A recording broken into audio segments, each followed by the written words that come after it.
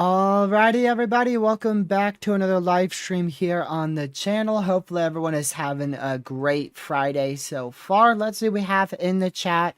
We have Capybara, we have Weather Warrior, as well as Ben, Caleb, Phoenix, Capybara. Let me go up a little bit more. And yeah, everyone else who is in here who I may have forgotten to welcome, or if you're just now tuning in, or may not be chatting, glad to have you in here for another live stream. California Misty edits Justin Cruz as well. And let's go ahead and switch on over to our main scene. We're going to be talking about the potential for a tornado outbreak today across portions of North Dakota, South Dakota, into eventually Minnesota. So this is jumping right into it, our SPC outlook for today. Very large enhanced risk for severe storms from eastern Montana through a good chunk of central southern North Dakota into northern and a small portion of central Minnesota, even including a very small sliver of northwest Wisconsin for today's risk. There is the chance for a couple of strong tornadoes today, specifically in central North Dakota, over to the border of North Dakota and Minnesota. That includes areas like Fargo and Jamestown. And the main issue today is damaging winds. We've got a very large 30 hatched and 15 hatched risk for damaging wind gusts, potentially up to 90 miles per hour today. The SPC was considering upgrading to a moderate risk level 4 out of 5 for damaging winds. However, cams just don't have enough confidence in a specific area getting near 90 mile per hour winds, so thus they've held off at least at the 20Z update.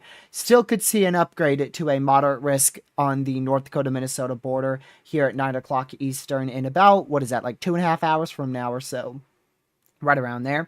Hail also going to be an issue. We've got a very large 30% and 15% hatched area for very large hail, upwards of about 4, maybe even pushing 4.5 inch in diameter being a possibility today. And overall, like I said, we have that enhanced risk level 3 out of 5 for severe weather issued by the SPC for today. Tomorrow, we do have a very large marginal and a slight risk for severe storms. We could see a spin-up tornado or two, both with the remnant trough back up into North Dakota, as well as with our remnant MCS or whatever it may be as it goes into Michigan, and then eventually down into New York in the Northeast there. Also could see some damaging winds of 60 to 70 miles per hour, and some isolated large hail could approach of about 1.5 inches to 2 inches in diameter. And then going to day 3, what is that? Is that Sunday? Let's see. Yeah, that's Sunday. I do think we could see a strong tornado or two going into Sunday. I wouldn't be surprised if we see an enhanced risk for severe weather across portions of Minnesota, maybe into northwest Wisconsin on Sunday's threat. But the biggest issue will definitely be very large hail followed by winds. And then I do think we could see a couple tornadoes, possibly even a strong tornado, maybe even two going on into Thursday, or rather, Sunday. There you go. Not Thursday. Sunday. Going on into Sunday. So that is all your main three categorical risks for severe weather. And Minnesota is definitely going to be getting a lot of severe weather action here over the next 3 to 4 days. Minnesota's under the gun for multiple days of severe weather. So yeah, we're going to be covering at least a couple of severe storms out here in Montana into North Dakota today. Don't know how long we will be live covering this event. It is a nocturnal event. So I'm going to go ahead and pull y'all over to some model data here. Let's go ahead and find the HRRR. I'm going to switch y'all over to... Actually, no, we'll stay here. So we're going to switch to the HRRR here. So this is the 21Z HRRR. We're actively seeing thunderstorms fire up here in Montana, and we should start to see additional convection fire back down into South Dakota, right along a sharp access front. And then as we go into later tonight, likely closer to 8, 9 o'clock, we'll continue to see these storms thrive right along that front, and potentially thunderstorms firing along the warm front. Now, these storms potentially firing along the warm front, depending on how many there are, could pose the potential for a couple intense tornadoes being EF-3 plus across central and eastern South Dakota into western Minnesota. And then as we go into 10 o'clock to 11 o'clock Eastern time, that should be our peak of severe storms. We should be seeing some very large hail, likely an intense tornado or two being possible as well with those supercells, 80 to 90 mile an hour winds. And then also, depending on how messy our front is, we could be seeing an MCS form along our front. Now, the newest HRRR doesn't have this being a very prolific threat for severe storms along the front. It actually, just for some reason, decides to demolish those storms along the front before they're even halfway through the risk area in North Dakota. And our main threat actually ends up being these storms along the warm front on the North Dakota and Minnesota border. And this is about 1 a.m. Eastern time now when we're going to start seeing things continue to pop off. Should be likely our peak damaging wind threat should be from about 10, maybe 11 o'clock Eastern time, all the way till about 3 or so a.m. in the morning. So a very, very long duration and very nocturnal threat for severe storms across this area.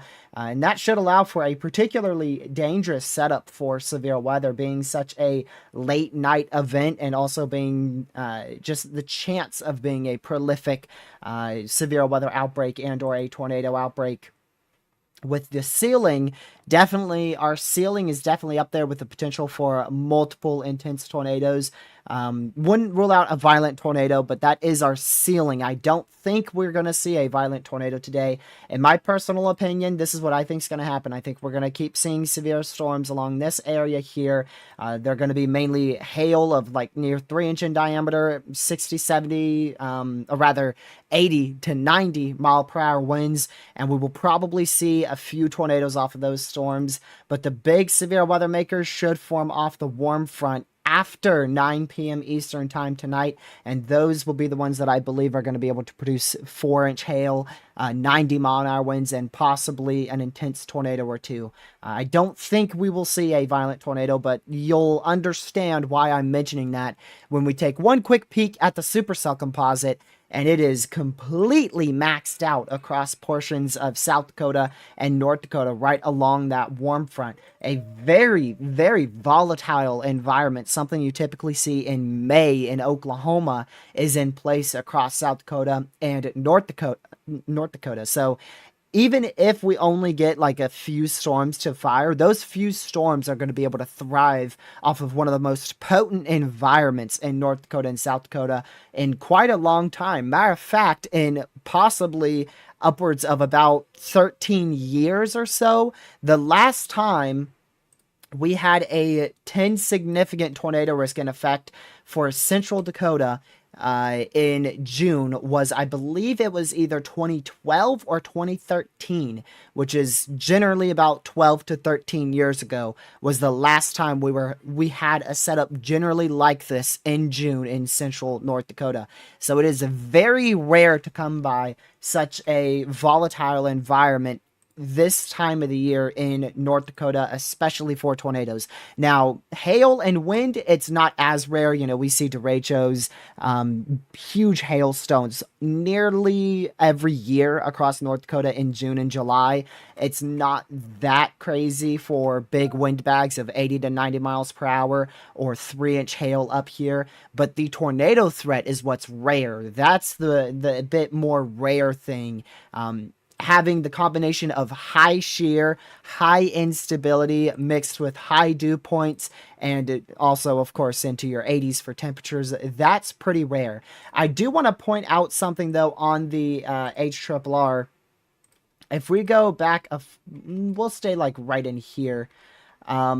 These storms should ride the warm front. And honestly, if they aren't too messy, like if we see supercells like that, a long tracked intense tornado is a very real possibility. This particular, if we saw a storm particularly like this, where it is a discrete supercell riding the warm front across the border of North Dakota and Minnesota for 3 to 4 hours, that's going to be a very dangerous supercell if that is to occur. So, definitely the ceiling there is very, very high. We are at a very high ceiling for today.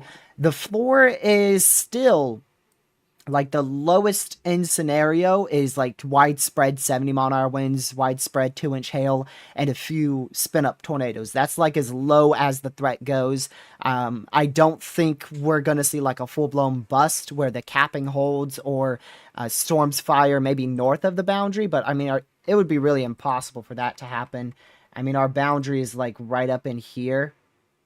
That's like where your warm front is, back up in this area. So it would be very hard for us to see storms fire north of that boundary. And even if they do, they're still going to be big-time hailers. So it's not like if they fire north of the boundary, they're just going to be poof, gone. They're still going to be very intense supercells. So there's your low pressure. So your cold front goes back out down like that, and your warm front extends back up like this.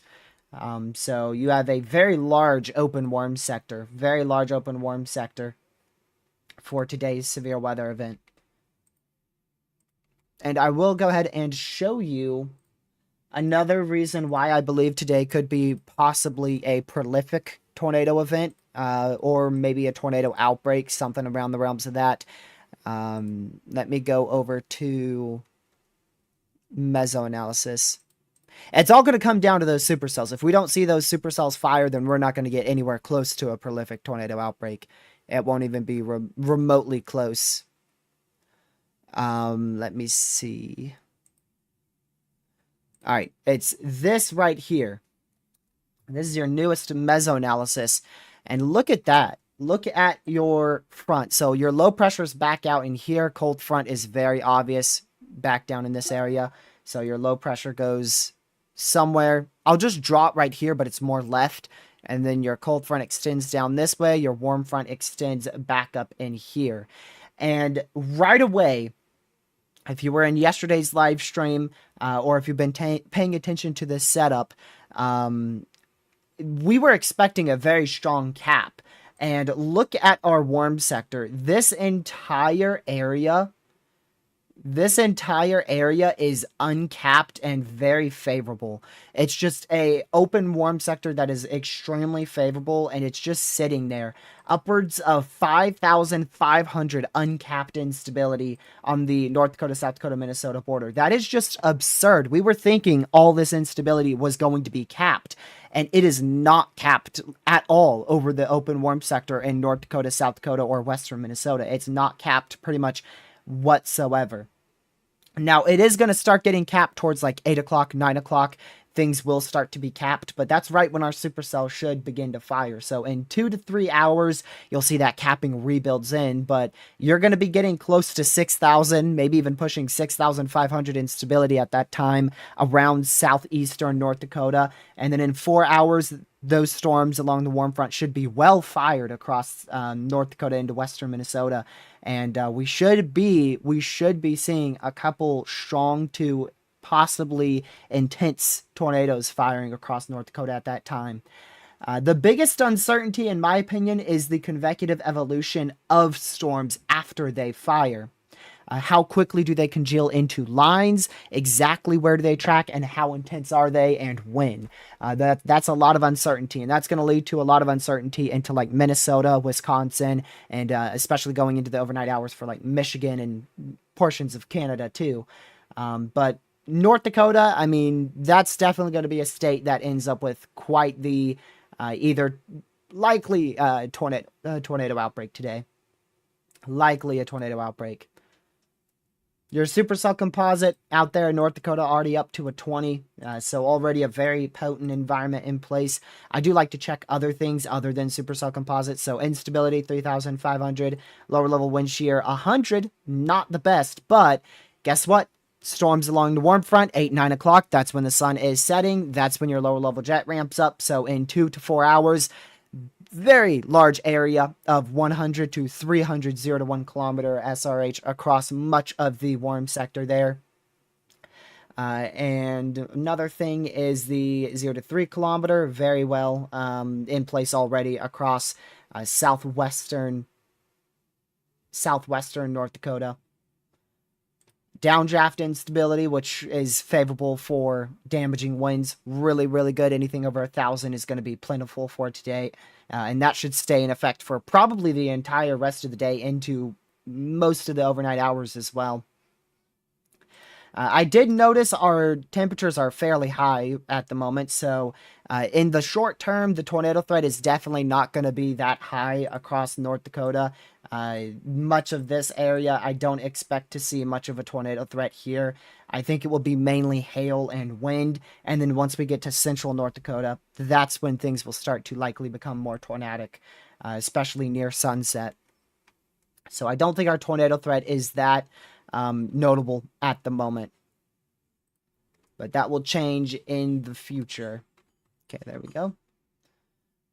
2 hours from now, you'll see that lower level jet starts to ramp up 2 to 4 hours, and really the sweet spot is on the border of North Dakota and Minnesota, right around that area. I really see the sweet spot for severe storms being right in here, probably from about 9:30 p.m. to about 2 a.m. Eastern time.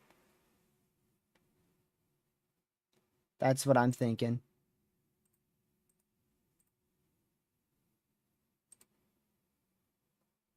Let's go to your hodograph map, and very favorable. Very, very favorable across southern North Dakota there, and northern South Dakota, right along the border. So we'll see how today plays out, but definitely setup is very, very potent, volatile environment across North Dakota. Very easy to tell why the SBC has gone ahead and issued that 10 significant tornado risk. And yeah, we'll see how it plays out. I mean, I think it's going to be a very notable risk. Let's see what we have over here. Currently, the only watch out is a severe thunderstorm watch across North Dakota, South Dakota, and eastern Montana.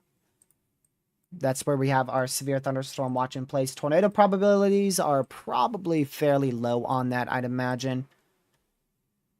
Yeah, just a 20% there, so fairly low tornado probabilities, and that's what I'm expecting. Mainly hail and wind out of this stuff in the short term, and things start to explode once they begin to get towards the end of this watch or leave this watch. Probably still a good 2.5, maybe pushing 3 hours from now. Otter, it's still very possible they could go moderate risk at the 9 o'clock update. 9 p.m., that's going to be when we really know, what's happening with our supercells and how favorable our environment looks like. So it's very possible that they could go 45 sig wind at the next update. It would not surprise me at all. I think it's about a 50-50 shot, really. I think it's about an equal chance that they upgrade it and an equal chance that they keep it the same. In my opinion. What about a 15 sig Tor? Some other runs show storms firing north of the best wind shear. And in that case, storms along the warm front have an opportunity to be barely north of the warm front, north of the best wind shear, north of the main environment. And if that happens, they're going to be mainly big hailers. So with that uncertainty on if storms will fire on the warm front or north of the warm front, I don't think we'll see them go 15 sig Tor. I don't think we'll end up with a 15 significant tornado risk. In my opinion, too much uncertainty on what happens with the warm front and where supercells fire. I think they will upgrade it mainly for... I think it will really just be for wind, but honestly, they could do anything, really. I could see them keeping it the same. I could see them upgrading it for all hazards. It just depends on what things look like at 9 o'clock and what the SBC thinks is going to happen. Currently, not much happening outside of eastern Montana. Across much of the U.S., we're just mainly going to see some isolated scattered thunderstorms. Best chance for severe weather outside of our north central plains risk today is going to be in like western Kansas and portions of northern Florida.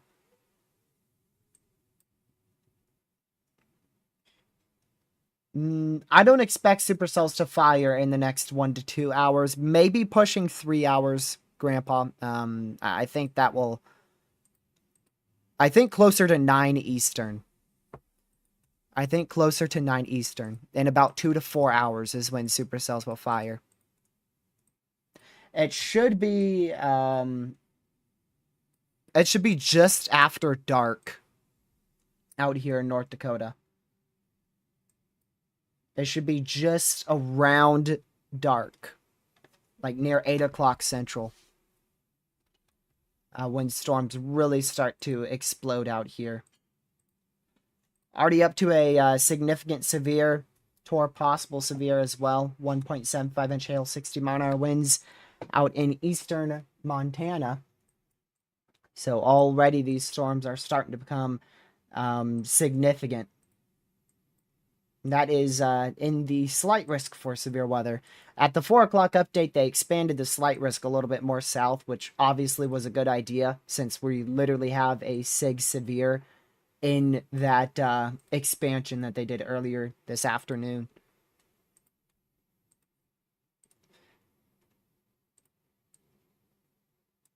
There's a little storm firing in front of our main front. A little bit of a prefrontal going up there. But like I said, our short-term tornado threat is very low. I don't expect our tornado threat to ramp up until after dark.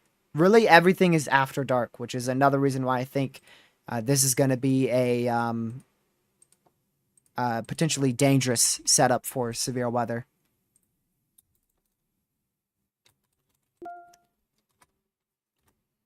Let me check this.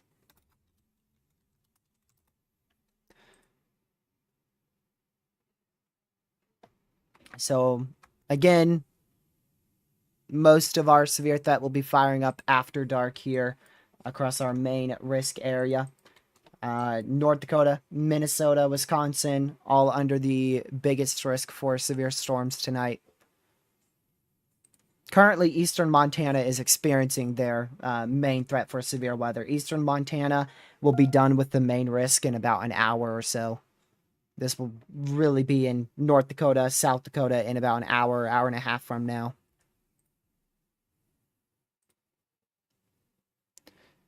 I forgot how to... There's a specific model run I'm trying to find here.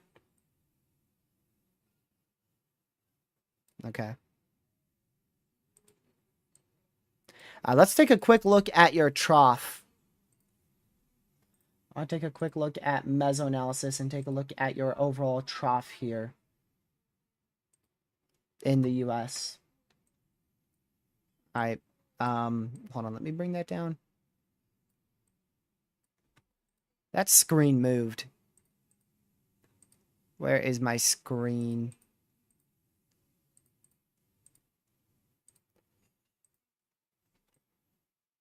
Bring it up a little bit. Perfect.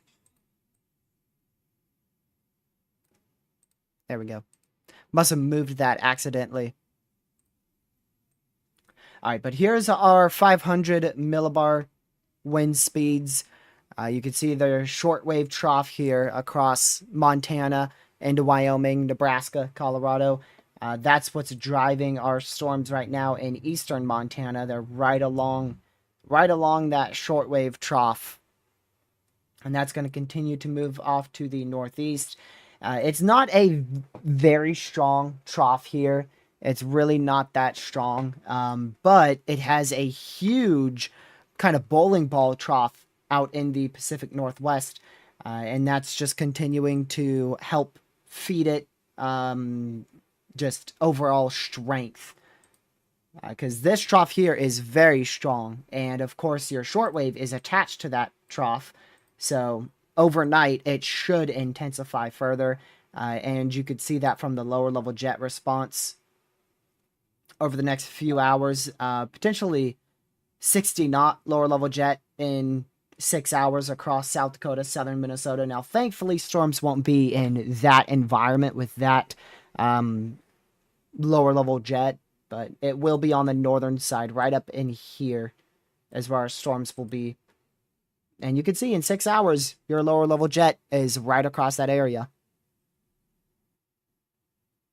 So your shortwave trough does intensify quite quickly into the overnight hours.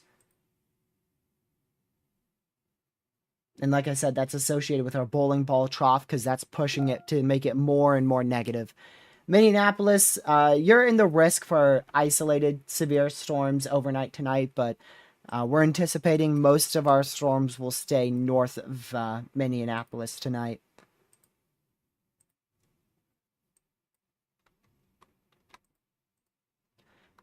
Possible severe continues for this storm in southeast Montana for the next hour.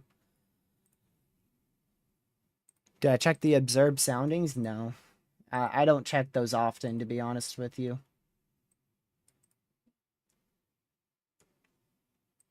I doubt we have any really good ones up here. We have one in south central North Dakota. Yeah, it shows a very favorable environment for hail and some wind, but definitely not so much for tornadoes. That was observed when, like an hour, almost an hour ago? Yeah. Actually, almost 2 hours ago at this point. So, not really a new observed sounding. Wouldn't really call 2 hours ago exactly new.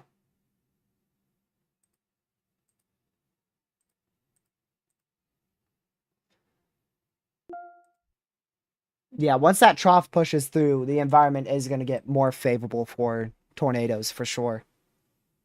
So it's not favorable just yet, but it's going to be favorable.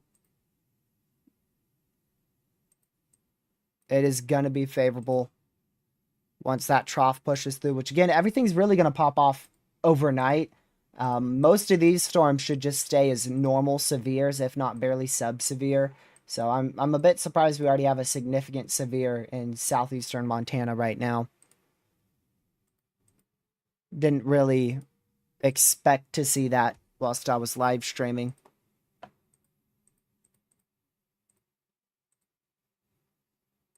I'm not really good with covering overnight events, so this might just end up being more of a briefing, to be honest with you. I'll definitely keep in mind about the severe threat and might do an urgent stream tonight, but I don't think I'm gonna sit here for 7 to 8 hours going into the overnight hours.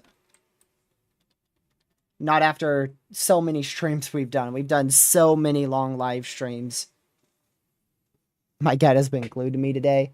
It probably senses that you're that you're recovering. Crazy how animals sense that, especially cats and dogs. Sense all types of stuff.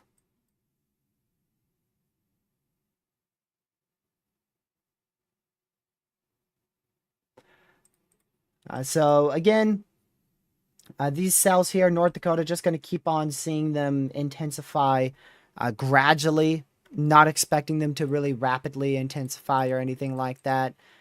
They should just gradually intensify with time. We're getting a new HRRR right now, and I do want to show you guys that because now the HRRR acknowledges the uncapped instability, and that means it's begun to fire storms along the warm front and actually being a reasonable model run. Earlier this afternoon, it barely even fired storms. What was it, like maybe the 16Z? It was a particular model run I looked at earlier in the afternoon on the HRRR, and it literally fired like pretty much just a brief supercell or two. Like it really showed not much happening at all today. And the newer ones have really picked up on the threat for severe weather.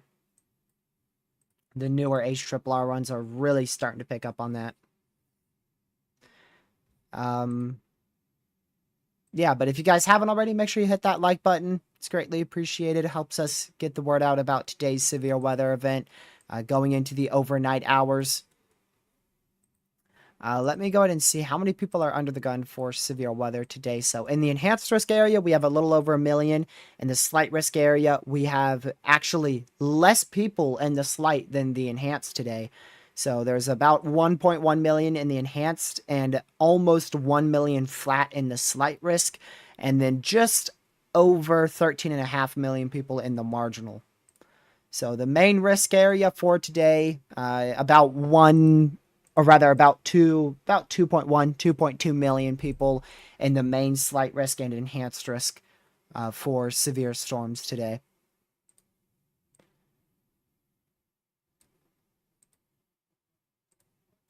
Difference between the 16Z and the 19Z was crazy. Yep. That's the HRRR for you. It rarely does good with events like today, where you have a relatively capped environment, storms firing off of boundaries, and a relatively weaker front, and then the shortwave trough. The HRRR just it's not really a great model to begin with. It's one of our best models, but it's wrong very frequently day of. It is wrong very frequently.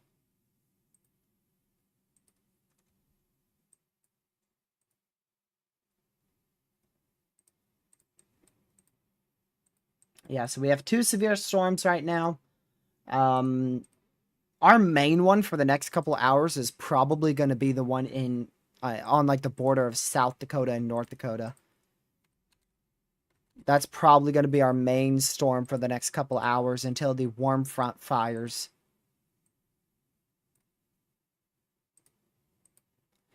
Looks like the main threat with it will probably be hail and wind. The HRRR has it producing upwards of, gracious day. The HRRR is simulating 95 mile-an-hour winds with this storm in 3 hours.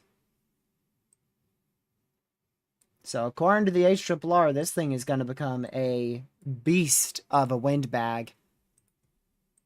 I don't think it will pose much of a tornado threat, to be honest. Again, that lower level wind shear very low until about 9-10 p.m.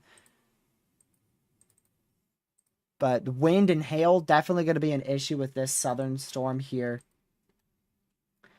Probably mainly just directly out in front of it. I think it's relatively just going to stay moving due east.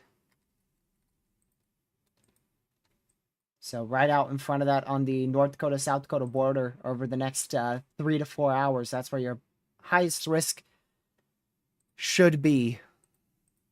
And then again, once that warm front fires towards 10, maybe even as late as 10:30 Eastern time, a good 3.5 hours from now, your main risk is definitely going to shift to those potentially big time supercells firing right on that warm front.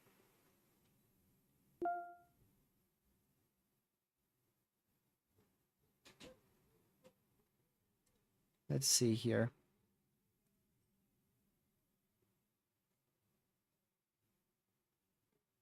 Forcing is strong and a perfect warm nose for enough convection to remain discreet and not blow up until later. Yeah, you're forcing really. Right now, it's actually pretty strong right now. From what I could tell, you actually have really good forcing right now, so it's just a very small nose of moisture until like 11 o'clock. I wish I could overlay it. Let's see.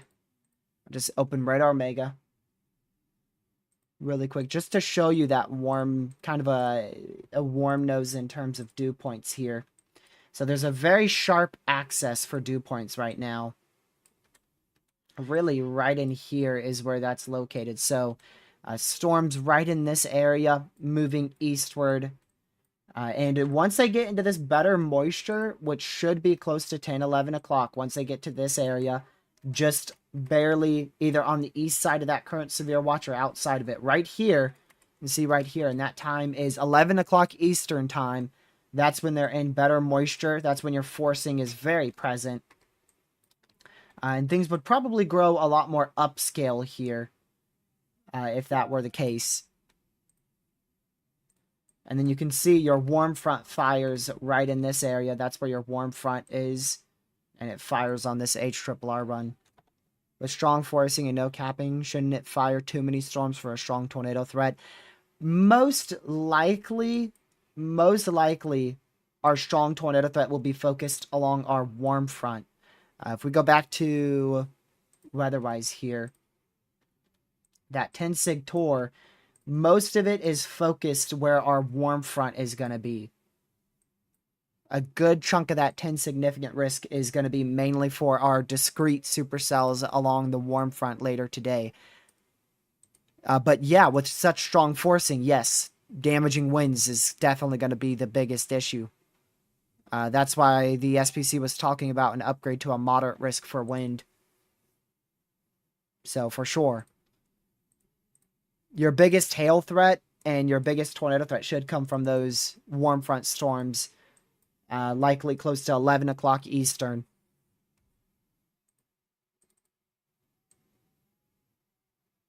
But we could still see some large hail out of this storm too in North Dakota, South Dakota, since it's relatively discrete. It's not fully, it's not fully pushed into a line right now.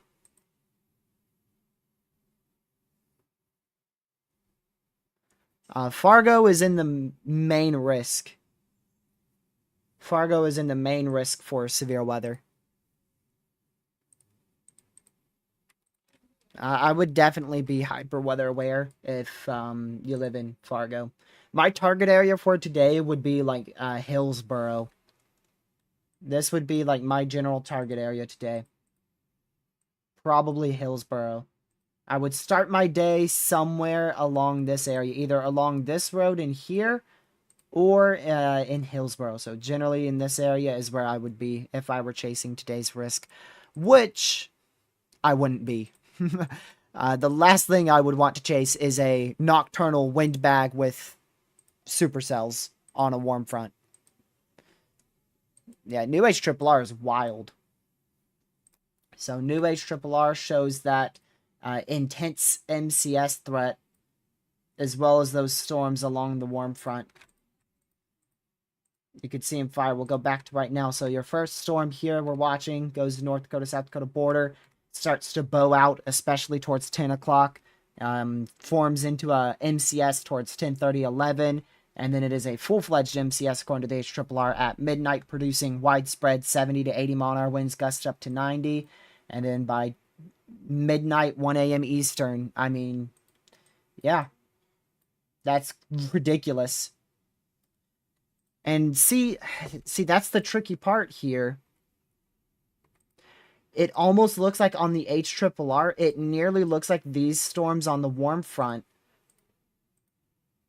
I almost want to say they fire nearly north of that best environment. Like, it's right, they're right on the edge of it. They're right on the edge of that warm front. Because this is your main boundary right there. That's your main boundary. Let me draw it a different color. I'll draw it as like, I don't know, maybe I'll do this as white. So that's your main boundary where storms are going to fire off of, and then your cold front goes back down into here. And I mean, your HRRR, they're literally on the, like, literally on that boundary, dude. Which means, like, this storm here, that would be capable of producing a strong to intense tornado. If it were to happen. And then you could see everything congeals up quite messy. After 1 a.m., things start to get a lot more messy.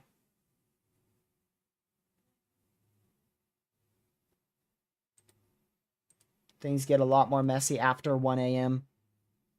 Still going to have a tornado threat. Still going to have an all hazards threat. But the main risk, from what I can tell, should be between, I'm thinking 10 to 1 a.m. 10 p.m. to 1 a.m. Eastern time is your main risk. And that's going to be focused across this area, which is much of your enhanced risk region, especially much of your 10 significant tornado risk. That's where I'm thinking our greatest threat will be. And my biggest question, again, is just, are those storms on the warm front going to fire on or south of the warm front, or are they going to be north of that front? And you can see the change in direction. So you can see here you've got southeasterly winds, east-southeasterly winds here, and then your wind speeds get a lot weaker and turn east to northeasterly. So very clear-cut boundary right in here. And then you can also see your winds change from southerly, your winds change from southerly out in front, southerly winds, to northerly winds. So clear cold front back out in here generally. Also very interesting, whatever the HRRR does in South Dakota, I don't even know what that is. I think that would mainly just be a wind threat, small hail threat. I really don't think that would do much.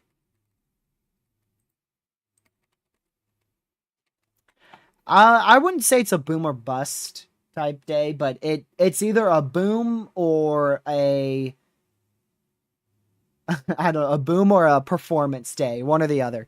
Either it goes absolutely crazy and performs more like a moderate risk, or it performs as an enhanced risk.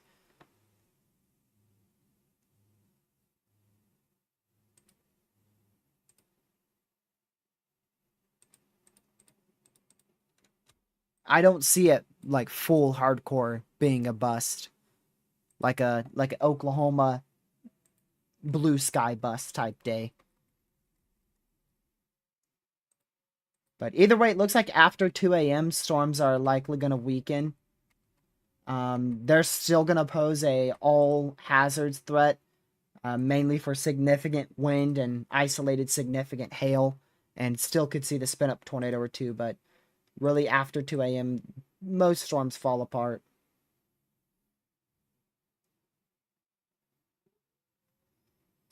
I mean, that is just a crazy wind bag right there.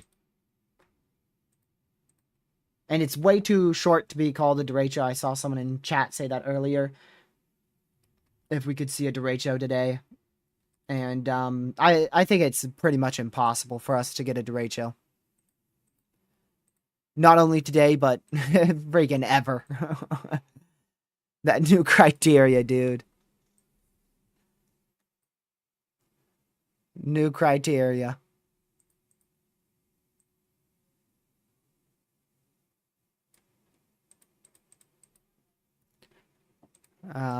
But yeah, that's your HRRR run. NAM 3K, which is an okay model run, but it's already wrong. So honestly, I'm not even gonna pull that out because the NAM 3K is already wrong on initiation. So from here on out, I'm not too sure about using the HRRR anymore. I think 22Z is probably a good time to stop using the HRRR now that storms have fired and our event is underway. I don't think we want to be using the HRRR. I don't like to use it day of, especially for forecasting in terms of like if I'm planning to chase. I don't like to really use the HRRR simulated reflectivity. But the HRRR is like instability, its dew points at the environment. You know, that's still good to use.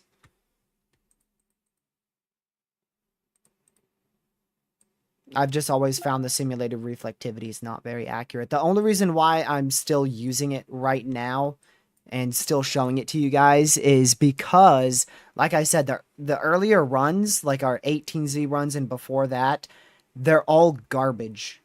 They're all garbage at handling convection for today's event. They've been handling it horribly.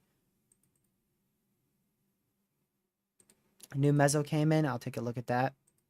Let's take a look at it together. Wouldn't be surprised if some of the environment's beginning to get capped. Let's see. That's Nebraska. Yeah, a little bit more cap on this run. A little bit more cap. Wind shear improve at all? Nah, still the same wind shear. Crazy amount of supercell composite. All over the place. What's your effective bulk shear? Woof. Very favorable wind shear. Very favorable bulk shear. So that's going to allow for supercells to form very quickly along your warm front. Also going to allow for quick upscale growth of those storms along your cold front. Really good effective bulk shear. For those who don't know, you typically want to see 35 plus effective knot bulk shear. And we're at 50 to 65, so we're really good. Downdraft cape, I mean, I could definitely see why the HRRR wants this guy to produce 90 mile an hour winds in about an hour and a half, 2 hours. Because literally it's moving into an environment with 1,700 to potentially upwards of 1,900 D cape. And that is just insane numbers. That is just insane numbers right there. Low level jets a little bit more north. Go to your 500 millibar. Still very obvious shortwave. Very obvious shortwave there. Dew points improved a little bit across central North Dakota. They did improve slightly across this area. But still, this entire area here, everything is just going to be elevated. Meaning that mainly hail and winds will be an issue. Could see a spin-up tornado, but really everything in this corridor is going to be favorable for elevated storms. And then once you get east of that, this area is more favorable for surface-based storms, whereas that's where your warm front is and where your main threat will be going after 10 p.m. Eastern time.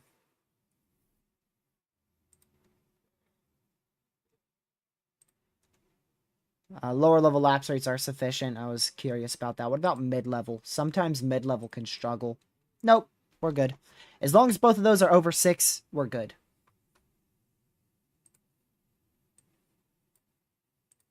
You need them to be at least 6. If they ain't, then you could definitely get some choked up drafts.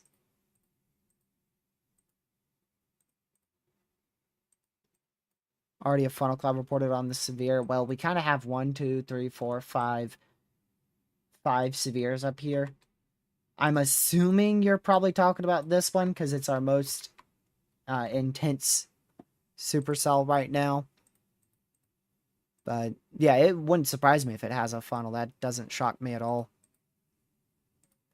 Now, if it had a full-blown tornado, that would surprise me more because, like I said, it's elevated.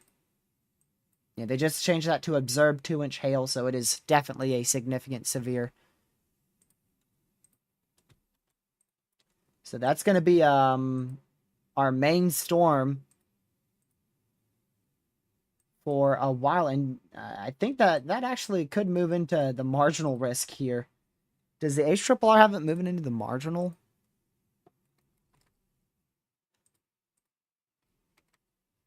Nope, the HRRR has it taking a sharp turn. So the HRRR goes like this, storms right here, and then it takes a sharp northern turn like that.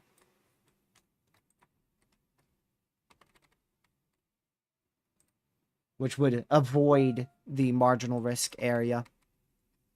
And it takes that sharp turn between 10 and 11 o'clock tonight, according to the HRRR.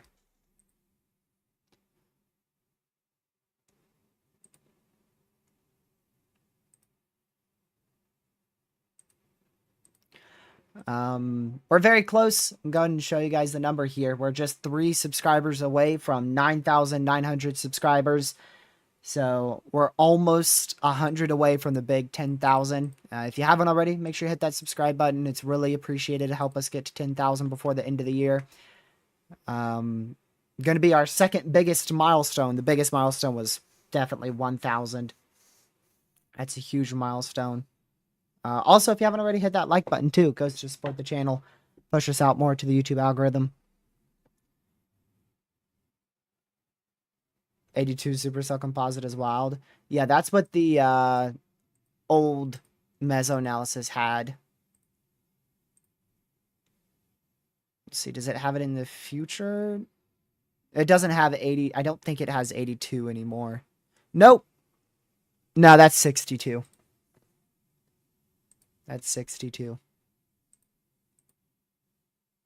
Capybara, the cap's not going to be fully broken anymore. It was pretty much fully broken an hour ago. Now it's going to fill back in. We're going to start seeing the cap begin to build in again.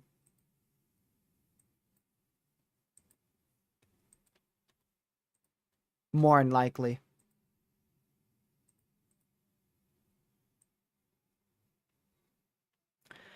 Tomorrow, our biggest threat should be in the morning hours across northern Michigan, northeastern Wisconsin as well, in terms of the U.S. And then into the afternoon and into the evening hours, our biggest threat actually will be in Canada. So shouldn't require coverage tomorrow. I may still do a briefing to update y'all on the risk, but shouldn't require coverage for tomorrow's event.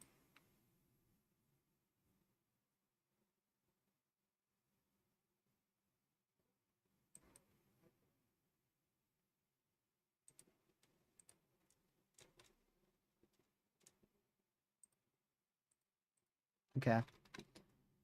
Let's go back over to this radar site. You didn't miss much. Legacy. That's 82. I can't tell on that one. I'm going to be honest with you. I can't tell with that one. I know it was 82 before. I don't know. I think you might be right. Might be 82.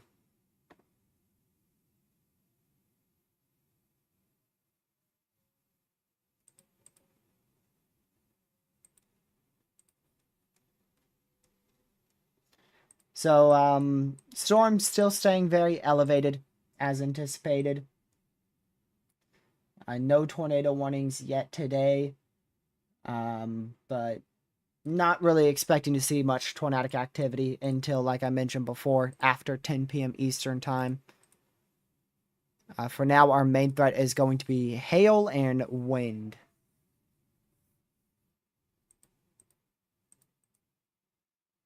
And then that tornado threat really picks up into the overnight hours.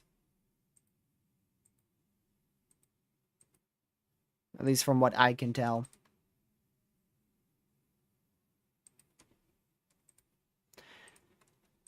So we're just going to continue to keep an eye on these storms, and as long as I'm live, I'll keep an update. I'll keep on updating y'all on these storms and whatever new information we get. We're probably not going to see. This is definitely going to be our main watch. Whatever's issued out here is for sure going to be our main watch of the day. And I don't really know what we'll see. Honestly, we could see anything from a high-end tornado watch that is not PDS to potentially even a PDS severe thunderstorm watch. I can tell you this, if we do end up with any type of high-end watch out in this area, we could see an upgrade to a moderate risk at 9 o'clock. And I think it will mainly be for wind.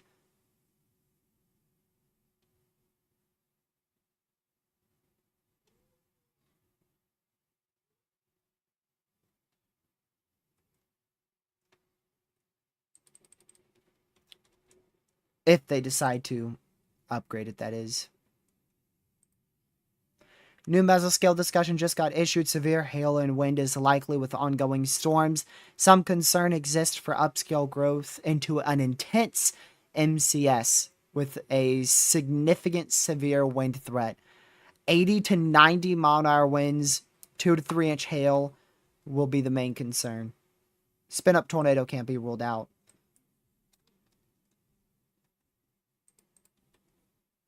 So they're mentioning the potential for an MCS to grow upscale across this area in here, where we could see 80 to 90 mile an hour winds. And the time on that, let me go find it real quick. Oh, gracious, this is in mountain time. So that's 8:45 Eastern. 8:45 Eastern, 7:45 Central is when these storms should be grown upscale and potentially producing 80 to 90 mile an hour winds.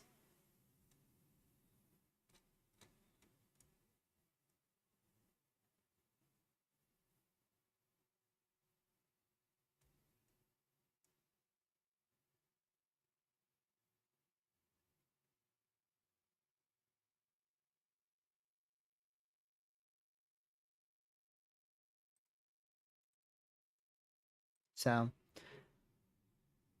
yeah, that's the new SPC mesoscale discussion. I'll show you the graphic now. It's not going to highlight the area they have for upscale growth, but this is where they highlighted it.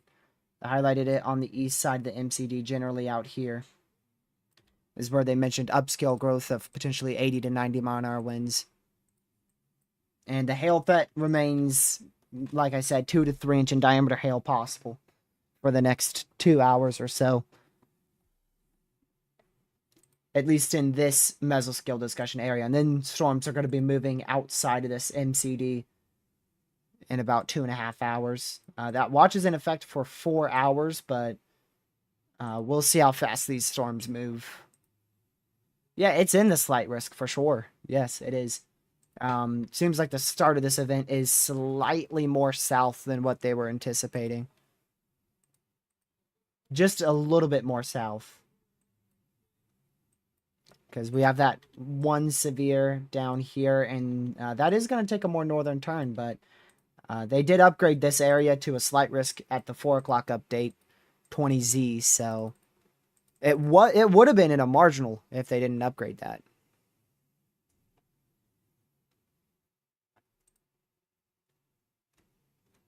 This now observed 2.5 inch hail would have actually been in a marginal risk if they didn't do that small expansion southwest. So not sure what made them do it and what hinted towards a storm firing further south, but definitely was a good call.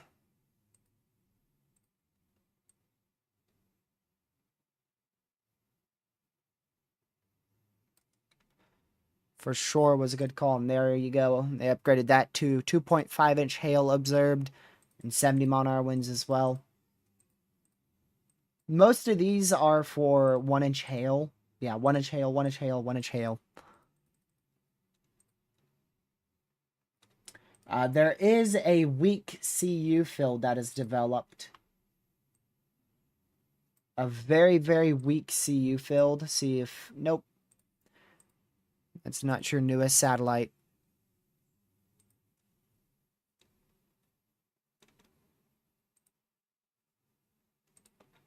Go to satellite real quick. Definitely difficult to see it, but there's a weak CU field there. It seems like capping is probably going to hold that from firing. I don't expect anything to fire off of that. That's too early to be our warm front CU field. Way too early.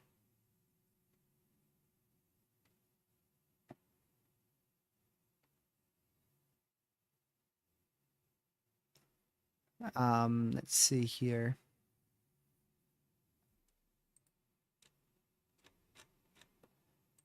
Gracious day, bunch of updated warnings there. Oops. I want to close that. I don't like to keep radar omega open no more. Our heat index could get up to like 107, 108 on Tuesday. Not gonna be fun. We're not really expecting any other storms for a while. Really, our main area is just going to be along the cold front here for the next 2 hours or so. I don't expect that CU field, which is generally out in this area, I don't expect that to fire at all. It's just a weak CU field, and that could be... There's a chance that's our CU field to develop in 2 hours, but I mean, it's going to have to get all the way up like to here or so. So that could be our little weak CU field. It's currently right around where I just did those squiggly lines at, moving up to the northeast. And in about 2 hours, it should fire. 2.5 hours out in east central North Dakota.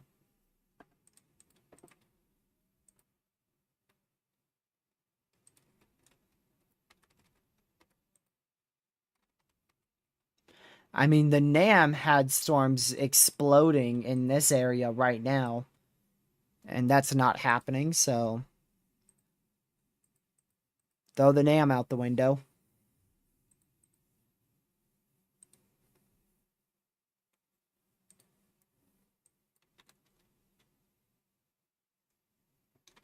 Mine can make it to 109 max. Man, next week is just going to be a week to stay indoors. Unless it's like really early in the morning or very late.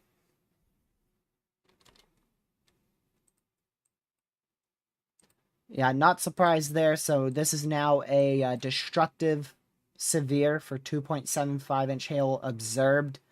So that is a destructive severe storm in southeastern Montana. Probably going to see a lot of destructives today. We are likely going to end up with a lot of destructive severes.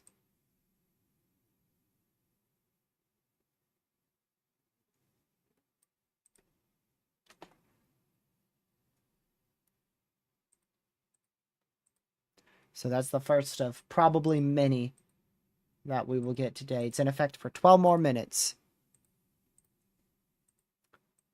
Storms have almost exited Montana. Our main storm right now is currently exiting Montana, entering southwest North Dakota, northwest South Dakota. And we still have a little weak storm here with 1-inch hail, about 60 mile-an-hour winds. Fairly on the weaker side compared to the severes to its east, and the severe well off to its south.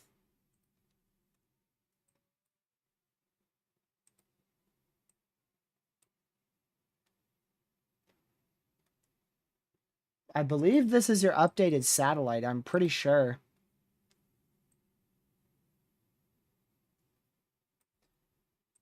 Yeah, I think this looks to be your updated satellite imagery. So that's your general weak CU field right in there. And it's going to be moving probably fairly quickly up to the north here over the next 2 hours. And once it gets very close to that warm front or gets on that warm front, your lower level jet increases, wind shear increases, everything really increases. Then we will start to see it initiate. And that should be somewhere near 10 o'clock Eastern time, about 2 hours from now.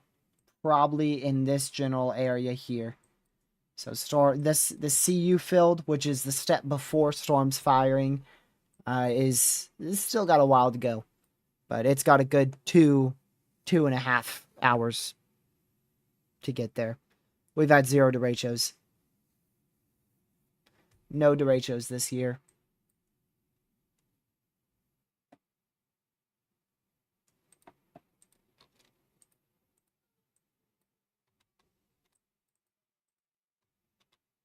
Wonder about these storms. I'm pretty sure they're in an elevated environment too.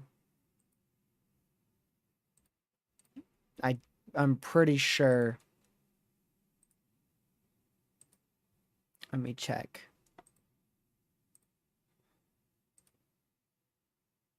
Yeah. Yeah. About a 20-25 temperature dew point degree spread there. So those are also going to remain as mainly hail and wind over the next few hours.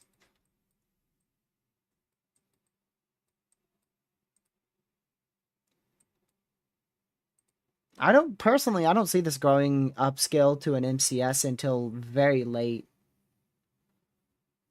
I mean, it's still pretty far and few between right now. We have weak convection here, isolated severe storms up in this area, and then our main cell right here, moving to the east. So, like I said, I really think everything's going to pop off close to 10.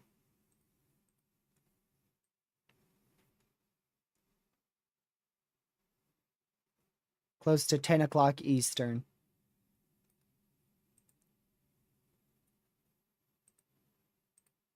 When did they mention that on the SBC? I already forgot the time of that.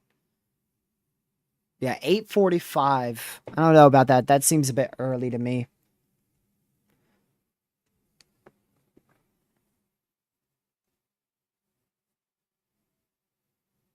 Let's see. And the environment is highly supportive for bow echo development with efficient severe wind gust production likely, including the possibility of multiple 75 plus mile-an-hour wind gusts. A tornado is also possible, especially after 9 o'clock Eastern, when storms are in a little bit better of a lower level moisture environment. Which I agree with the SPC on that, mainly after 9 Eastern.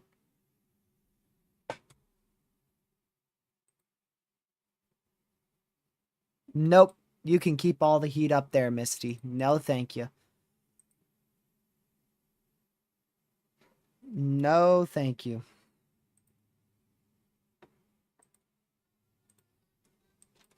I don't need any of that.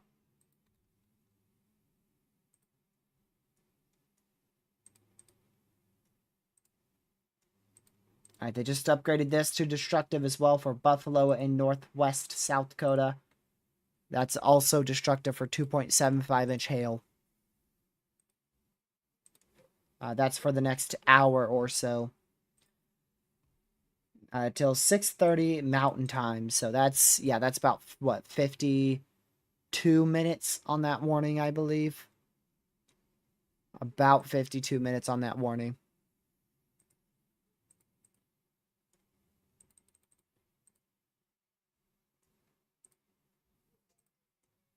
I doubt I did that conversion right in my head, but I tried. So only severe active for Montana is our destructive severe that is currently exiting Montana. That expires in 6 minutes. They will probably issue a new smaller severe for a little bit longer. I don't think this storm is going to be completely out of Montana in 6 minutes.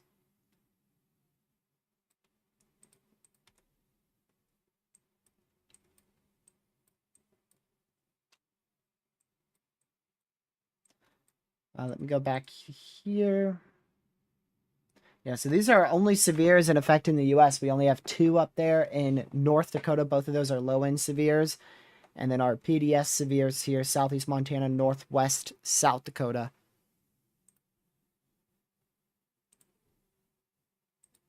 Those are all your active severes. We are 1 away We are one away from 9,900 subscribers. So if you haven't already, hit that subscribe button. We're almost 100 away from 10,000 subscribers. If it goes back down, I'll move the tab. I've tried to show every 100 subs on our live streams, but well, there you go. 9,900 subscribers. I appreciate it.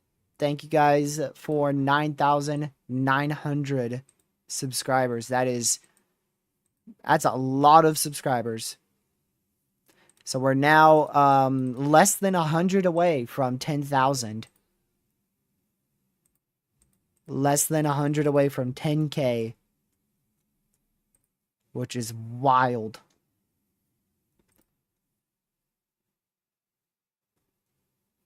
I'm subscribed already. Well, thank you for subscribing, Misty. You've been subscribed, at least I'm pretty sure you've been subscribed for a long time. You've been here for like half a year or longer.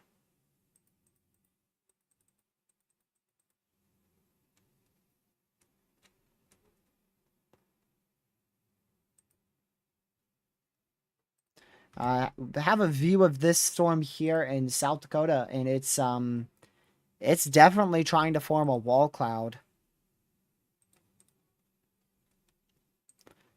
Chaser reported a very large mesocyclone.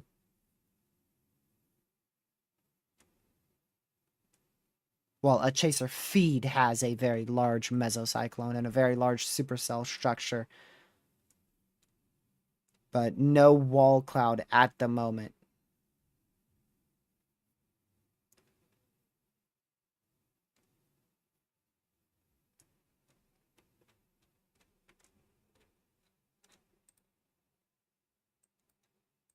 All right. Let's go to...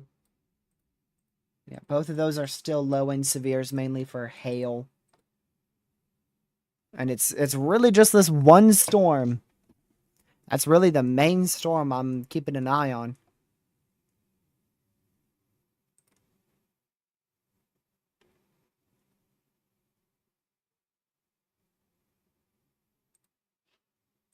It's the main one I'm watching.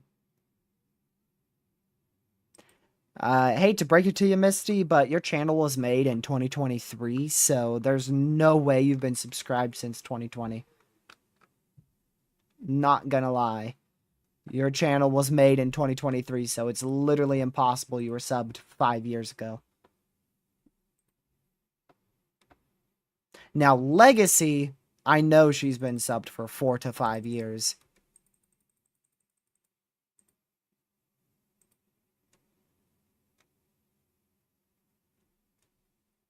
Legacy was one of the first people outside of my original friend group to subscribe. I wouldn't be shocked if you were before 80.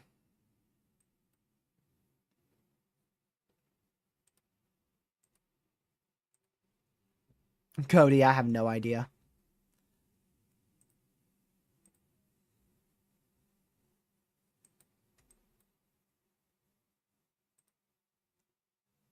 Whenever the Cole, Oklahoma tornado was. Jeez, dude. I'm pretty sure that was like almost 2.5 years ago. I know it was definitely 2 years ago. I know it was in early 23.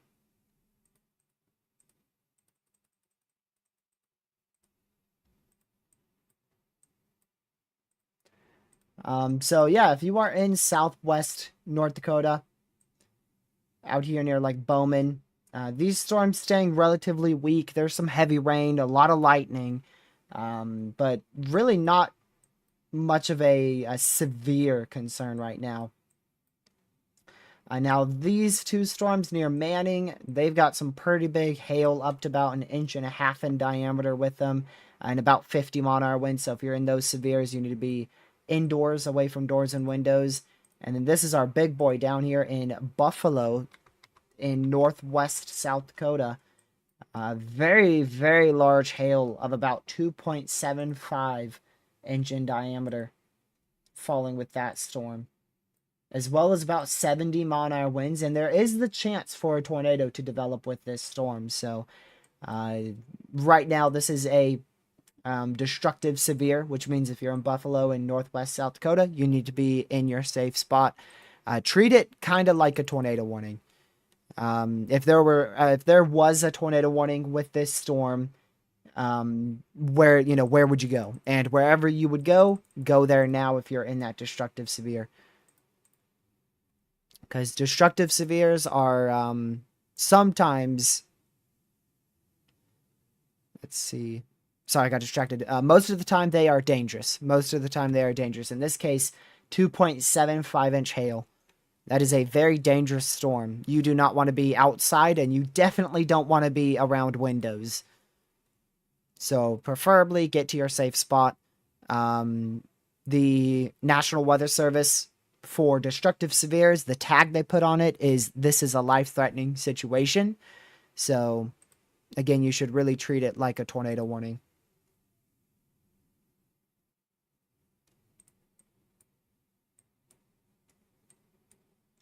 What are these special weather statements in Kentucky for? Oh, heat. Temperatures of 100 plus, near 100-degree Fahrenheit temperatures late this weekend or into early next week. Weird how that's in effect in Kentucky, not into like Tennessee or anywhere north of that. Oh, you want to know why? Hold on, let me show you why they're not in effect more north. Watch this. Where does it not have them? Ah. There you go, that's why. These are all heat advisories, extreme heat watches, extreme heat warnings, red flag warnings. There's a bunch of advisories, watches, and warnings for heat, but you're not in one yet, Legacy. I'm not in one either just yet. So maybe we'll get in it a little bit later this week, once we're closer to getting our crazy temperatures. Under an extreme heat watch. Good luck with those 105, 110 heat indexes. If I were you, I wouldn't be going outside in the future. I'm getting, I got most of the outside work I had to do. We did it all today. It was a pretty nice day. Highs got into like 81 was like the high today, so that's like the coolest day we've had in like a week and a half out in this area. And it's probably going to be the coolest day for the next 2 to 3 weeks.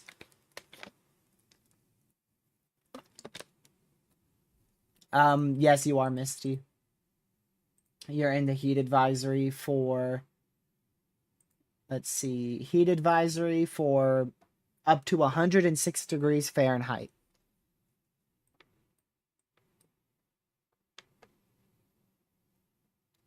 From 12 p.m. Central on Saturday to 9 p.m. Central on Tuesday.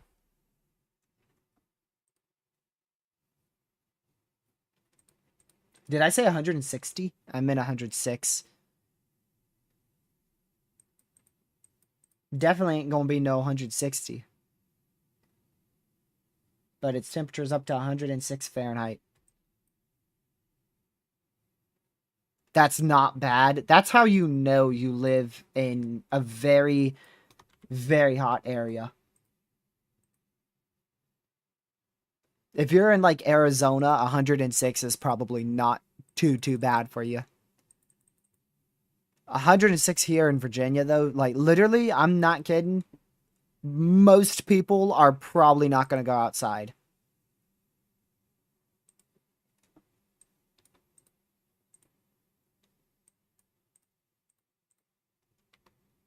I would definitely be one of those people, too.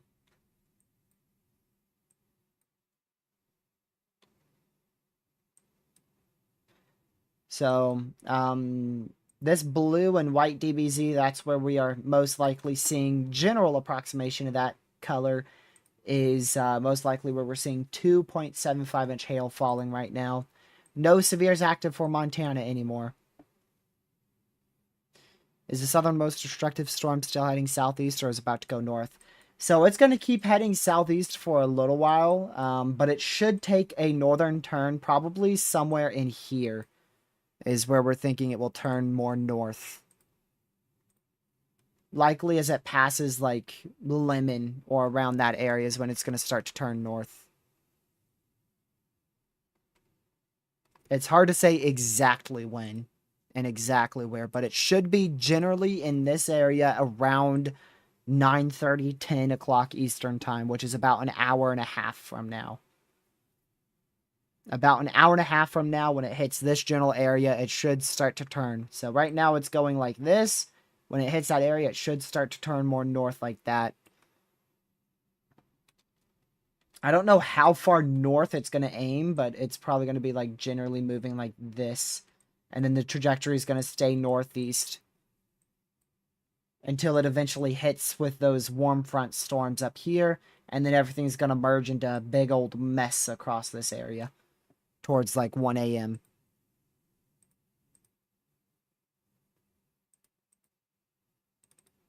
Shortwave, Caden. Shortwave. Negatively tilted shortwave is going to hit it. That will speed up the cold front and turn the storm.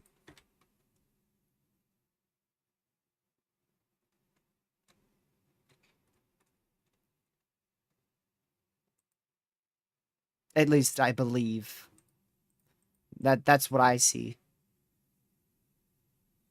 Pretty sure it's the shortwave trough embedded in our bowling ball trough. Bowling ball trough's located in the Pacific Northwest over Oregon and Washington, and our shortwave extends from Washington, Oregon, all the way back down into like northern Nebraska.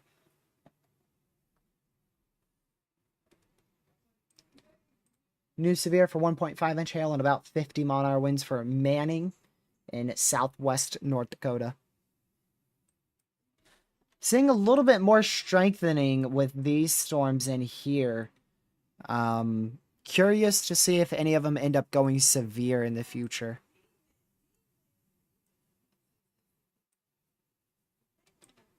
But right now they are not severe. Less than 100 subs away from 10K now. Getting very close.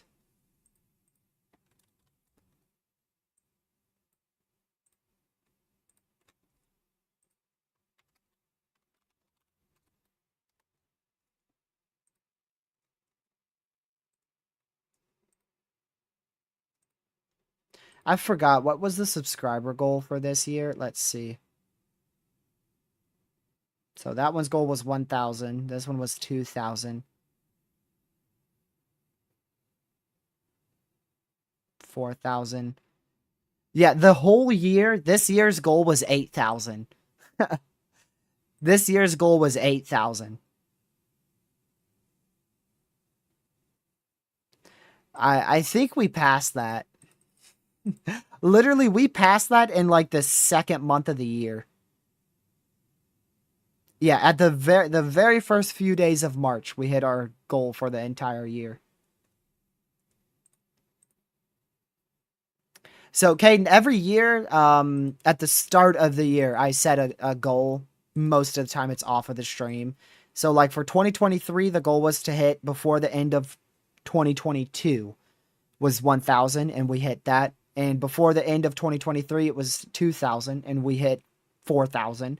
And then before the end of 2024, it was 4,000, and we already hit that at the start. So next year's goal is probably like, it's probably going to be like, I don't know, maybe 15K. I'll see. I'll see.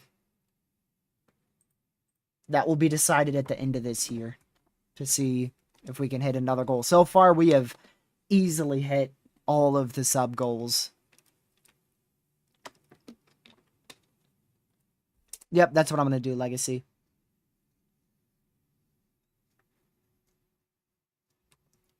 I don't know if I'll be able to nearly double my subscriber count. That would be crazy. If I hit 20K next year, I don't know about that.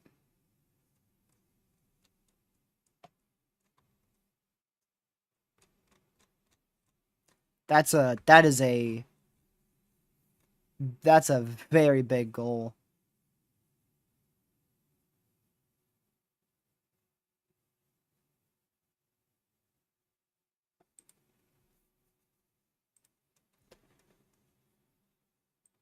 Let me check really quick. So you're just north of Minneapolis. You're gonna be good for a while. I mean, if storms do hit that area, it's gonna be very late. The timing for storms is definitely after midnight. Definitely after midnight. I don't expect it to be that bad. I think most of our severe weather for Minnesota will stay north of the Twin Cities. Most of our severe weather is probably going to stay on the northern side of the state.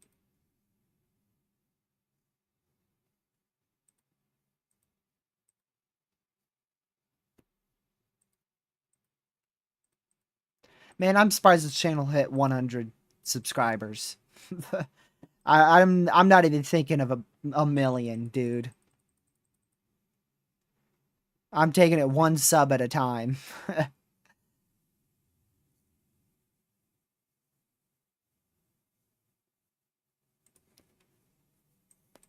I didn't even expect to get over 100 subscribers, let alone almost 10,000 now. Tornado warning just got issued north of Buffalo. That's the first tornado warning of the day. And it won't be the last one.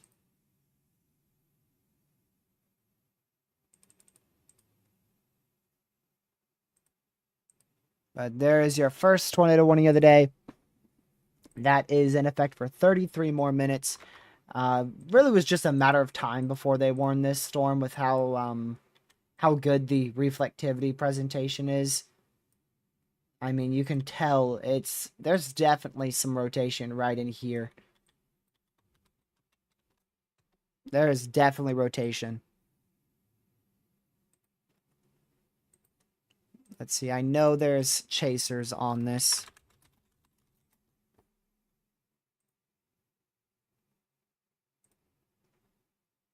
Let's see. Pull up a chaser, see what he has real quick. He's repositioning, but he's just to the... He's like, yeah, he's in the tornado warning. East North Dakota? Well, that's not supposed to be there. I don't know what that means. We'll see if that can sustain. But we ain't supposed to be seeing storms there until very late.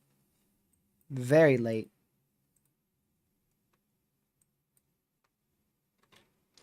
Yeah, velocities are messy. We're very far from the radar, so radar's not going to be very accurate here by any means, but you can generally tell that this is where it's rotating, and you have your hook echo right in the middle of that.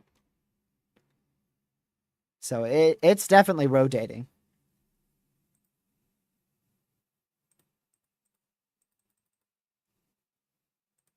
I mean, if that prefrontal does get going, it's in a very good environment for all hazards. However, it is very early.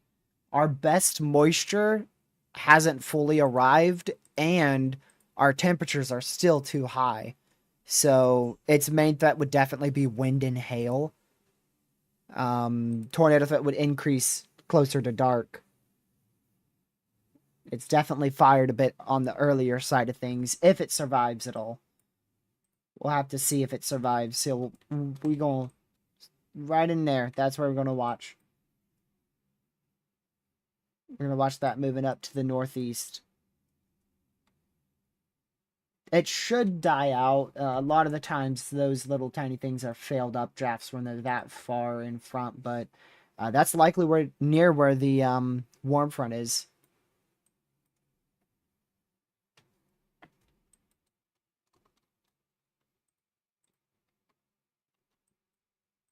That's very far in front of the trough right now. 1.5-inch hail going towards Manning in North Dakota. Just be away from doors and windows. And again, going to keep watching this hook echo here. Area of rotation just barely north of Buffalo in South Dakota.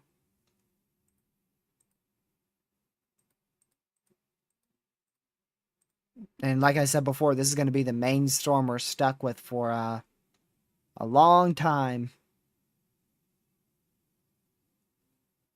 Until it either dies out or it turns north. One or the other.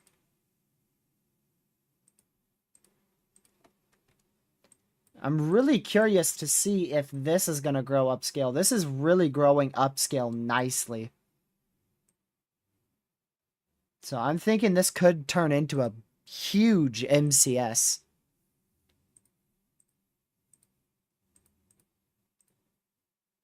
I find it very possible we get a moderate risk at the next update. If we keep seeing that grow upscale, we could very easily see a moderate per wind going into central and eastern North Dakota. New outlook is in an hour, so never know.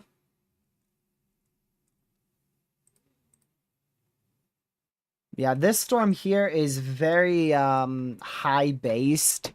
I don't see a tornado on the ground right now, but then again, the chaser I'm watching isn't like under the hook. He's still staying in front of the storm, as you want to do.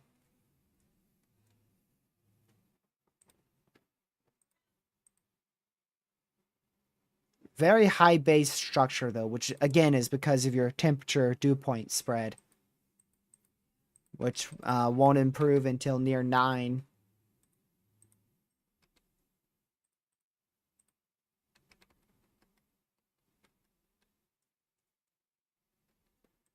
Dude, this is about to be one of the craziest North Dakota events I've tracked.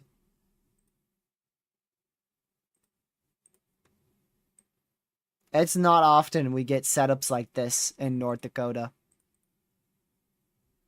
I'm definitely going to track it. I just don't know if I'm going to be able to stream the whole thing. Because, like I said, the main event goes until like 1 to 2 a.m. Yes, there is a tornado warning.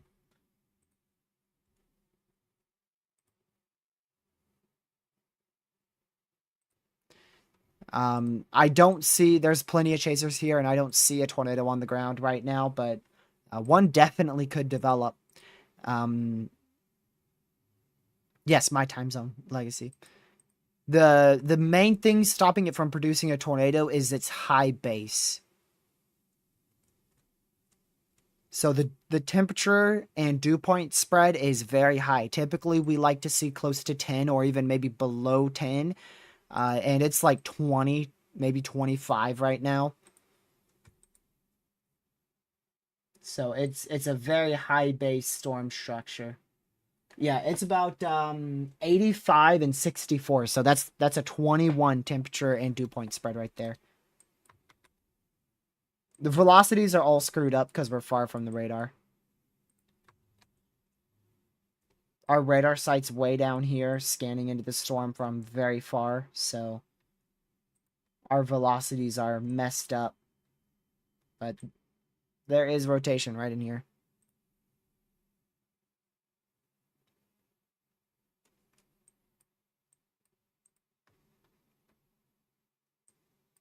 That's really far north, Caden. That is not a good environment at all. I'm not worried about that whatsoever. Our little blip is trying to survive along our warm front here in Jamestown. That's not where our warm front is, actually. Our warm front, this is where our warm front is. Our main warm front is right up in, like, this general area, so this thing's just firing. There's, like, not even a forcing mechanism to fire that, so I don't even know how it's firing. It shouldn't be firing. It's not on our warm front. Our warm front is that blue line more north.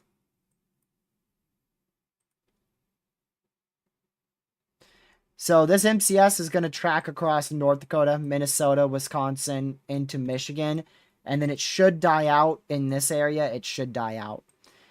There's a chance it reorganizes into Ontario and Quebec, but it mainly tomorrow it will not be a U.S. threat. You can see our risk area.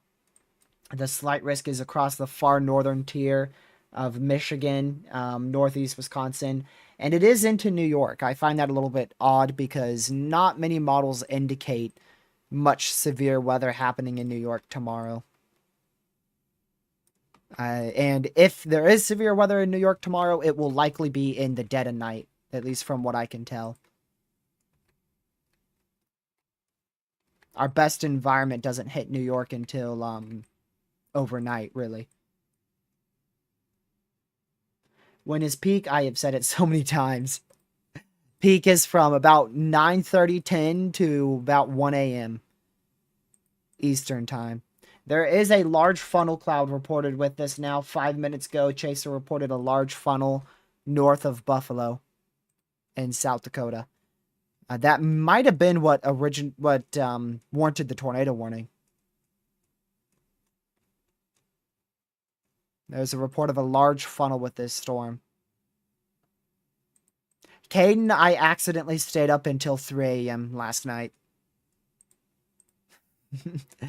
I did not mean to. I bought a new game and I played it for 6 hours straight from like 10 o'clock to like 3 a.m.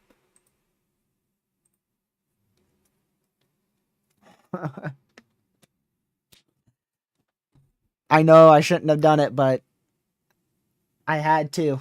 It was too fun. And then I already played it for 3 more hours today. What game? I might end up doing a gaming stream on it. I don't know if I want to tell you guys right now. It's a secret. But yeah, the game was like $45 and I bought it for like $10, so it was a steal. And it was a game that literally last week I was thinking about buying it for $40 to $45, and I saw the summer sale coming up for Steam, and so I decided to wait a week to see if it went on sale, and it did.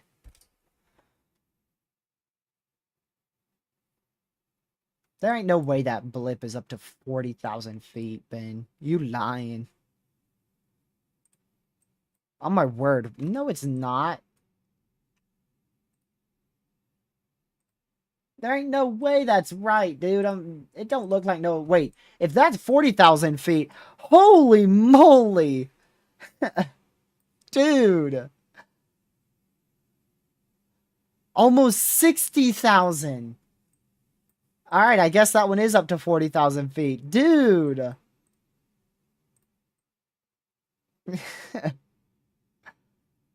That is some tall thunderstorms right there.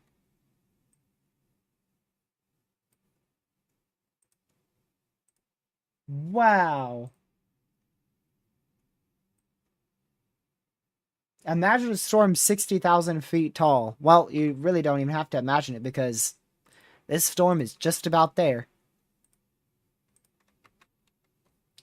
Let me show you our high definition radar with satellite. Oh, I can't turn on MRMS on this, so you just got to have satellite. But look at that. We can also go closer. Look how tall it is. You can even see the shadow of it. It's very common to see the shadow of larger storms, obviously. That thing is huge, dude. Very tall storm. Yep. Yep, now warned for 70-mile-an-hour winds here across southwestern North Dakota.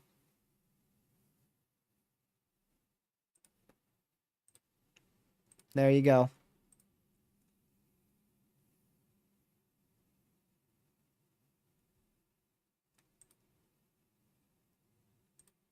There you go.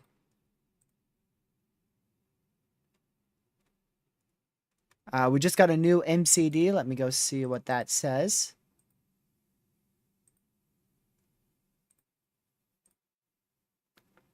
Image is not yet in.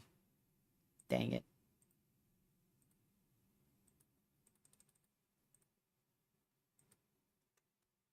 Waiting to see what that says. Watch issuance is expected this evening to address an increasing threat for severe weather, but timing remains uncertain. Let's see.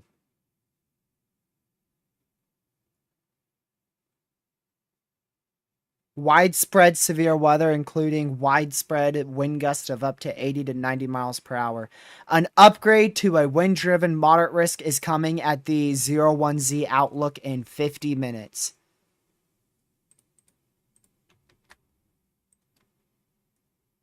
There you go.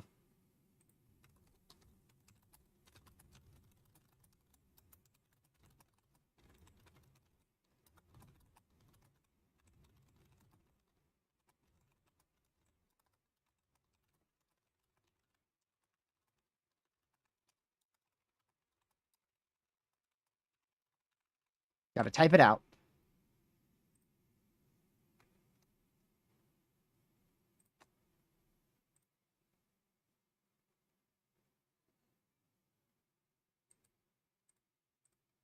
So a moderate risk will be issued.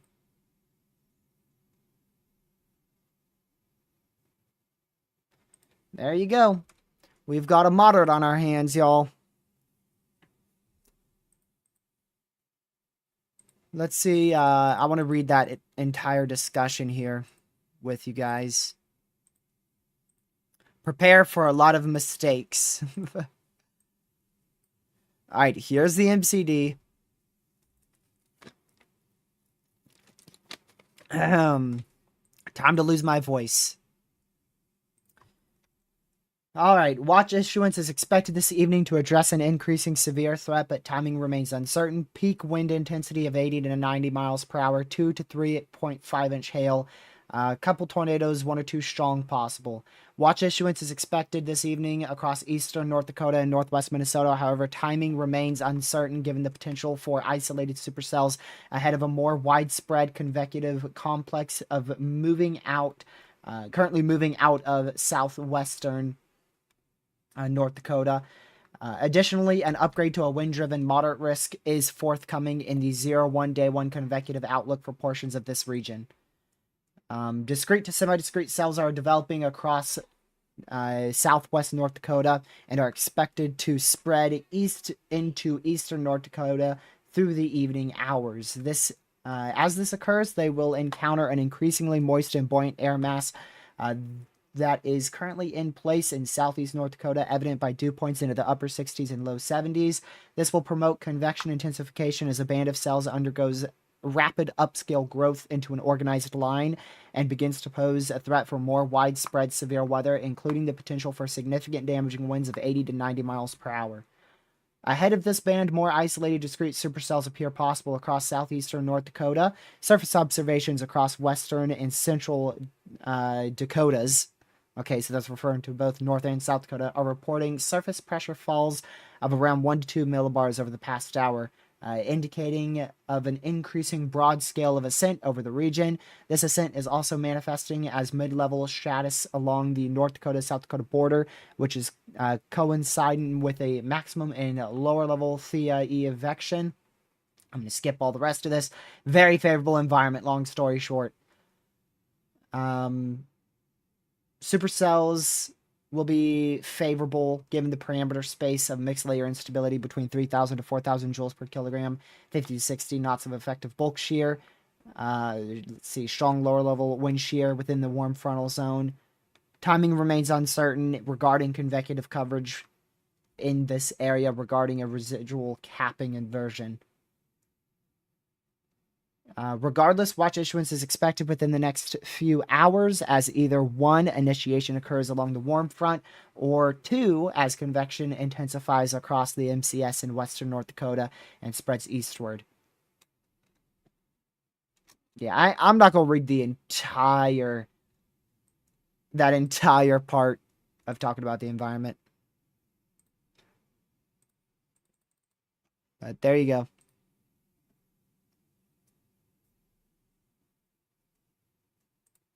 Moderate risk will be issued.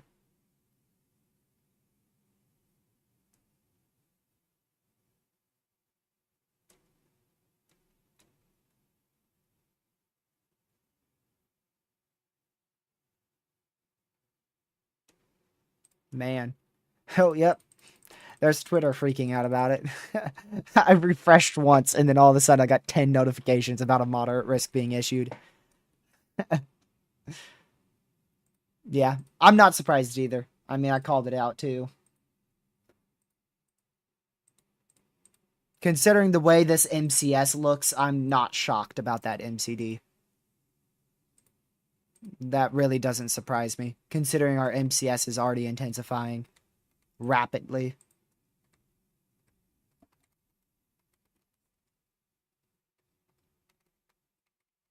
How far does this thing got to travel for a Derecho? Just in case. You know what? That is achievable today. I'm not gonna lie. That is actually achievable. Depending on how our MCS merges with the warm front, I think a derecho is very much possible. Very curious to see what they mention at the next outlook cycle. I think a 400-mile new criteria derecho is actually a possibility. Going from where it just went severe here in Bowman. And that's long enough. All the way into northern central Minnesota. No, they are going moderate. They just issued an MCD for an upgrade to moderate. They are going moderate for wind. It is confirmed by the SPC themselves. We will have a moderate at the next outlook cycle. That ain't no weather weenie MCD. That is the official SPC saying a moderate risk will be issued for wind at 01Z.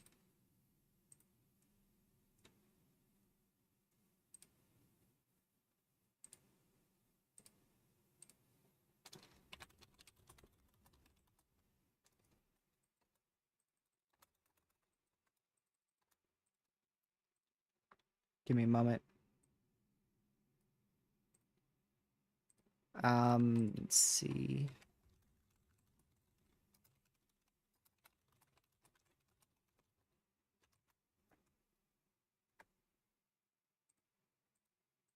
So we are going to see a moderate risk here in about 40 minutes. It's going to be for wind, but I wonder if it will be for anything else. I imagine just wind, really.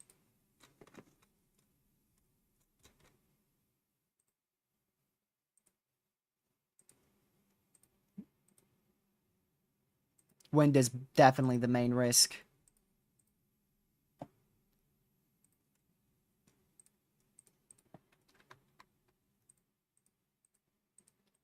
I mean, the new HRRR shows a near derecho. It actually does. But again, don't really want to use cams now that storms have fired. Yeah. I mean, look. This could actually be the start of a derecho, y'all. There you go. I mean, it actually could be the start of a derecho. I forgot who said it in yesterday's live stream, but somebody said could a derecho be tomorrow, and we were all thinking they were insane. That might have been Weather Warrior.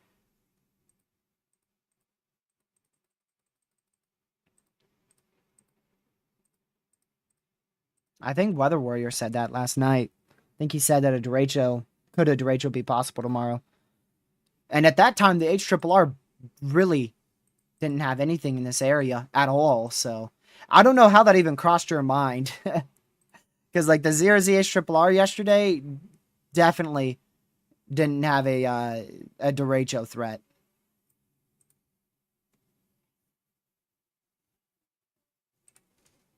And then this morning, it completely got rid of all convection, so.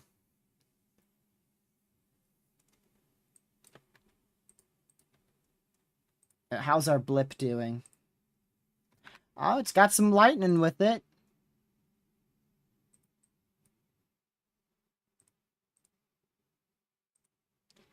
It's got some lightning with it. It's getting there. Because HRRR sucks. Yep. Believe me, we have really found that out this year. We have really found that out this year.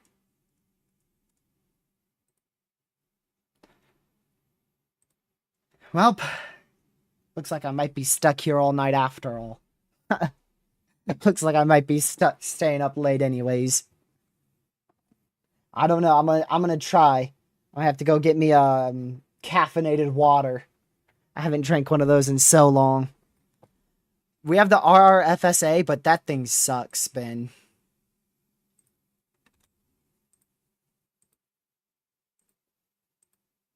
I hate the RRFSA. And it's done horrible today already, by the way. It is done worse than the HRRR today. By far. So, whenever you think the HRRR might be starting to get to the worst model run ever, look no further than the RRFSA and the NAM3K. Because compared to those two models, the HRRR is still easily on top.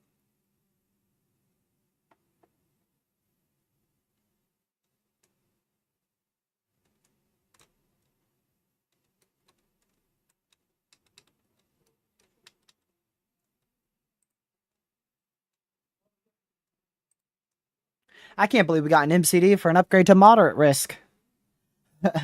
I can't believe we actually got an MCD for that, yo. I'm a little puzzled by it. Hey, that means Wolfus. Wolfus, which is probably the best runs ever. Wolfus is going to be rendering probably at 9. They'll turn on the Wolfus runs. They better. I've seen it for every moderate risk, so they should turn them on at 9 to 10.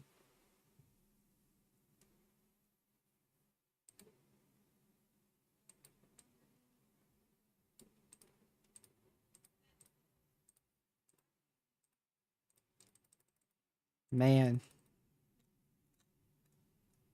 Gonna be a long night.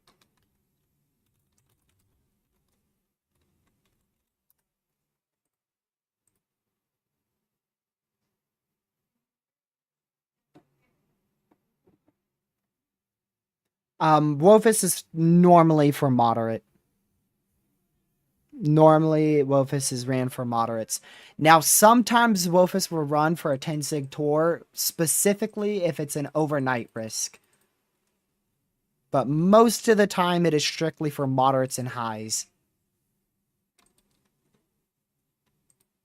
Yeah, SPC issued a mesoscale discussion for a wind-driven moderate at the update in, I don't know what, 37 minutes. That will be out.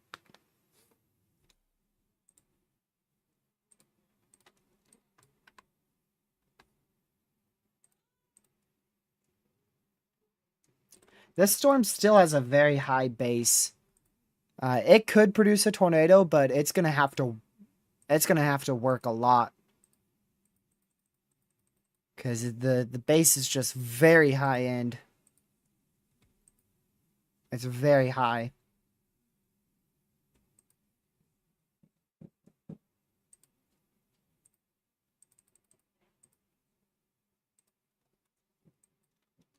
Let's see here.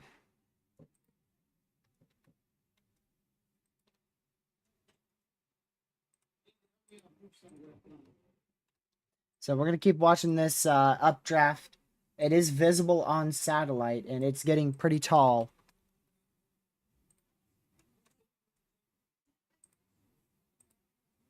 So, yeah, that's up to about 45,000 feet now. We need to see if this little guy, which is turning into not so little at the moment, see if it keeps on intensifying.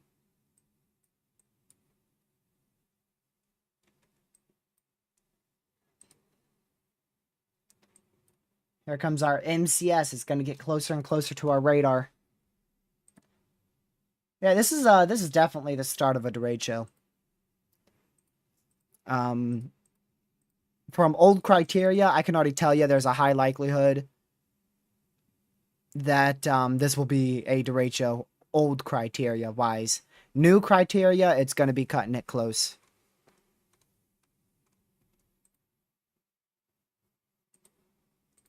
I can already say that just based on the environment in front of this.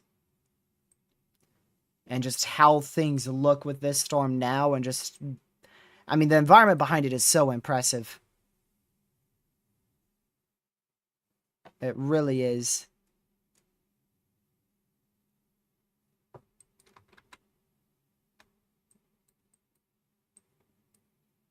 Yep, it has to get to north central Minnesota, which I think is actually a very real possibility. Considering our enhanced risk currently goes all the way into northern Wisconsin, yeah, it is possible that it goes all the way into north central Minnesota. I mean, the enhanced risk is like 600, almost 600 miles. Main difference between old and new. Old criteria is the derecho has to travel 240 miles to be classified as a derecho. And the new criteria is the line has to travel 400 miles with the new criteria. So with the old criteria, which everybody in the weather community loves way better, we've had probably 5 derechos this year. And the new criteria, we've had 0. So all those crazy lines that we tracked for 11, even some nearly 12 hours straight, 4 different live streams, maybe even 5 we tracked that long for the wind bags. 3 different moderate risks, 0 have been classified as a derecho. Even though one of those had over 1,000 wind reports, another had over like 600, and the one the other day had like over 500. The one on the 17th, like 3 days ago.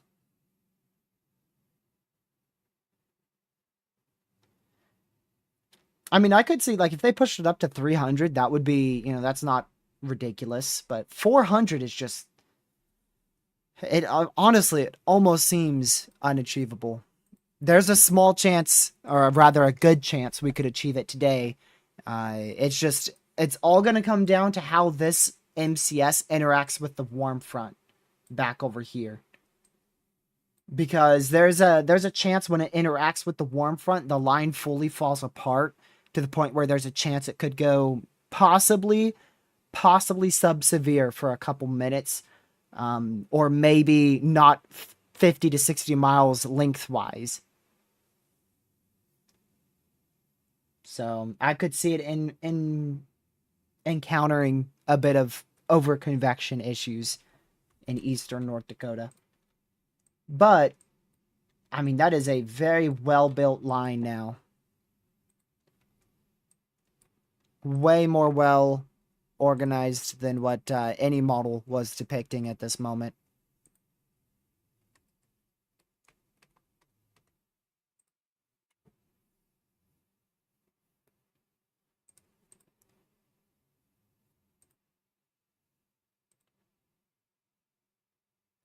So, yeah, if you guys haven't already, make sure you hit that like button, share the stream with family, friends, social media, anybody you know out in the risk area, or who may be interested in watching tonight's MCS/derecho unfold on radar here.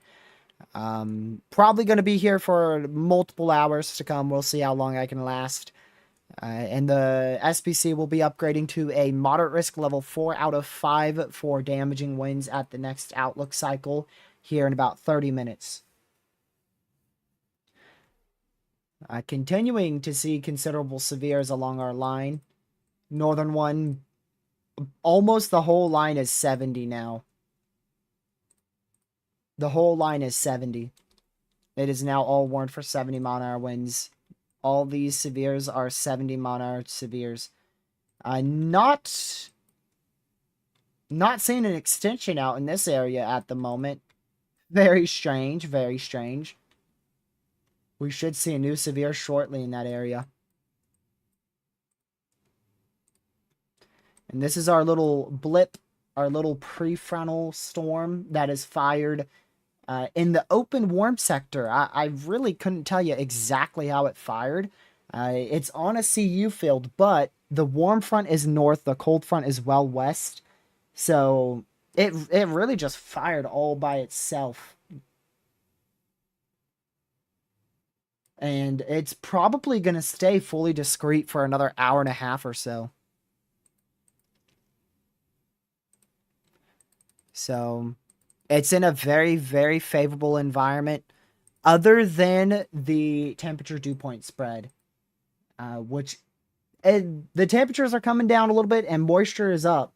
It's about a 15 temperature dew point spread, which is, you could work with that. You could still get a tornado out of that. The shortwave is back here.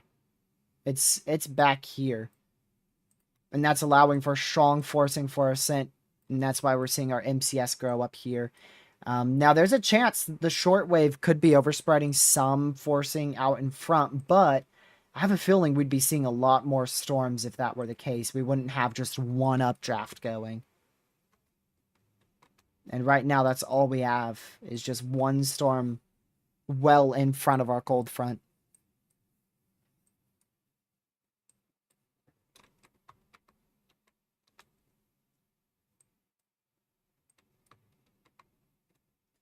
Yeah, I know. I'm watching satellite.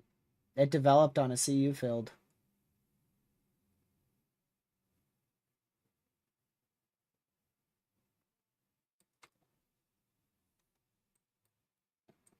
So we'll see how much it intensifies. I do see another blip, actually. Looks like another blip right there to its southwest. This storm is strengthening quite quickly, too. That might allow for our watch to be issued sooner as opposed to later.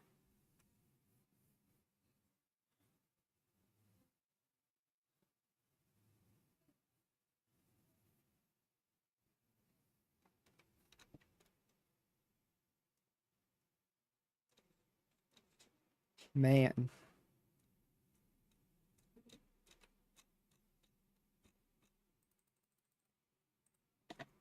All right, let's go back over here.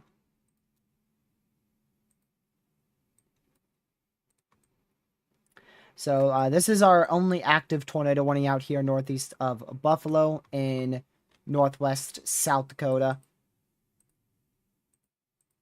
Can't tell you if it's rotating much at all. It looks very messy right now. Very, very messy. It is a tail end Charlie, which often they are the highest tornado threat in a case like this. So it's going to be this tail end Charlie we have to watch, and then any prefrontal storms that fire into east central North Dakota. That's going to be our main regions to watch.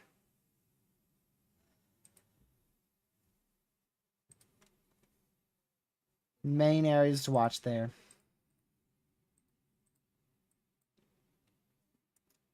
Already a 3-inch hail report from our tornadic storm. So, hail threat has already verified. We'll continue to see some small to large hail out of these storms here in our MCS. But our main hail threat should come from those prefrontal storms.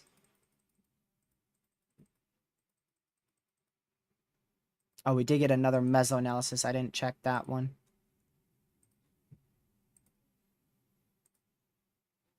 See if it shows anything substantially different.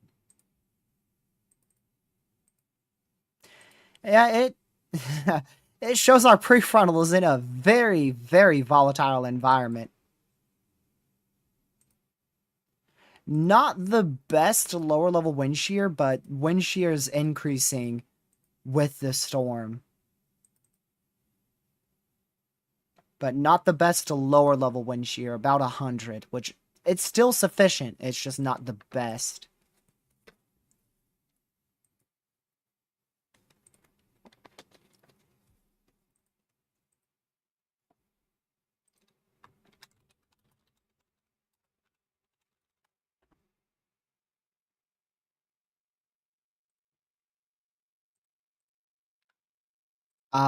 Yeah, wind shear is going to increase with time, yes.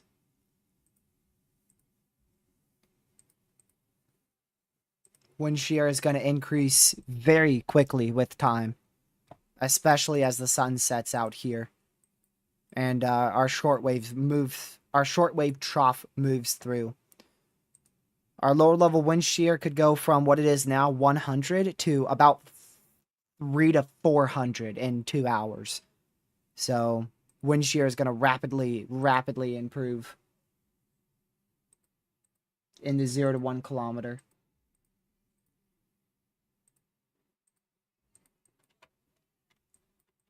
Man, I'm just impressed how quickly this MCS came together. Very impressed with how fast it came together.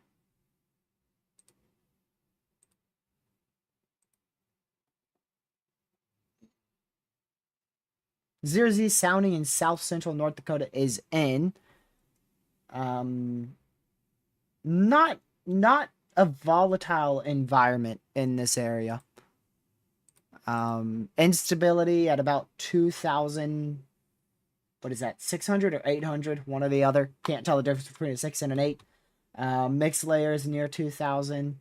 And that temperature dew point spread is very substantial. Not a lot of strong lower level wind shear or lower level veering either. So it looks like that's not as volatile of an environment. Now the one in northeast South Dakota, which is slightly more to the southeast in the sounding I was just talking about, completely different story. Much better veering, a bit better lower level wind shear, substantially better instability. Do have a warm nose, definitely a capping observed on that sounding for sure. But still, you have a 21 temperature degree dew point spread there. So that does allow for more elevated storms. However, no storms are going to be in that environment for a while. So by the time storms get congealed into a line and move into that environment, it's going to be like 11 o'clock. And your temperatures will be going down. Dew points will sustain. So that temperature dew point range being 21 right now, that's going to start to go down. Temperatures will start to go down, and thus storms will be more surface-based with time.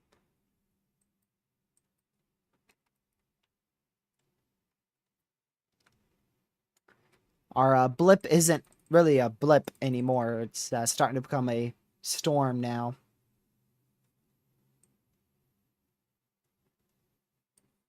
Caden, there's nothing to fire down there, buddy. We're not going to get convection down there for a long time. Point to where there is any sign of imminent convection on satellite imagery or radar in where that sounding was taken in the marginal to general thunderstorm risk area. I know it's not enough capping to hold back storms, but there's not going to be any storms in that area. Not until possibly late tonight. I believe that's an 80 mile an hour wind gust. Yep. 84 mile-an-hour wind gust observed. That was 30 minutes ago. So your wind threat is already verified out here with our MCS too. This one storm has produced over 80 mile-an-hour winds and over 2.75 inch hail. Now, in order to verify our whole enhanced risk and eventual moderate risk upgrade, we're going to have to keep seeing stuff like that for the next 5-ish hours straight.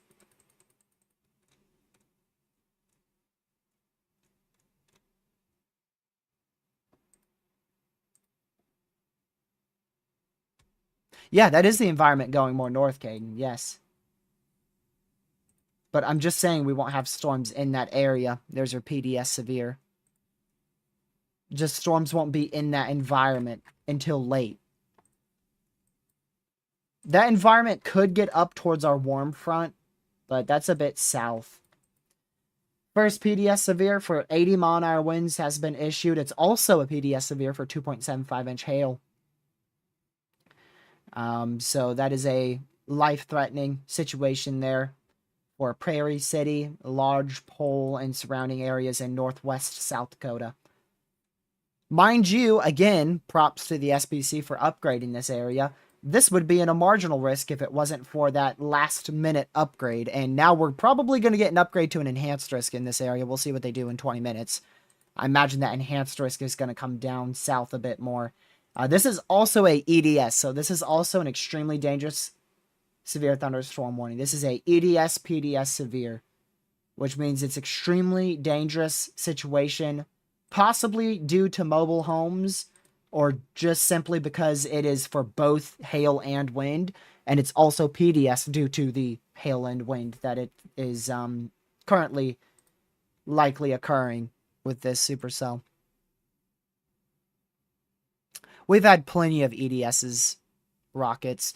An EDS severe is typically issued when a dangerous storm is moving into a populated area, or possibly when a storm has higher end hazards.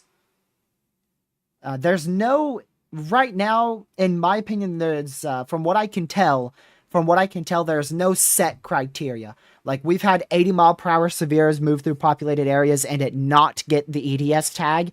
And then we've had 60 mile an hour severes in the middle of pretty much nowhere get EDS tags.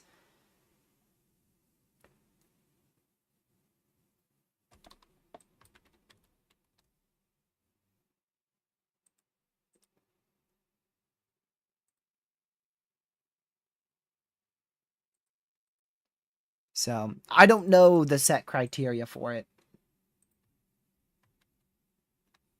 I just know that it's EDS and it's PDS, which means you should be in your safe spot. That's what it, ultimately you need to be in your safe spot if you're in that destructive severe. And also portions of that destructive severe now inside a new tornado warning too.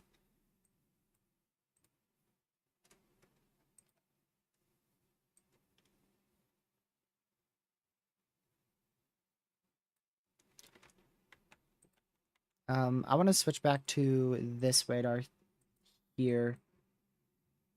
And I'm going to move this to...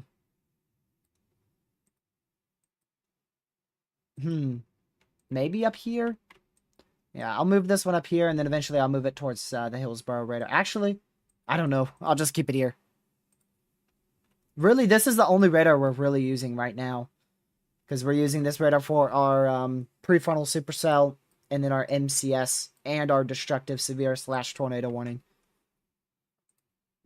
Really only using one radar right now.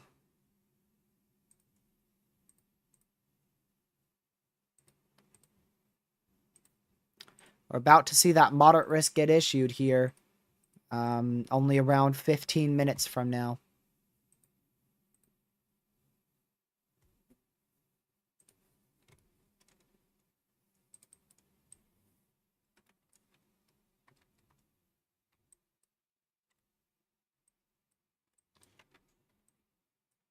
That storm's really blowing up, dude. If that lower level wind shear, we'll see what it looks like in 30 minutes on the new observations, but if that lower level wind shear cranks up anymore, that could definitely pose a big time tornado threat.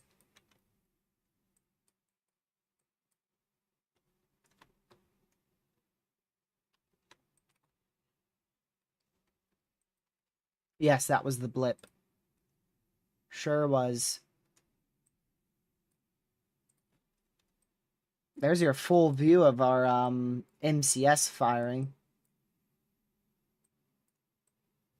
This is a very large storm, so this is a huge shelf cloud that spans probably about 80 miles or so. Very large shelf cloud with this MCS.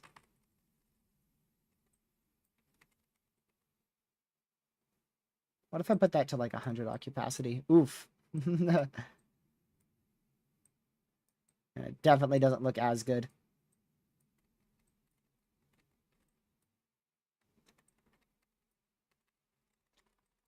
I will forever use this product. Sometimes I forget about it for a month or two, but this is the main part of GR2 analysis.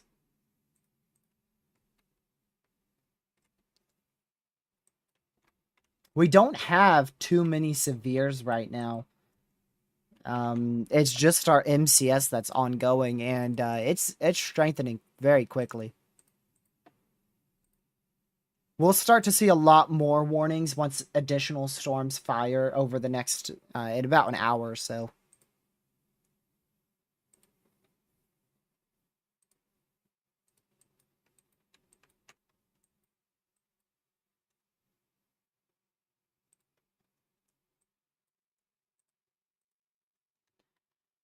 So again, there is a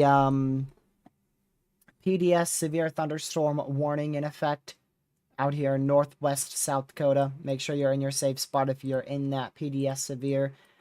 There is also a tornado warning in effect for a portion of that PDS severe, so it's a very dangerous supercell. That severe warning is in effect for 80-mile-an-hour winds and 2.75-inch hail. We have had a observed report of 84-mile-an-hour winds back in Buffalo in South Dakota. And the severe is in effect for 43 more minutes.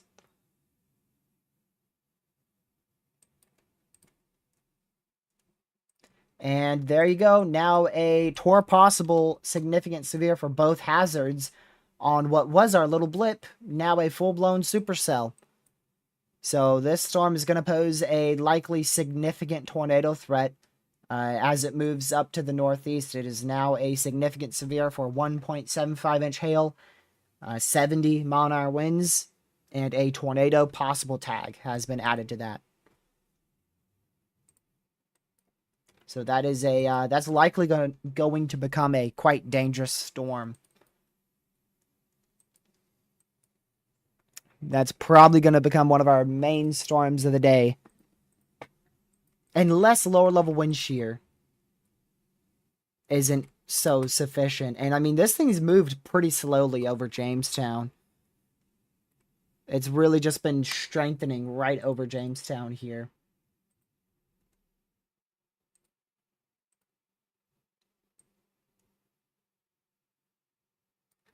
There is some updrafts behind it out here that are trying to strengthen, but they're not doing too well.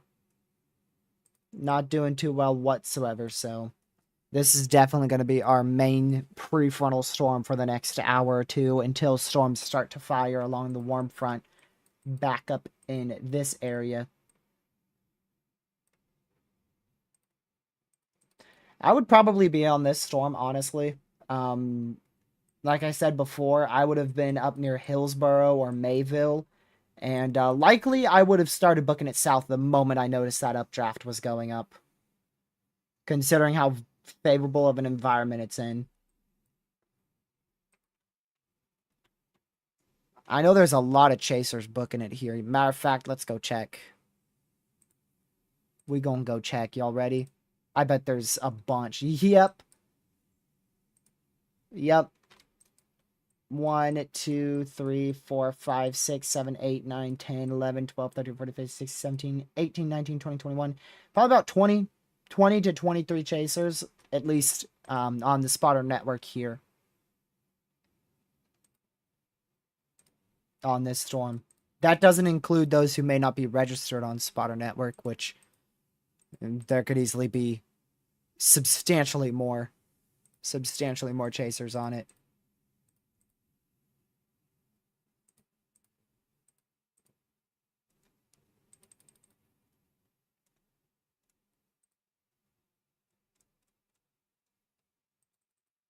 We should get a watch pretty soon.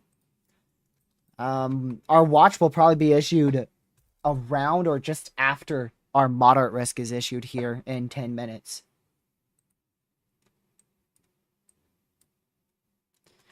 It is on the side of elevated, Caden, but again, elevated storms can still produce tornadoes. They can still produce tornadoes. It's just a bit more difficult. Weather Warrior, do you think I'm the SPC or something? I can't tell you that. How am I supposed to know?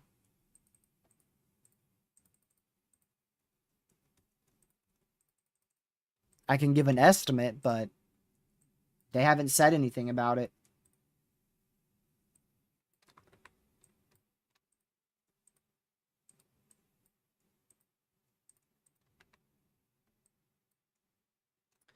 So we're going to continue to watch this. MCS continue to intensify as it moves off to the east, northeast.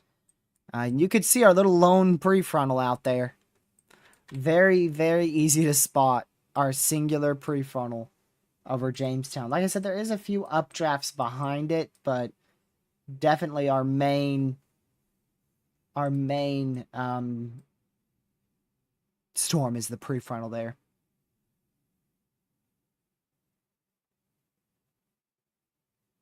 So we'll continue to watch this line intensify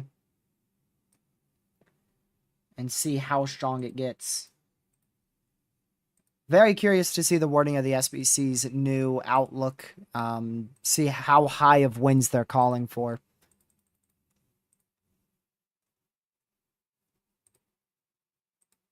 Still a PDS severe for both wind and hail out here.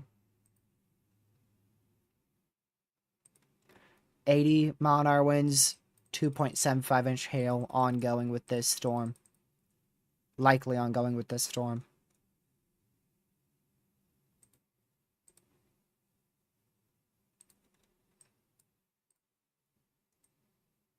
Yeah, I'm not surprised it does, Caden. It doesn't have a good look on satellite, though. It does not have as good of a look as the one in Jamestown. Look at that. That's up to 53,000 feet now. That thing is tall. Not as tall as our destructive, though. Our destructive is 59,000 feet. Almost 60,000 feet there.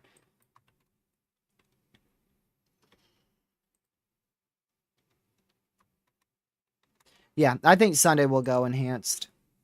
I don't think tomorrow will. Alright, there's your tornado watch.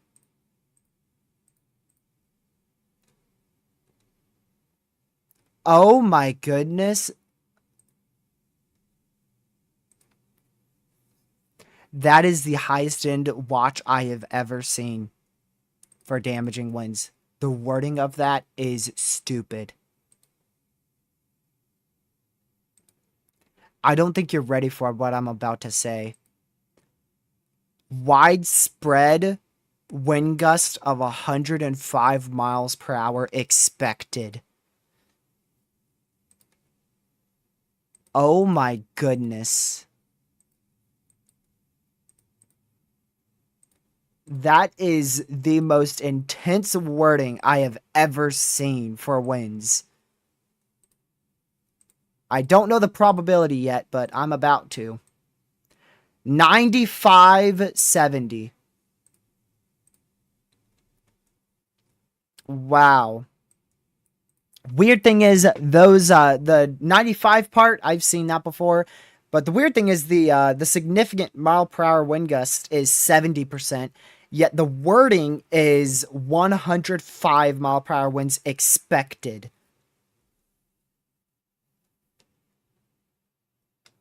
Dude.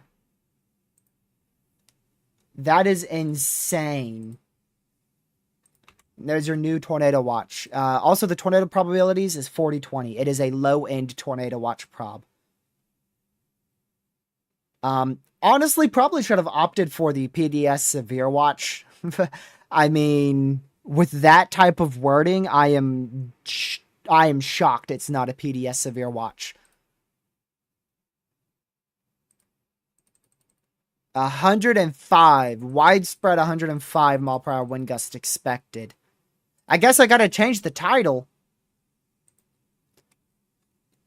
Let's see, 3-inch hail and 110 mile per hour winds possible, because I'm not saying expected with that, so I'm gonna go a little bit higher. 110 mile per hour winds possible. There you go, just change that, and I'll quickly change the code too. Because 105 mile per hour winds expected is insane.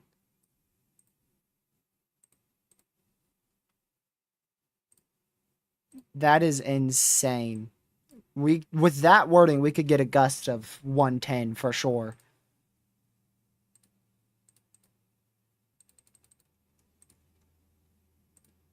Oh, is that the Outlook? Oh, nope, that's the watch still. Outlook should be out in 5 minutes. We should see a moderate.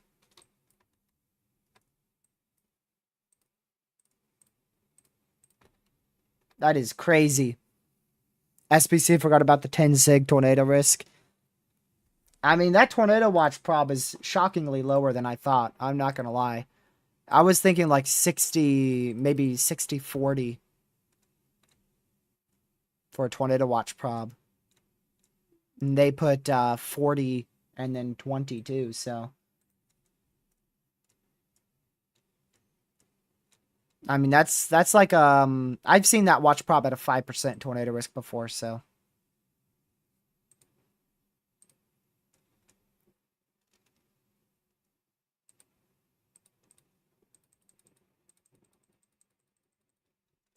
That is the strongest wording I've seen them use, though.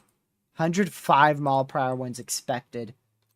I don't think I've seen that wording before. At least not recently. Not in the last 3 years. Possibly in 2021.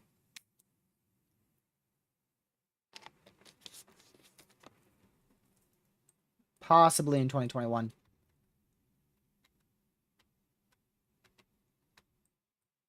What is up with the... Oh, that's the tornado watch coming out. I was going to say, what's up with all the beeps?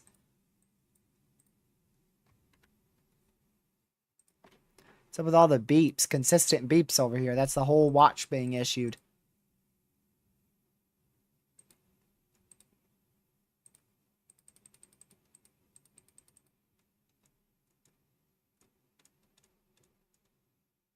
Man.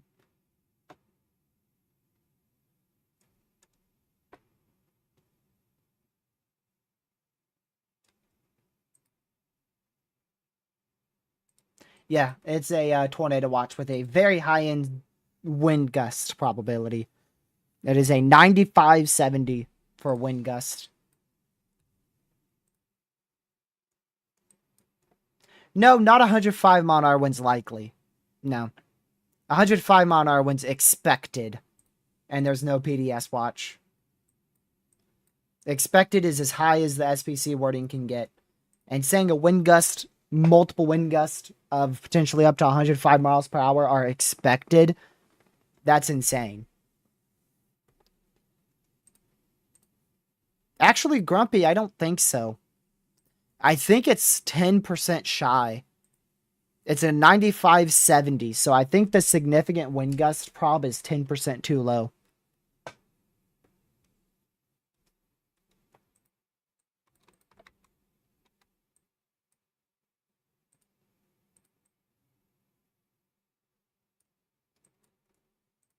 But there's your big tornado watch. Goes all the way up from the U.S.-Canada border there in North Dakota, Minnesota.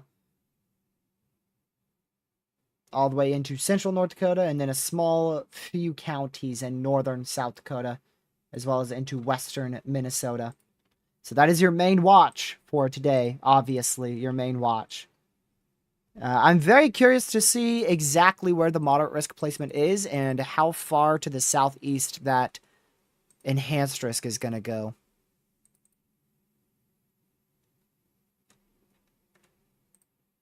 Moderate risk should be out at any second.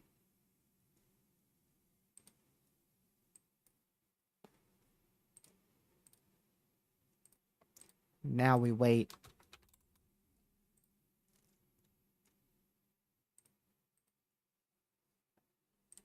Consistently spam the refresh button until I get the notification. That's what I do.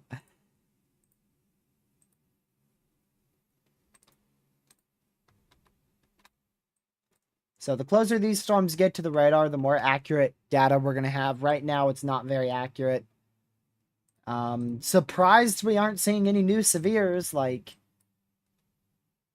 70-mile-an-hour winds are kind of about to move outside of our severe warning over here.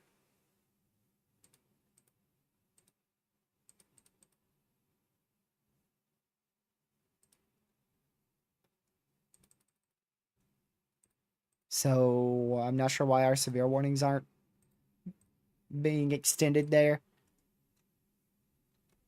Normally they're extended well before storms move out of the warned area, but I guess they're waiting.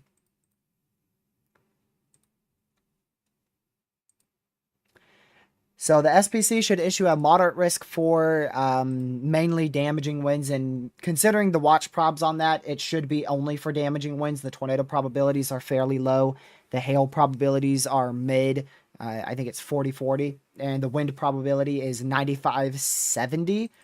So our moderate risk will likely only be for wind based off of those probabilities.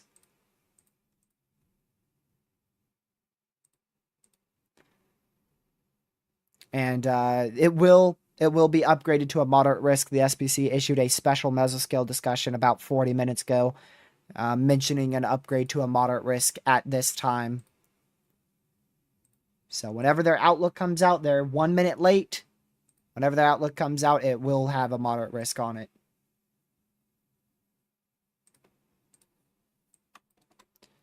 Why would I make tornado watches blue?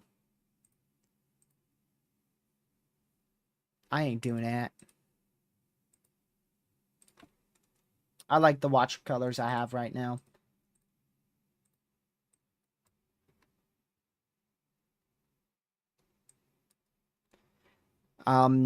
Yellow doesn't mix well with the colors, the warned colors, so I don't do yellow. If I did, my severe watch would be yellow. But my tornado watches are always purple because I don't want my tornado watch to be the same color as my tornado warnings, and I don't want my severe watch to be the same color as my severe warnings, because then it blends in and it makes it difficult to see.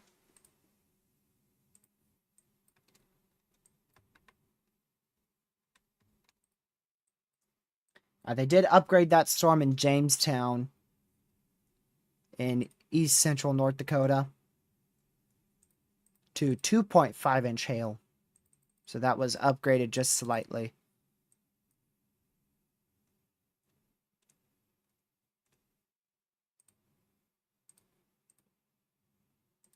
Man, the outlook ain't even out yet.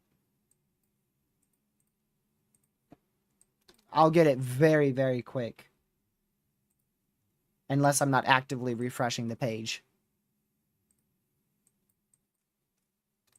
Yeah, the one south is going pretty well.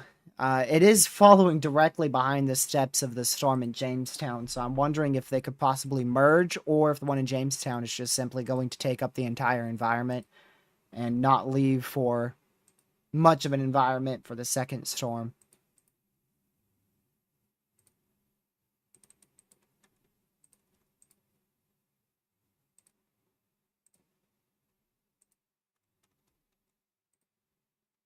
Alright, there's that extension for one severe going into Carson and surrounding areas there in southwest North Dakota.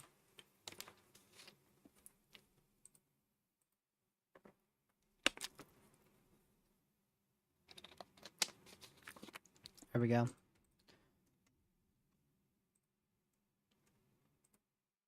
Is that moderate risk broken?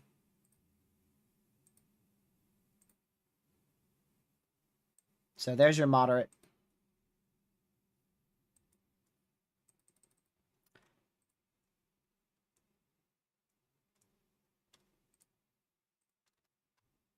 So moderate risk was issued right on the border of South Dakota and Minnesota.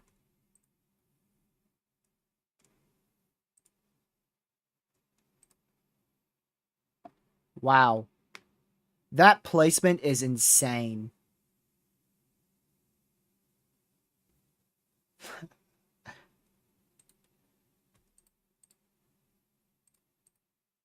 Yep, there's our 45 hatched wind, 30 hatched hail, and 10 hatched tor.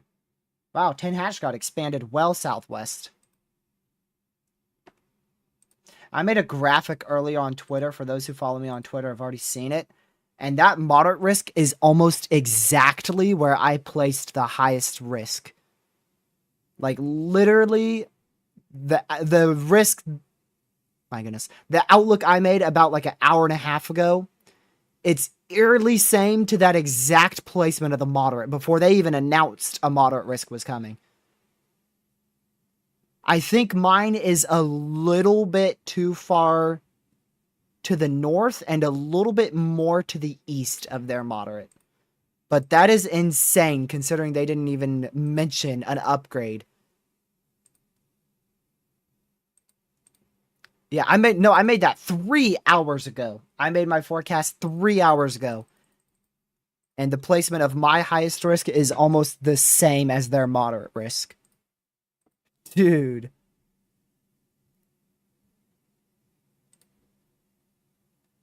I don't know what's up with the tornado probabilities on the watch.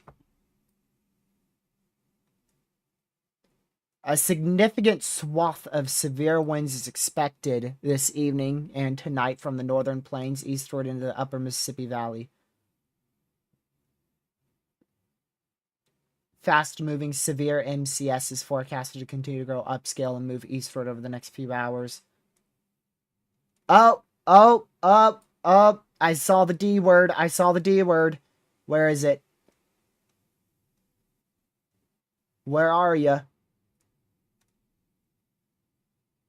Where is it? I saw it. I can't find it. 85 to 105 mile per hour winds possible. Where is it? Where'd it go? I saw it and I can't find it. Got it. There you go. A derecho may develop. There you go. There you go.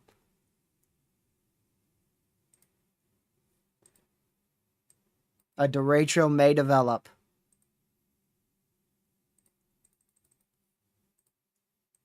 So they're not calling for a derecho, but they are saying it is possible.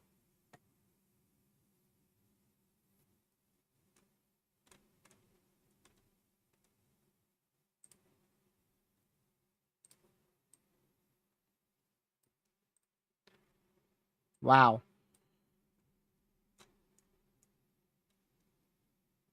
What did they mention about the tornado threat? The outlook should be out on their site now. Nope, it's still not. No longer under a tornado warning anymore. Confidence in an overall potential for a widespread swath of significant severe storms has increased. Given the conditional risk and resulting uncertainties, the outlook remains largely unchanged for apparently tornadoes, even though they did change it very substantially.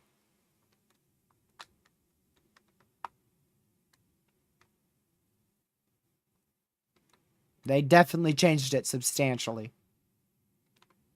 They extended the entire 10 sig well southwest.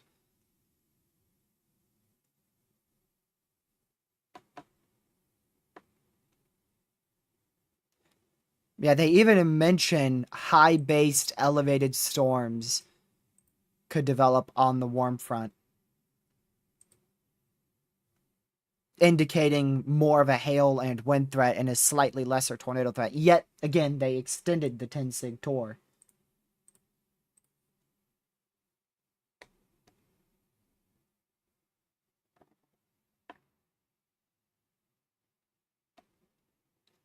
Interesting. Very intrigued by the expansion of the 10 sig tour, yet the tornado probs being on the lower, like literally well on the lower side of things. Just very strange in my opinion.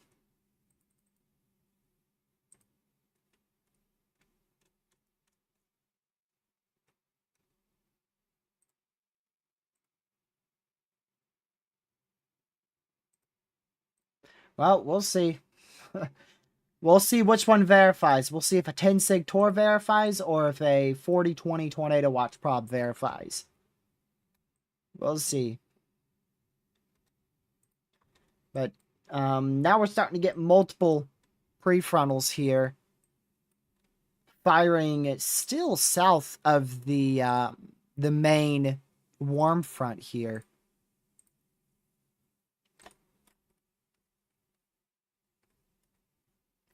Gracious day, the new HRRR is insane.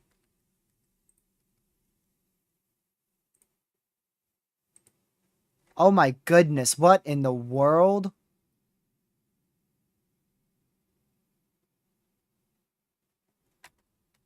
Hold on, I'm gonna go quickly check something off screen because unfortunately I can't show you guys. And I'm gonna go see the exact wind gust of this. Let's see. Man,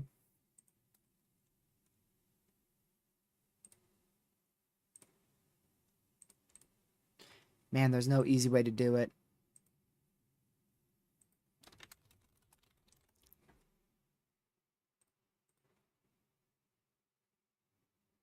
Maybe this has wind gust. Nope.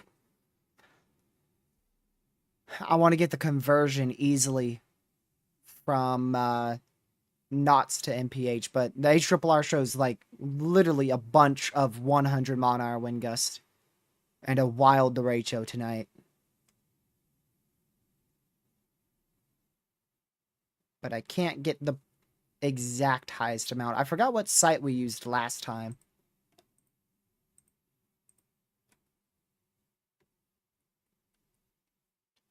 Oh man. So this isn't the best site, but I'll tell you the highest gust I found. So the highest one I found was 106 miles per hour.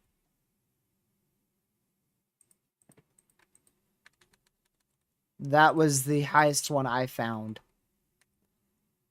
And that's at midnight Eastern, I think. Nope, that's at 11 o'clock Eastern.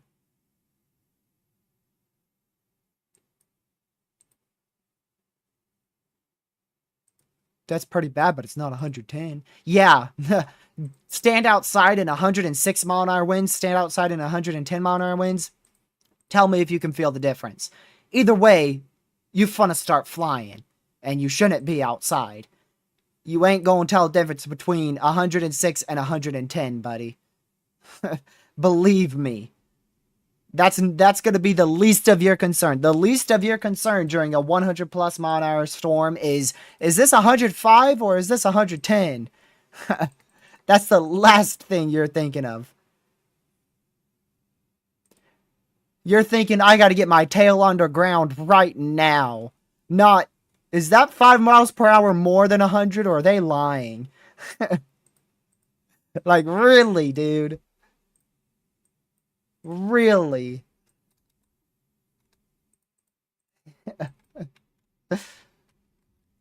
Two new PDS severes just got issued. This is now a PDS severe for observed 3-inch hail, as you can see there.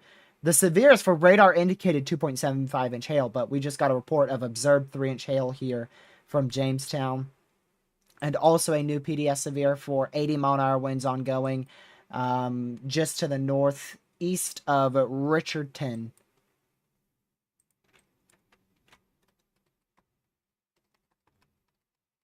Man. Is that 3.25? Yep, that's the largest hailstone. That one was northwest of Buffalo. Northwest South Dakota.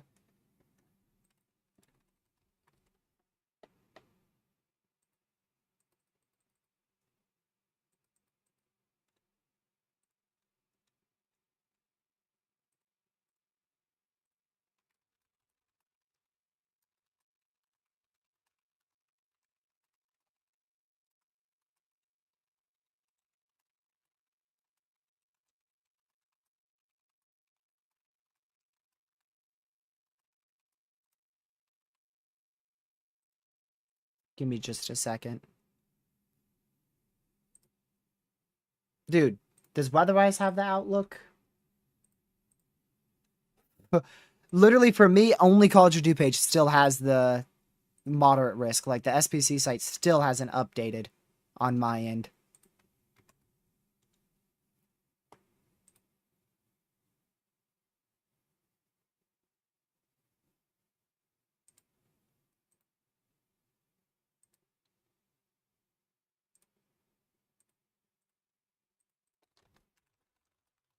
Give me just a second. No.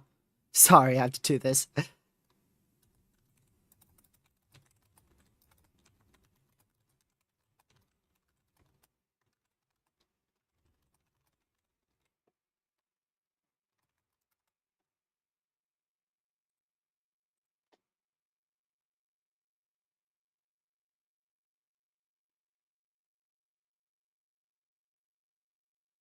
Okay.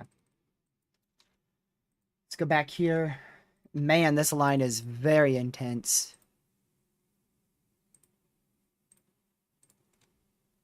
Very, very intense line.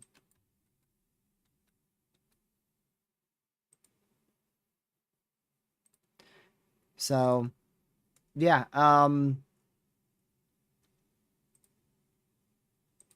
that's just crazy.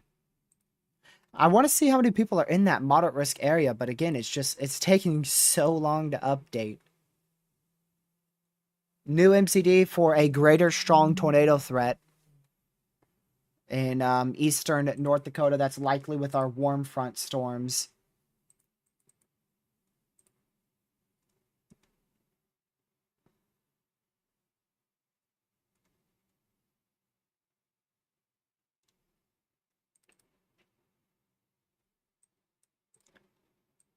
Nearly a PDS severe there. A localized corridor of higher tornado / very large hail threat may emerge. The potential for a strong or intense tornado and hail up to about 3.5 inch in diameter, as well as 60 to 70 mile-an-hour winds will all be possible. And you can see that's an MCD inside of an MCD inside of a tornado watch. So this is the MCD for the greatest tornado threat. Right there.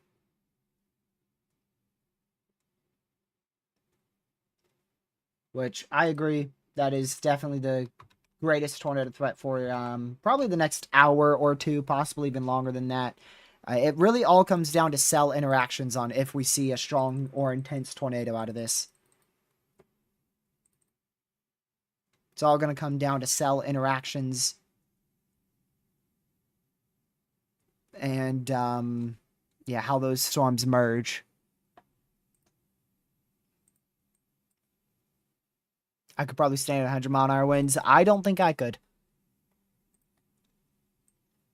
I doubt I would be able to stand in 100 mile-an-hour winds.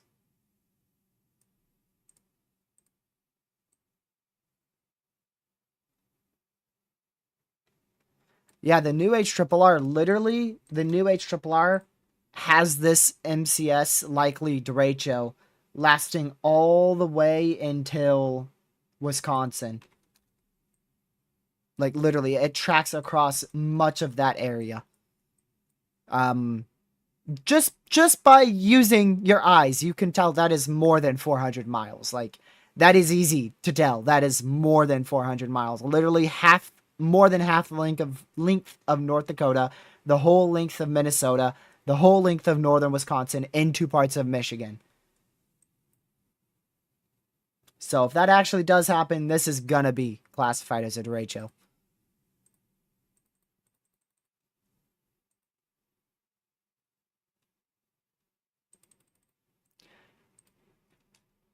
Still don't have the new update on the SPC site. 20 minutes later, by the way.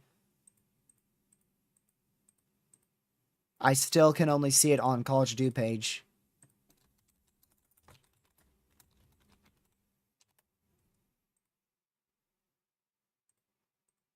Okay, I got it on this site now.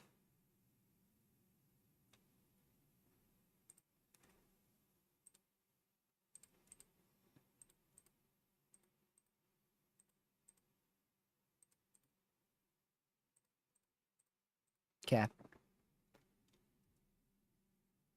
Let me just Control-C, Control-V this.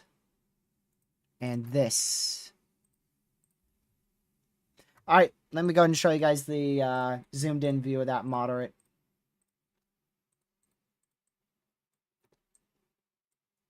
Alright, there's your moderate risk area. So that's across North Dakota. Red is obviously your moderate level 4 out of 5 there in Jamestown. Level 3 out of 5 goes all the way back to where those storms currently are located, just west of Bismarck. In that level 2 out of 5, slight risk in the yellow goes all the way up to the border of the US and Canada. And there it is for Minnesota as well. So very long, enhanced risk, and a decently sized moderate risk there.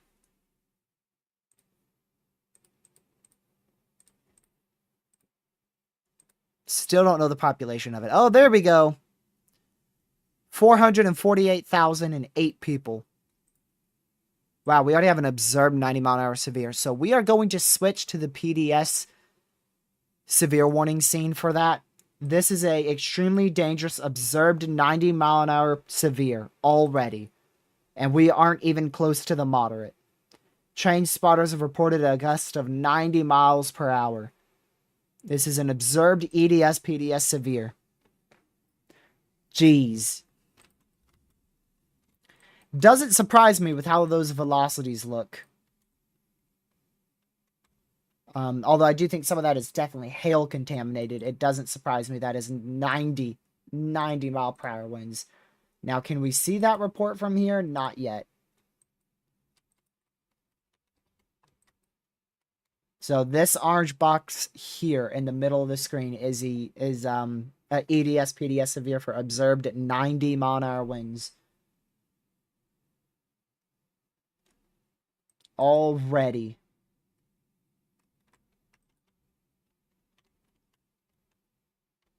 Waiting to see if we get that report at all. You know what's crazy? Everything here is significant. All of our severes are significant. That is wild. Every severe active right here in North Dakota into South Dakota is significant, meaning 70 plus and or 1.75 inch hail plus.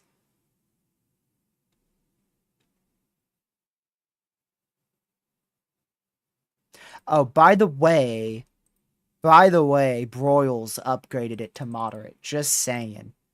Just saying. It was Broyles who upgraded it to a moderate for wind.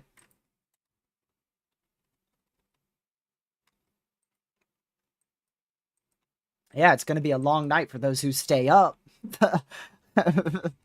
Who said I'm staying up till 5 a.m. tracking a Derecho?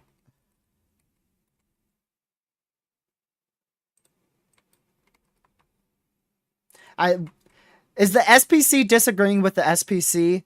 Is that what's happening here? Broyles is the one who's saying significant to intense tornadoes in a derecho, and then whoever issued the tornado watch is like, yeah, no. A spin-up tornado or two, possibly a strong one.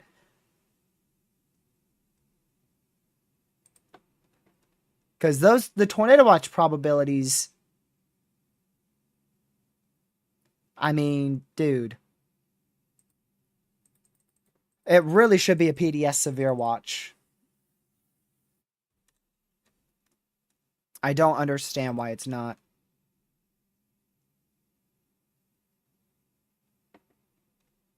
The funny thing is we've actually seen the SPC disagree with each other. That's what's crazy. We've actually seen the SPC, like the Outlook and the MCDs, disagree with each other.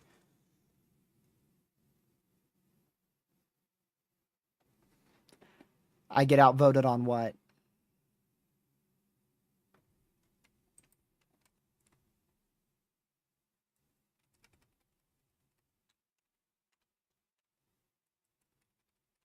So, again, this orange severe here is a PDS and EDS severe thunderstorm warning for confirmed 90 mile an hour wind gust.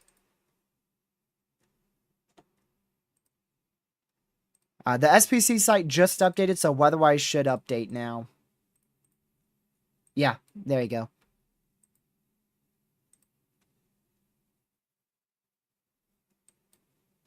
So there's your moderate risk area in the pink there for wind, and then there's your categorical moderate level 4 to 5.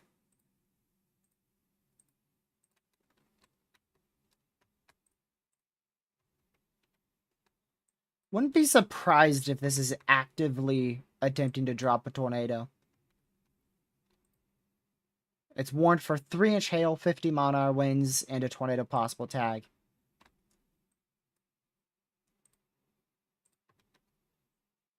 I think we have our first 100-mile-an-hour wind gusts ongoing. I think we are already actively seeing 100-mile-an-hour winds. It's observed 90, but I would not be surprised if that is actually 100. Maybe pushing 110. That actually might be pushing 110 already.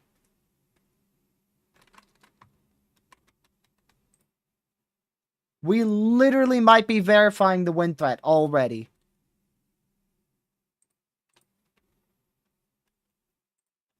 We'll see if we get any reports in that area. But yeah, these pixels, 116 mile-an-hour pixel. I just saw it. I just saw a 116 mile-an-hour pixel. And this is not that far from the radar. Let's go to radar omega so we can measure. Remember, before I even measure it, 10 to 40 miles is the perfect distance for a radar. And it is 50. So it is just barely far enough from the radar site to where it's not extremely accurate.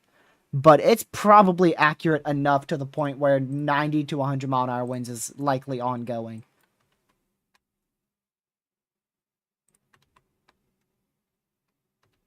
And considering those velocities are in a very well placed right where that jet would be pushing along the storm, that is definitely, if we were to have 100 to 110 mile-an-hour winds, those velocities match up perfectly with where I would estimate them to be. And you can see the storm structure. See it like kind of pushing out like that. How your rain is pushed out in this area. That is probably 110 mile-an-hour winds. I mean, really, with how pushed out that rain is. I mean, that is some very intense velocities from the west. Pushing it and bowing it out sharply. Very, very sharply.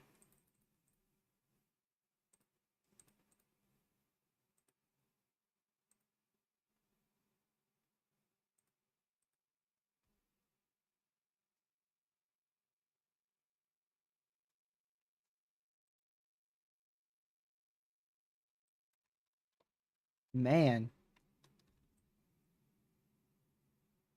Yeah, likely producing 100 mile-an-hour winds there.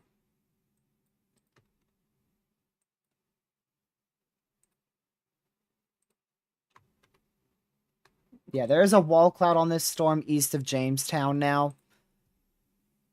So we could end up getting a tornado warning on this shortly.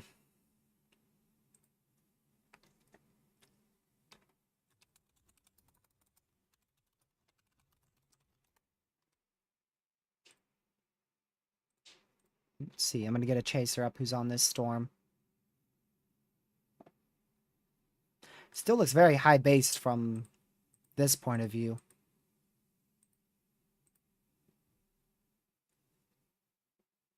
Yeah, it's definitely a very high-based storm.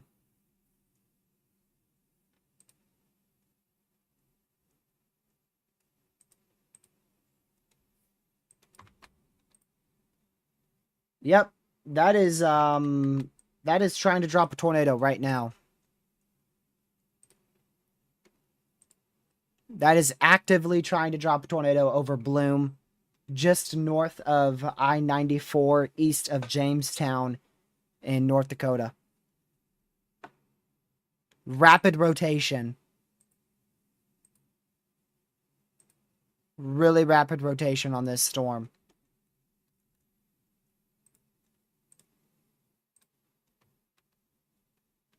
Dude, those winds are ridiculous.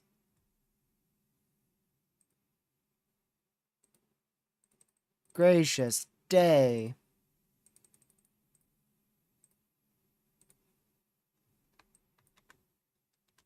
So that's still likely at least, I'd say at least 90 mile an hour winds ongoing with this storm here north of Carson in southwest North Dakota.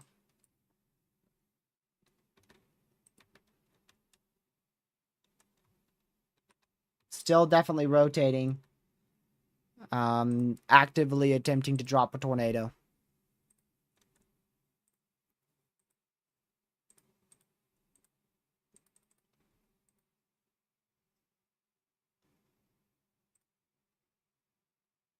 I can't tell if that's a funnel or not.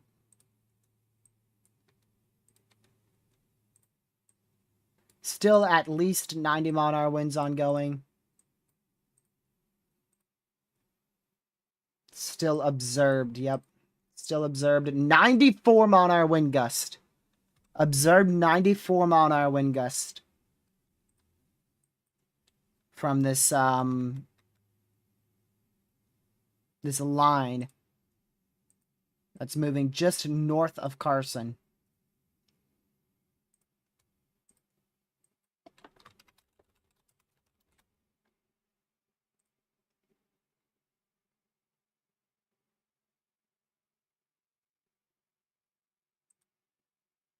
We just got a tornado warning, probably for this storm. Yep.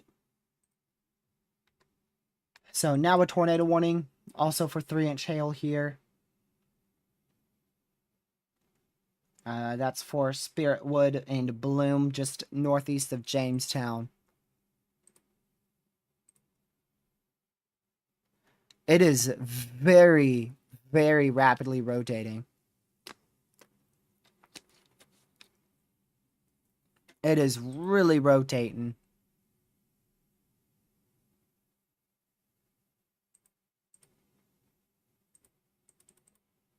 Dude.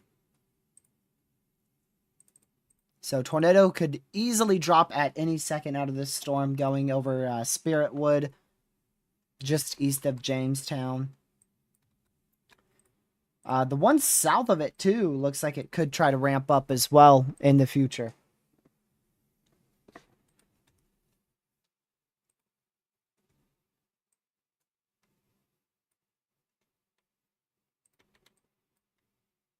So the only thing that could probably stop this from producing a tornado is a cell merge from our southern storm, which easily could be happening right now.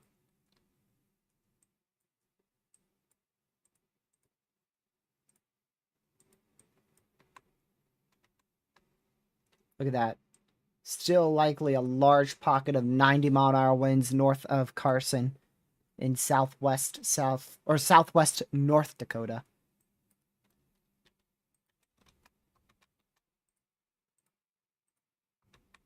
Dude, those winds are just insane.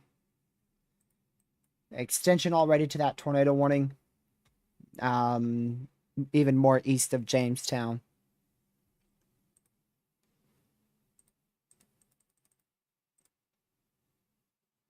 Oh, a pink MCD. A derecho is beginning. A pink MCD has just been issued with up to 115 mile an hour winds. Well, time to change the title. Up to 115 mile per hour winds. Dude, that is insane. That is crazy. A significant severe wind threat will materialize soon. A derecho is beginning. Multiple 75 to 100 mile an hour wind gusts are expected to accompany this MCS. A derecho will likely occur as this MCS moves into greater instability. Wow.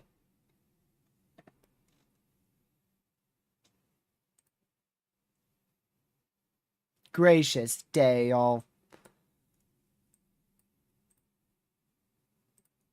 What in the world? Pink MCD.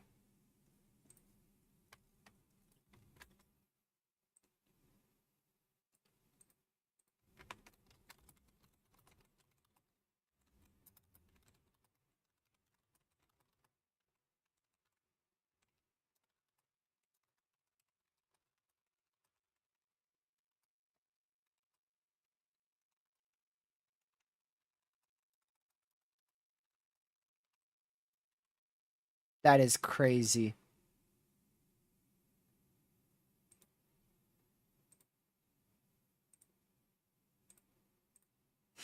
Man.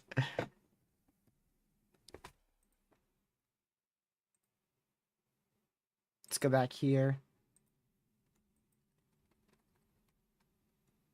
Yep, there's our 94-mile-an-hour wind gust.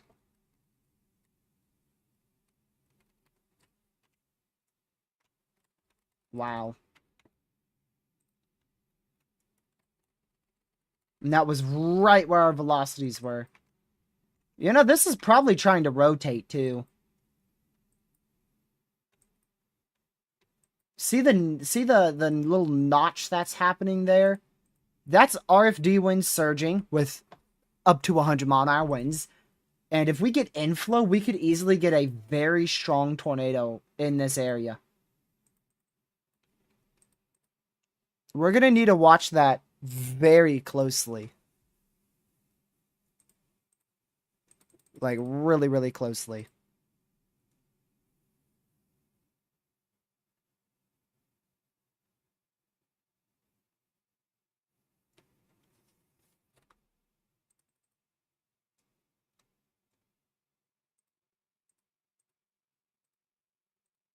Man.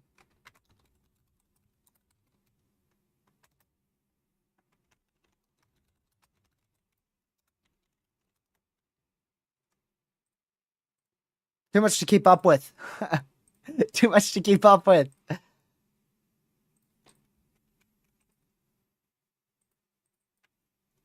Alright, I gotta go back to check here again. Alright, still not a tornado on the ground, but a tornado could develop at any second out of our active tornado warning. That would be almost over Spiritwood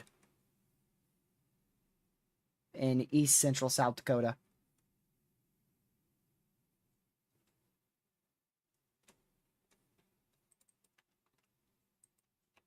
What was that tornado warning for?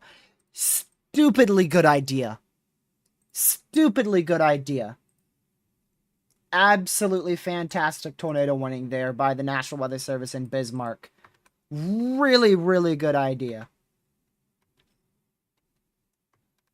I wasn't too sure if they, were seeing that area of spin with such a good notch like that. We talk about that all the time with a little notching embedded in MCSs, and in this case, a derecho.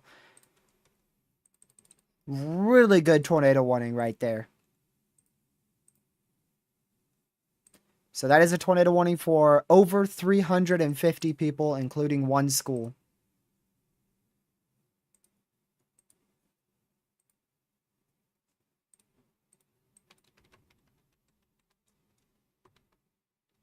What's the worst derecho to happen in North Dakota?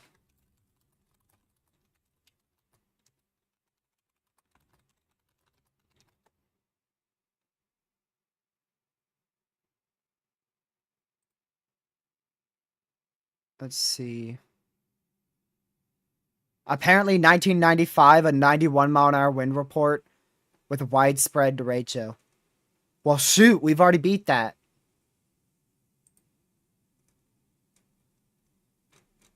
Apparently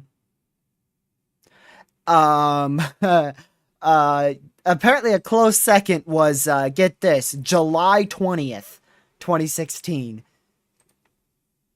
Dude, that's literally, what, 8 years and, like, 12 months ago to this day? Oh my goodness.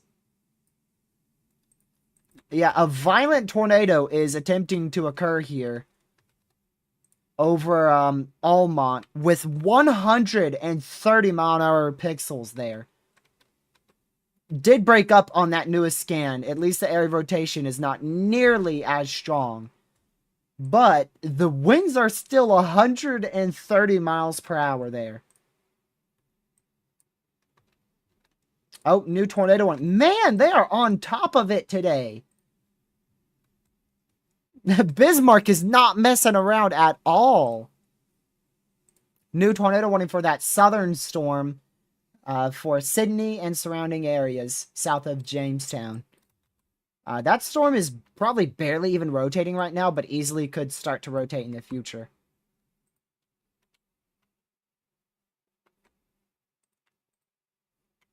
Let's go back over to this radar site. Lord have mercy, look at that. Look at that.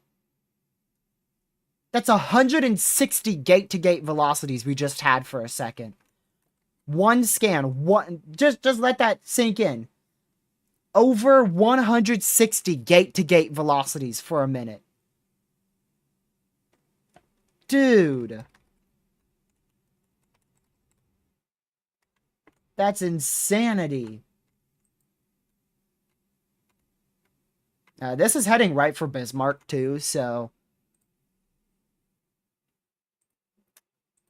I really hope the whole city of Bismarck is highly aware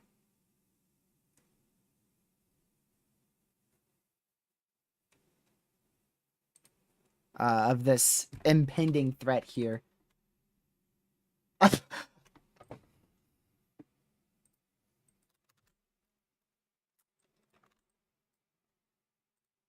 What the heck?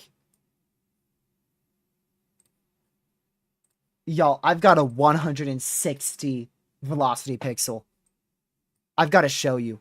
Look right here. Look right here. Right there where I just circled. I've got a 160 mile-an-hour velocity pixel on this sucker. I do think that is contaminated, but the 130 mile-an-hour pixels right in here is not. But I do think that one pixel of 160 is contaminated. That's crazy. I don't think we're seeing that type of wind speeds. But the fact that that is there, that is crazy. I'm screenshotting it. I'm very confident that 160 velocity is contamination. But I do think we could be seeing 100, probably 115 plus mile-an-hour winds with this. And the reason why I'm saying this, okay, this is not far from the radar, y'all. This isn't even 2,000 feet up. This is not even 2,000, or yeah, I said that right. Not even 2,000 feet up on the radar beam.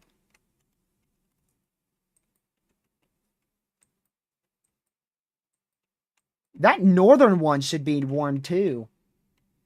Hopefully we get a tornado warning on this guy too, because that's about to do the exact same thing the southern one's doing. Hopefully Bismarck sees that. This is likely producing 90 plus mile-an-hour winds, and it also could spin up a strong to intense tornado.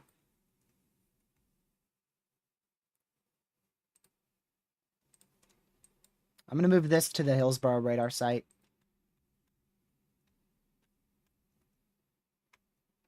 Whoa. Okay, that velocity scared me. That... Is there a chaser with anything on the ground here? Because... Okay, it's not on the ground, shockingly, with those velocities. I don't see a funnel, but it is a very rapidly rotating large wall cloud.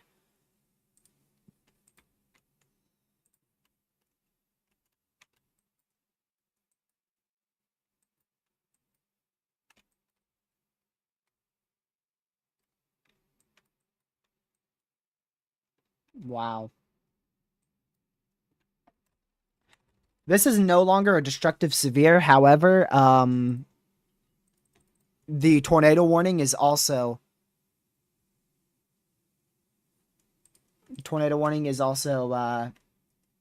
in that velocities, so that's good.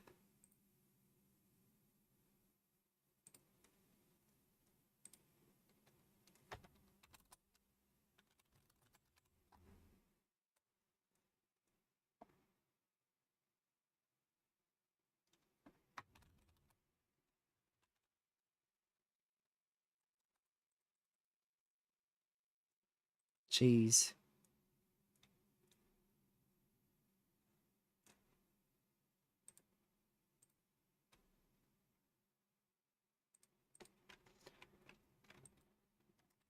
Man, I wish there was a mesonet out here in the middle of nowhere. That's the good news, is that these wind gusts that we're seeing is literally in the middle of, like, nowhere at the moment until it gets to Bismarck. That northern one, dude.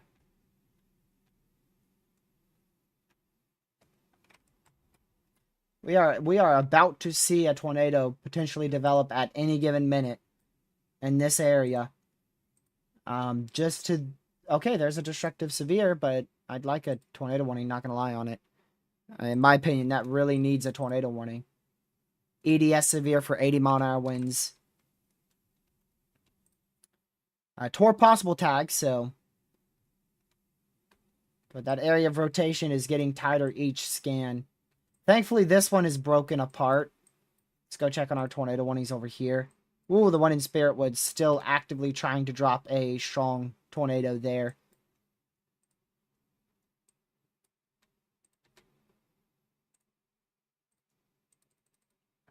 Man. Special MCD again for a couple of destructive wind gusts exceeding 100 miles per hour, potentially peaking at 115 miles per hour possible over the next hour or so. Another special mesoscale discussion.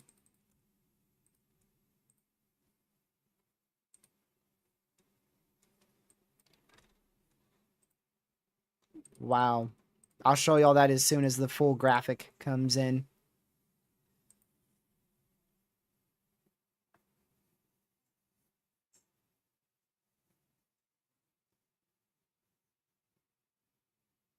Holy moly. They actually mentioned gust approaching 110 knots. Y'all, that's 125 miles per hour.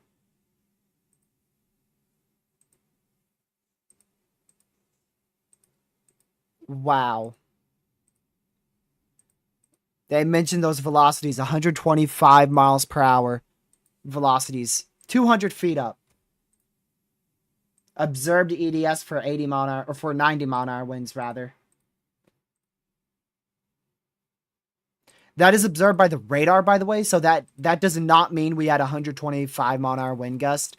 That means that we had 125 mile an hour wind gust possible 2,000 feet in the atmosphere, not down to the surface.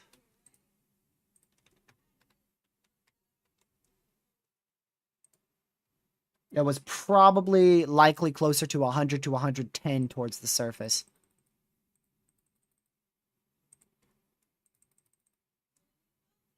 Possibly more, though. Possibly even more.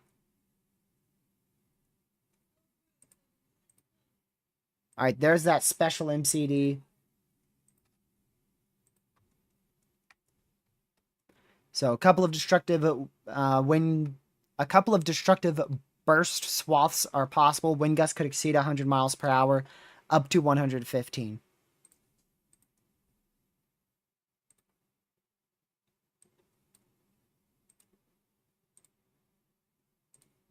There we go.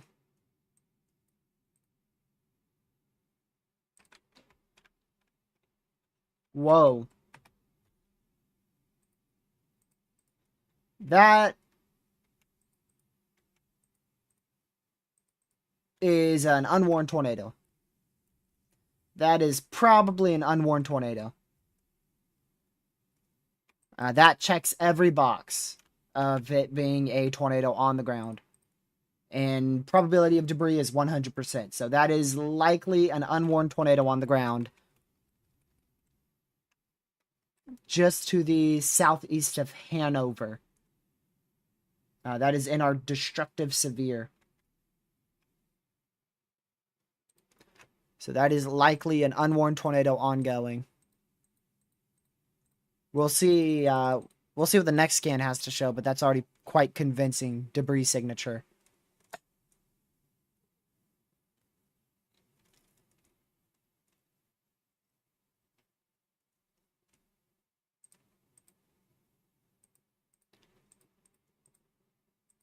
Trying to clear up my my tabs here. I've got so much open.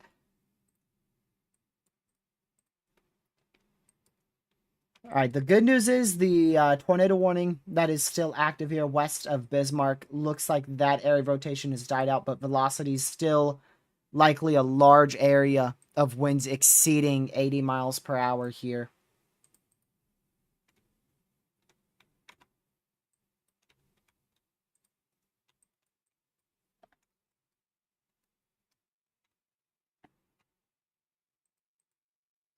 All right, that could have just been a brief spin-up tornado. Not sure if it's still actively ongoing, but you could see the hook echo right there. So that was most likely an unwarned tornado southeast of Hanover.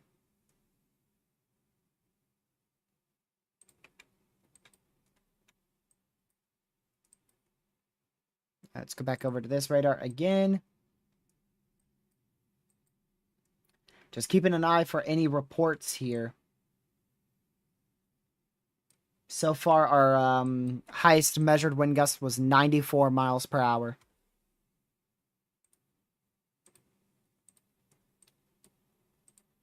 Tornado is possibly ongoing here in Spiritwood. I can't tell if it's on the ground, but a chaser is saying it's ongoing. But I can't tell from this vantage point.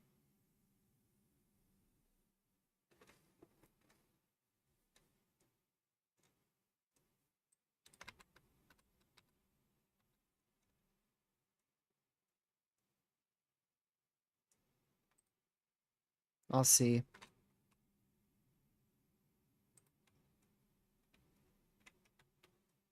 There's another 154 Monarch pixel on our tornado warning here west of Bismarck.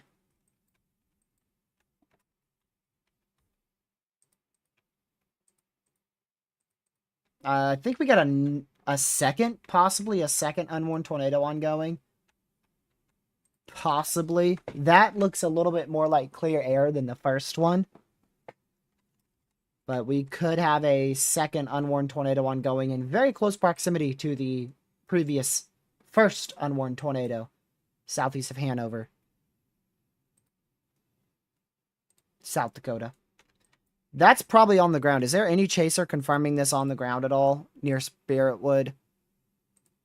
I've only got one pulled up because I don't want to explode my computer.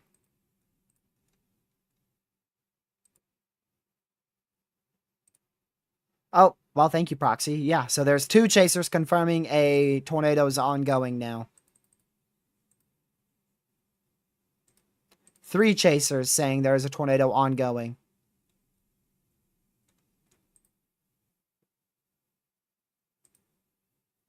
So, tornado on the ground here in North Dakota. Oh, yeah, it is North Dakota. Did I say South? My bad. Spiritwood, North Dakota. This is all in North Dakota.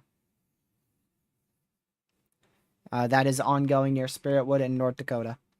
There is a severe in South Dakota, though.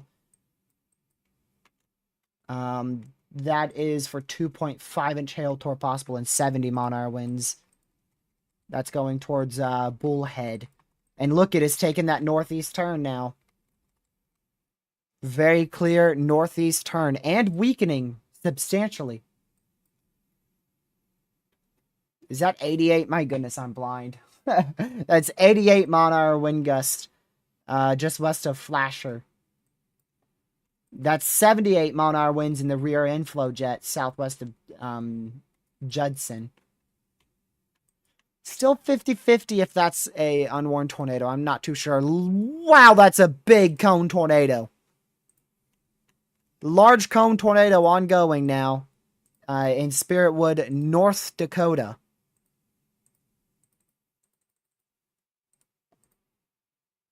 Big cone tornado, strong tornado ongoing. It lifting now? Buddy, I doubt that sucker is lifting. That sucker's just starting. What you mean? You capping. Are we looking at the same thing? Is lifting. Tornado warning, albeit definitely late. Over center now in North Dakota. Oh my goodness, why do I keep wanting to say South Dakota? Center, North Dakota, and Wilton, North Dakota, under a tornado warning.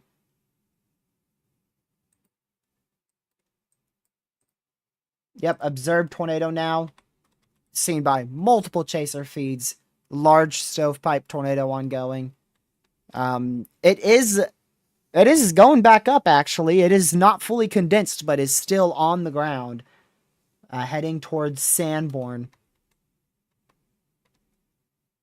This is becoming a freaking right mover. If it doesn't have much cell interaction with this southern one, this could easily produce tornadoes for the next... for a few hours, this could continue to try to produce tornadoes. If it can get away from those cell interactions.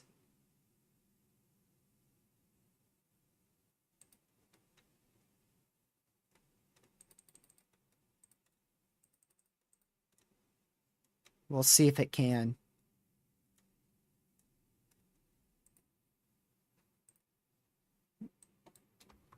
Turn from a big bowl tornado to now a smaller tornado on the ground. Almost fully condensed. This thing is strong. Look at that motion, dude. It's becoming a big stovepipe now.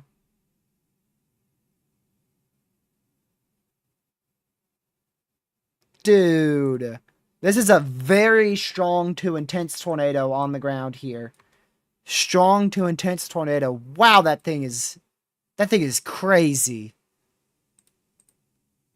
It is all very close to fully condensed. There's still a little bit of not fully condensed at the bottom, but it's on the ground. That's fully condensed now. Yep. It is fully condensed. Strong tornado on the ground. Large stovepipe tornado. Fully condensed on the ground here. Going towards Sanborn in North Dakota.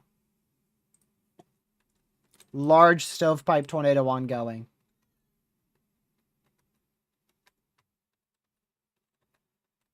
I seriously wonder...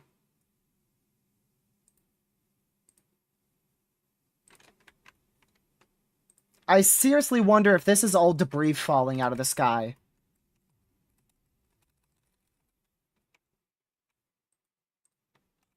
I seriously wonder if that is debris falling out of the sky from an unwarned tornado. Now it is tornado warned, though, but it was previously unwarned. Oh boy, that's a big EDS. PDS, EDS, 80 mph severe for Bismarck.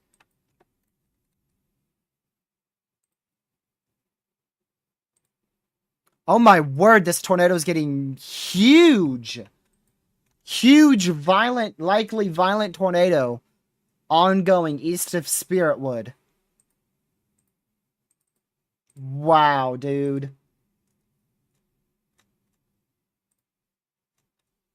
That is insane.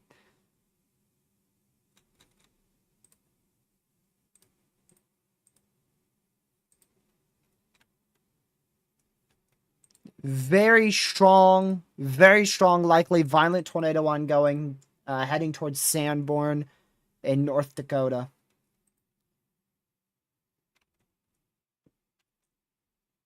Dude.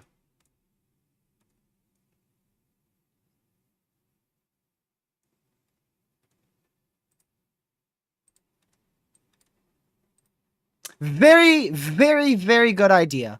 This is now a particularly dangerous situation tornado warning for Sanborn in North Dakota. This is a PDS tornado warning. Seek shelter immediately. A large, observed strong tornado is ongoing. Very strong to potentially intense tornado ongoing here. Very large. I can't stress enough. Very large tornado. And this is for almost 400 people.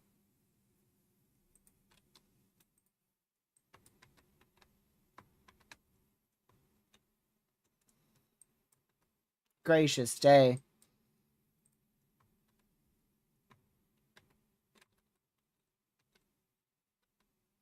I'm still wondering if that is fallout or not. I'm not too sure. Northwest of Bismarck. Either way, Bismarck, you need to be in your safe spot. EDS, PDS, severe warning for you. 80 to potentially gust of upwards of 100 will be possible with this derecho as it moves through. Again, likely an intense and a very large tornado currently ongoing here in North Dakota, heading towards Sanborn.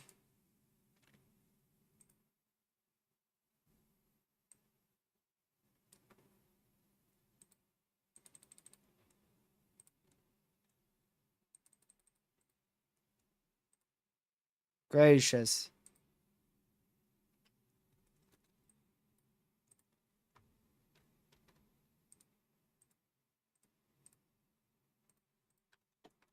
So many severes, too. Look at all this PDS severes over here, dude.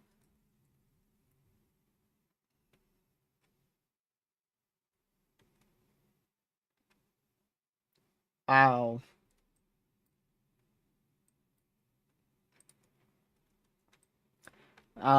This large tornado is now a fully rain-wrapped large tornado.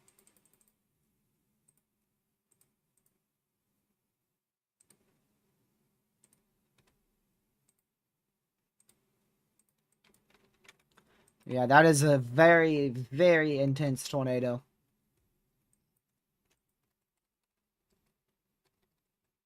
Again, this is a PDS. This is a PDS tornado warning, which means a large and strong tornado has been observed.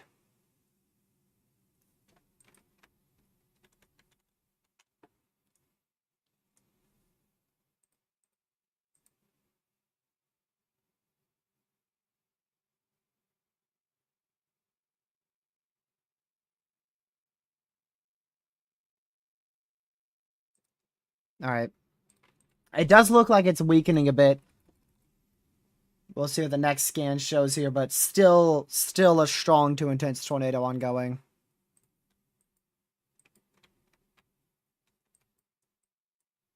Velocities are freaking out on that destructive near Bismarck.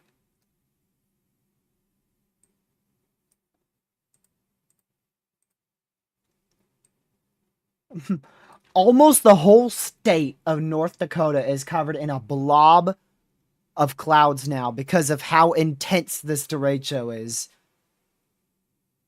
Nearly the whole state, with the exception of some areas in eastern North Dakota and southeast North Dakota, small sliver of southwest North Dakota too. But look at that, dude. That is insane. Very intense. Very intense derecho.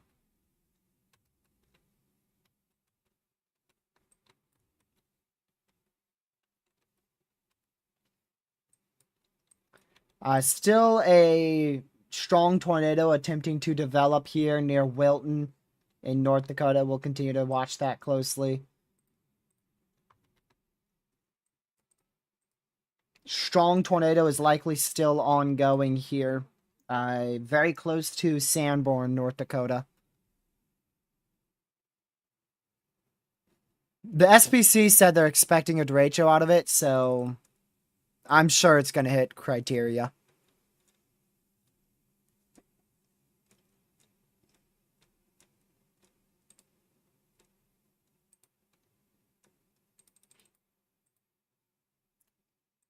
Let's look a little south real quick. Oh, I'm glad I did. Look at that. Another tornado likely trying to develop here near Adrian. Out of our other prefrontal storm here. So northern one has an observed strong tornado ongoing near Sanborn, North Dakota. And the southern one near Adrian is actively trying to produce another tornado.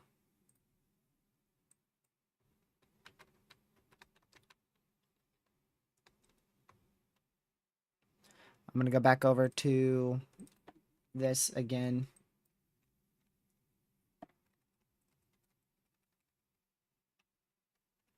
Hard to say exactly how much this storm's rotating near Baldwin, North Dakota, but definitely be in your safe spot.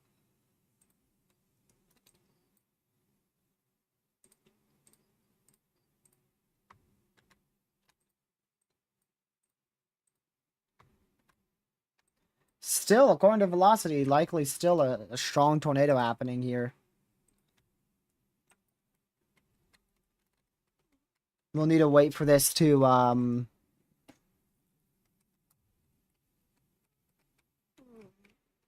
wait for this new scan, hopefully in 3 seconds. Whoa. Yeah, that is still an intense tornado ongoing.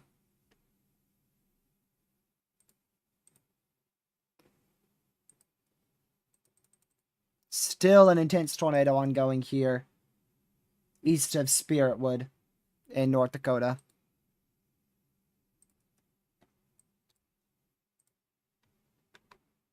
Still a huge tornado. Got it. So Chaser still reports a large tornado on the ground. Very much correlating with velocity there.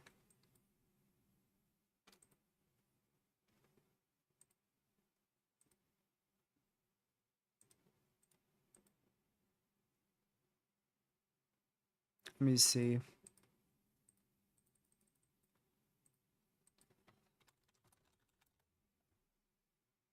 Give me just a moment. I'm pull up a different chaser real quick. Oh my word, yeah, it is still a huge tornado.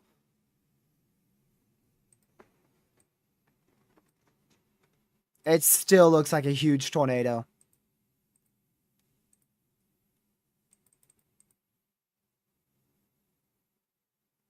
Oh my goodness. This is a very large wedge tornado, likely violent. Very close to Sanborn in North Dakota. Absolutely large tornado.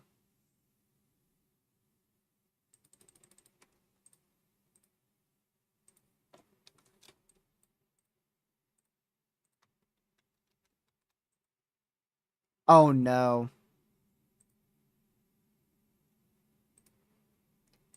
Something is completely flattened ahead of this chaser. Might be a house or something. Something is completely flattened, dude. What the heck? I can't tell if that's a house fully flattened or not. Something is completely destroyed by this violent tornado west of Sanborn. Yeah, it looks like a house.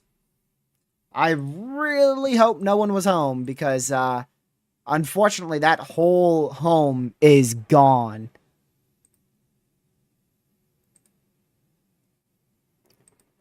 Jeez, dude. Yeah, this thing is very violent.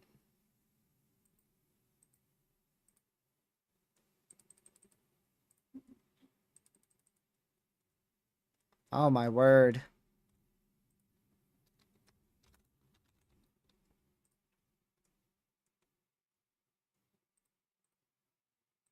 Okay. I have no idea where the chaser is. I couldn't tell you.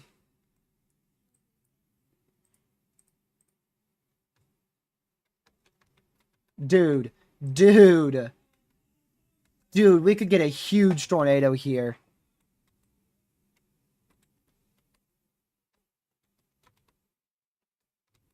If these velocities increase, we could easily get a huge tornado out of this this indent here, well north of Bismarck.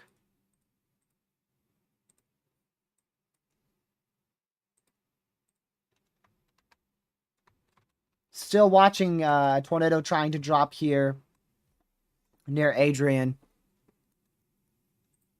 Yes, it's a wedge. It is a intense to violent wedge tornado that just it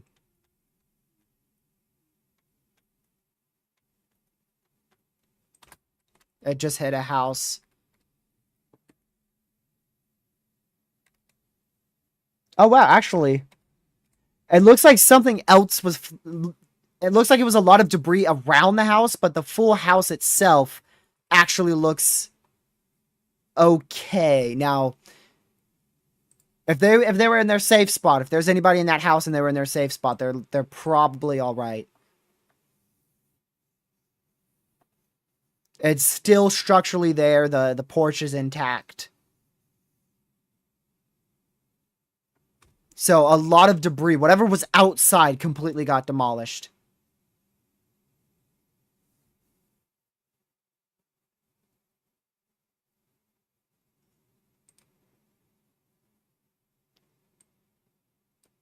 Gracious, dude. Hopefully they're okay. It looks like something, if they have like a garage outside or something, that is what's completely gone. The house itself still looks okay. Like I said, if they were in their safe spot, chasers are checking up on them right now. There's no response right now. Hopefully they're all right. It does look like this tornado's occluding. You can see on that newest scan a very sharp north turn. A very, very sharp north turn.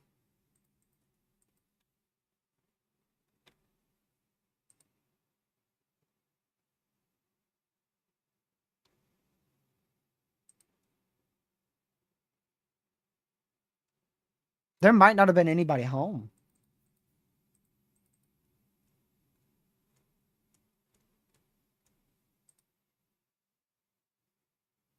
They were in the basement. They're good.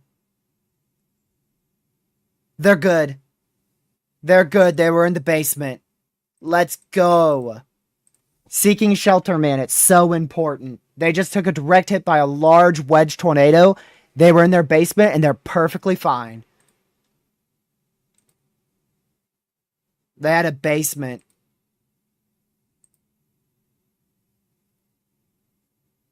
So they're perfectly fine. Their house is very, very badly damaged. But they are fine. Holy moly, that's a relief. And it looks like this tornado is likely lifted.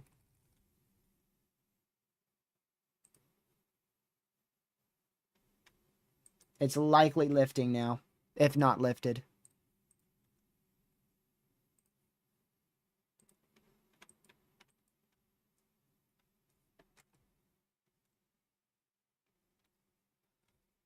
Holy moly. That was very stressful. Really, really thankful to see those guys are okay. Not sure how many people the chasers are still helping him. Super glad to see people heeding the warning. And they took a direct hit from a wedge tornado.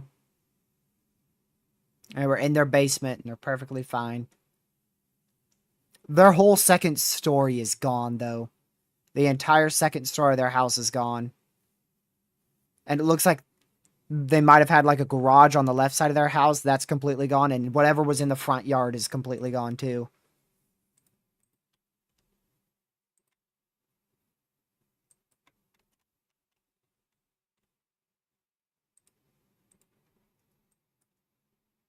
Jeez, dude.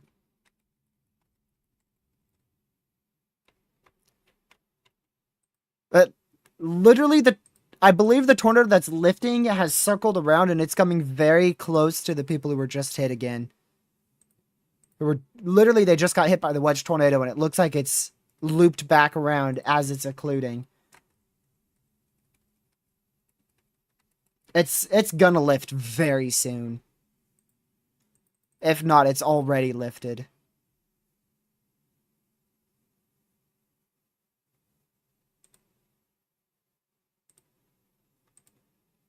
It was a couple of outbuildings slabbed.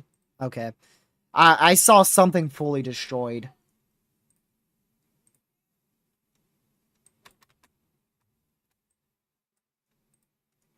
So rope tornado is still on the ground, but is lifting right now, just like literally right in front of a house that was severely damaged by this wedge tornado earlier. And as it's occluding, it's heading right back. It's turned around. It's done a U-turn. But it should lift. I mean, it's very weak on velocities. I would highly doubt it's going to stay on the ground for much longer.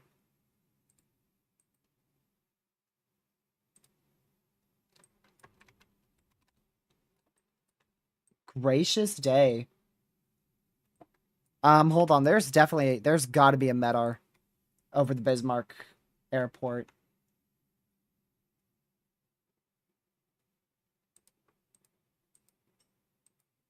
Really, no Medars out here? Brother, you're kidding. Alright, I have another way to check.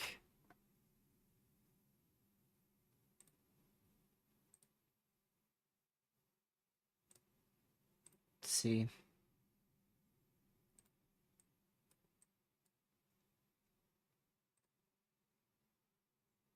I highly doubt. Yeah. That was from 10 minutes ago, so that's not going to be when the gust went through. We'll keep that up. Try to come back to it in just a moment. There's a gust of 62.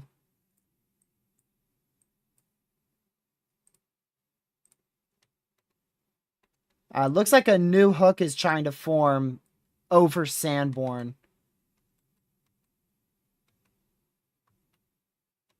Yeah. So that rope tornado is likely lifted now. It's likely fully gone now.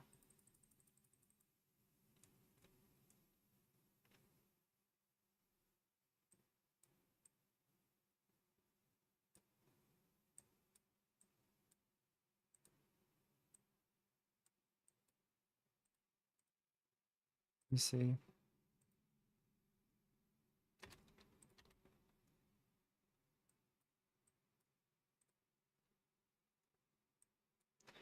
Really want to see that wind gust.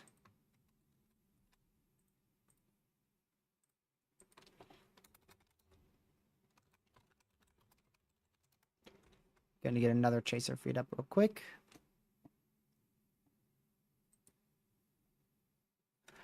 Is that another one already? Possibly another tornado trying to touch down?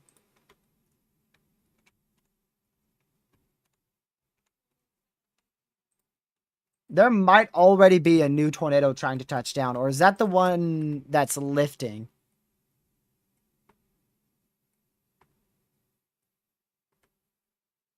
Is that it roping out? Or is that a new one touching down? I can't tell.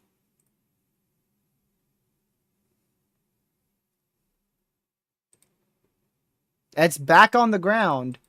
There's a tornado still on the ground somewhere in this, on this storm. I don't know exactly where, but there's a new tornado or possibly still the same one on the ground.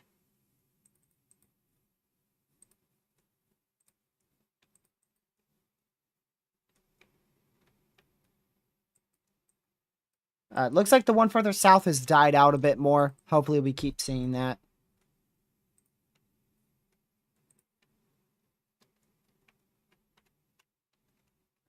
I'm trying to figure out if that's a hook echo right there or just stupidly intense wind speeds. Southeast of Bismarck.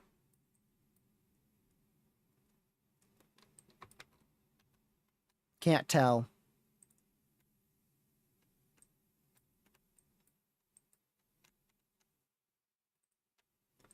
So still a tornado ongoing.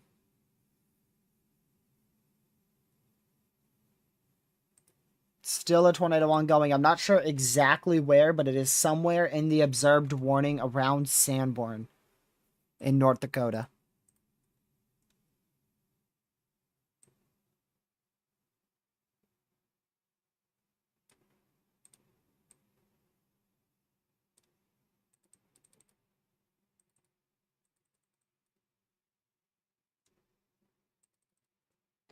Let's see. It's still ongoing.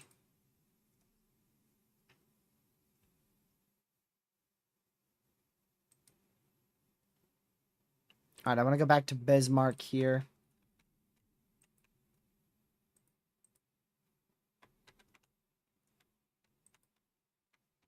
I can't tell if that's a tornado or not. Not sure what's happening there, but we could have had a tornado near Lincoln and or Bismarck over the last couple minutes. If we did, it would have been unwarned.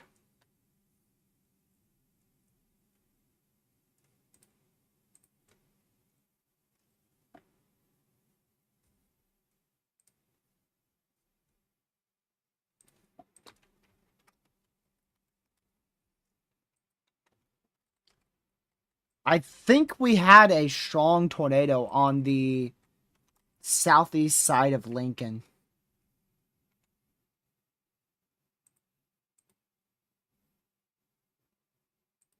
I think we had a strong tornado on the southeast side of Lincoln. It's very hard to say for sure. But that's extremely convincing. If we did, it's now gone. And it would have been, again, it would have been unwarned. And that's a relatively populated area, too.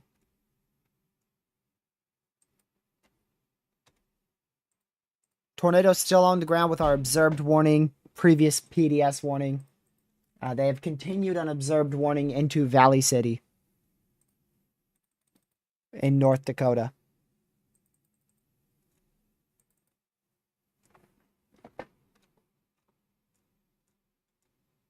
And it is still on the ground. It is very close to lifting. I think it may have lifted.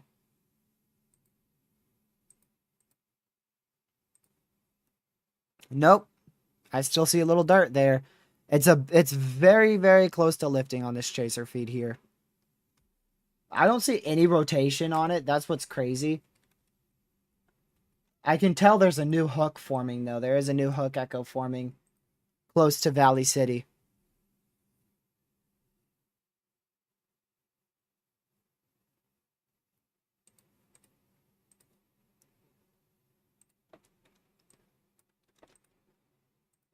Still tornado warning there for Marion in North Dakota as well.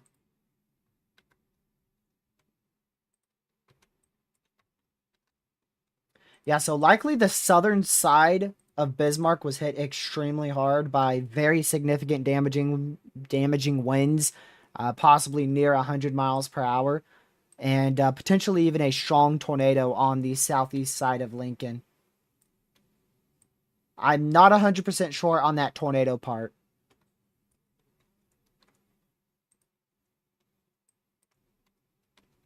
Not 100% sure.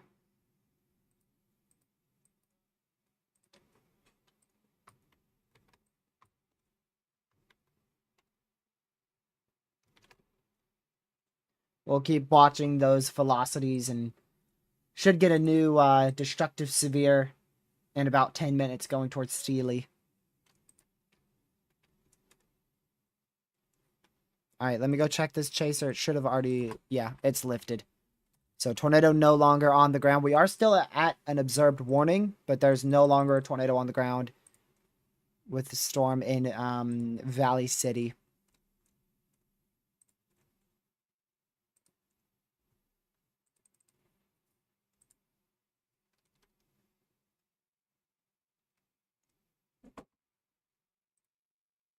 Okay.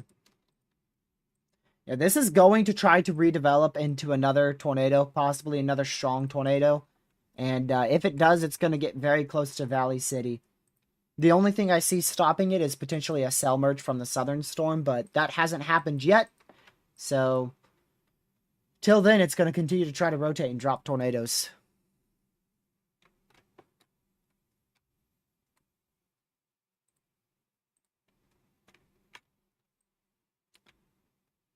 Uh, 62 mile-an-hour wind gusts recorded there west of Bismarck.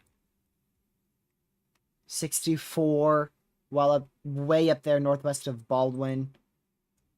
Haven't seen anything greater than that yet reported out of this area. Medar station still hasn't updated.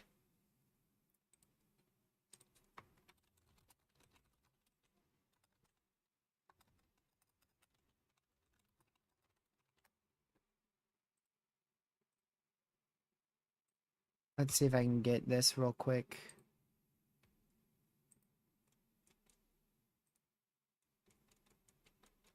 Give me a moment, y'all. I'm going to see if I can find something.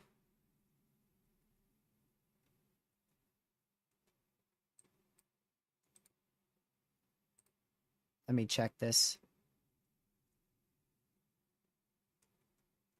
Yeah, the weather stations aren't updating much at all either.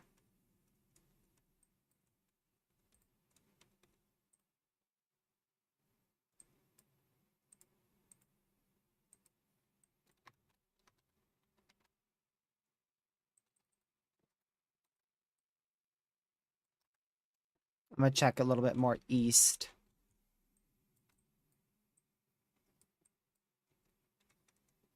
Okay, so this is going near Sterling now. So it's near Sterling. Let me see if I can find Sterling. I found Apple Valley, wherever that is. Okay, there's Apple Valley, so it's a little bit east of that. There we go. Wind gust of 20 miles per hour. Okay, so there's no good weather stations out there.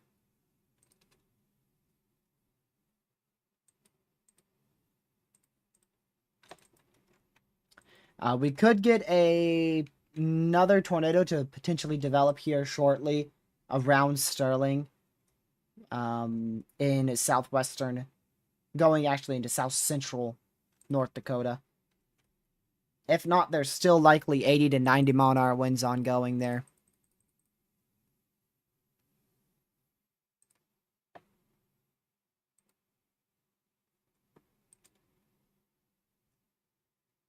Velocities say 115, but it's probably not that high. The area where it could have been right was near Lincoln. Possibly could have had near 100 miles per hour, maybe 110 around there, but nothing's been observed around there. There hasn't been any weather stations or anything like that that has observed it.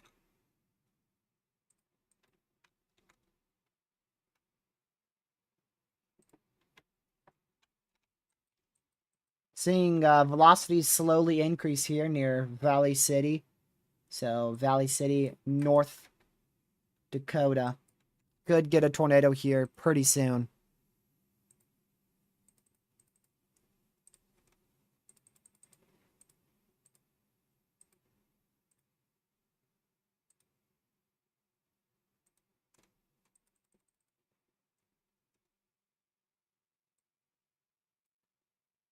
Traffic cameras, I mean, you couldn't even see a thing out of traffic cameras at all. It was horrible out of traffic cameras. It was just blinding rain and a lot of wind.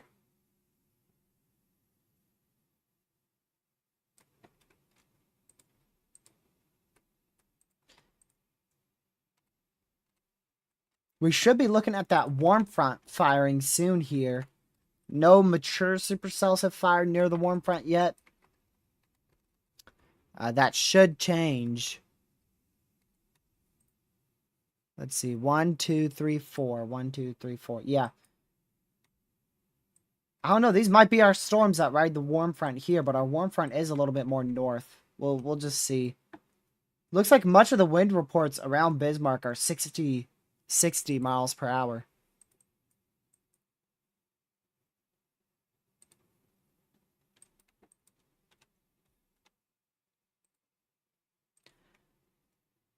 So, glad to see that wind speeds aren't even close to 100 around Bismarck just yet.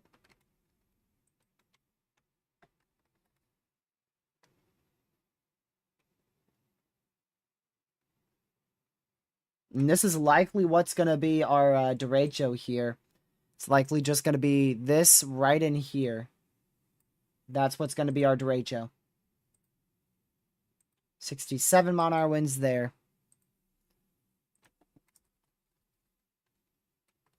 I mean, the HRRR has this lasting all the way until, like I said, until it gets into, really into either southern Canada or northern Michigan.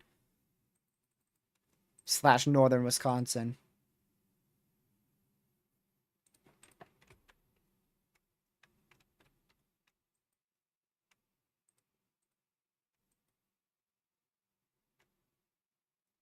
Still a confirmed tornado warning for 27 more minutes, but that should be downgraded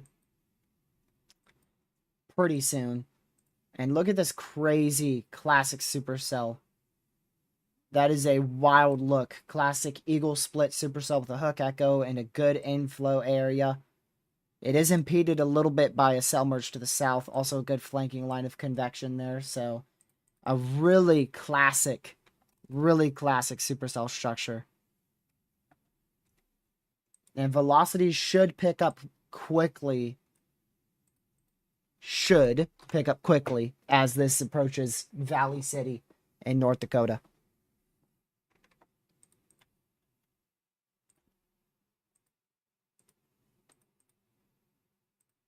We could very quickly see a new tornado develop.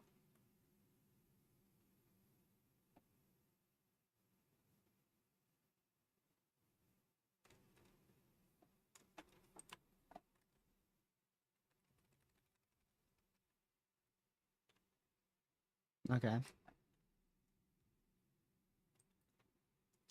Yeah, we're just going to wait to see if these storms can intensify anymore.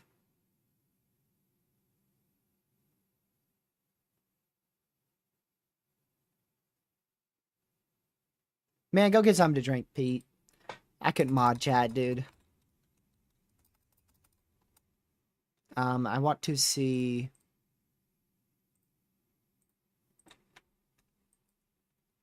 I forgot what I was going to check.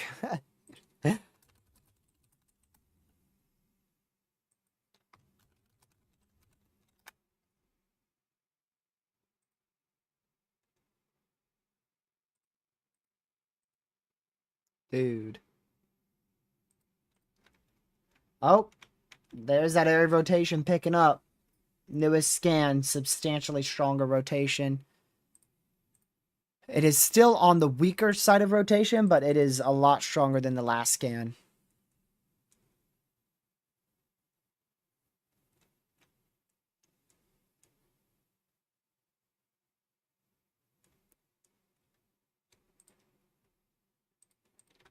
So we'll just need to see how that matures. But man, this is a very classic supercell.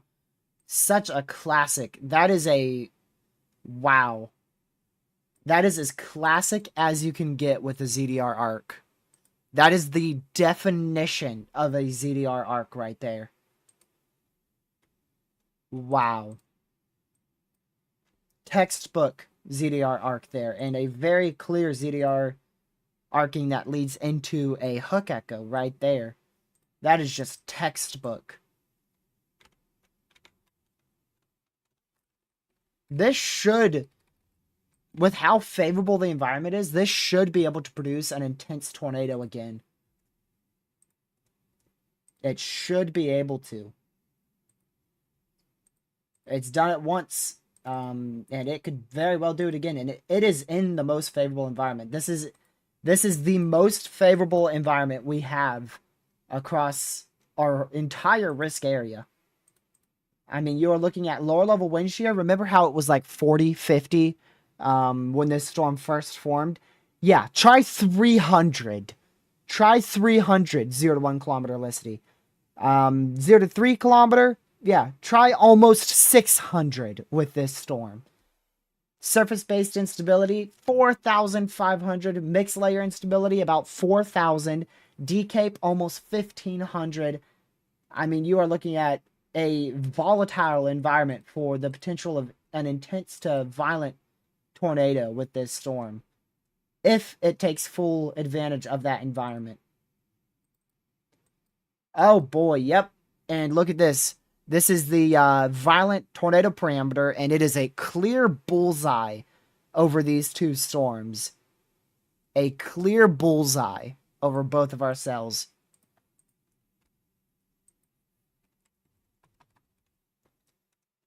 And this one especially, with how classic it is, man.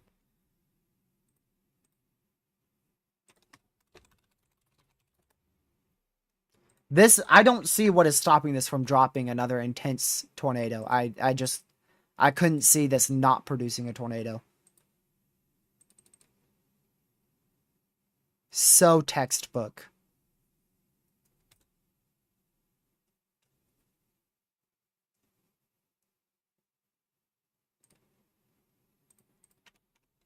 Yeah, likely about to be on the ground.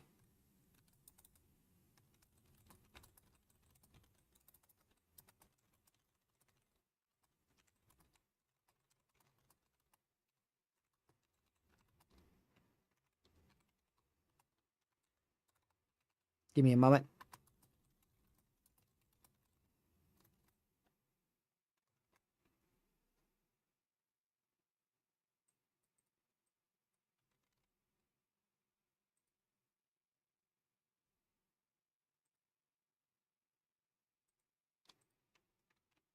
I can't say if it's going to become a violent tornado, but the environment is supportive of such. Is it on the ground? Is that it?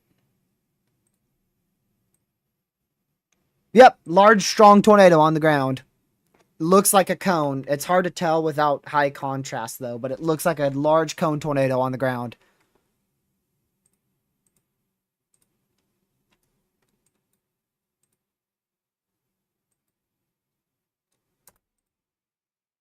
Wow. Yeah, already a likely a strong, large cone tornado on the ground.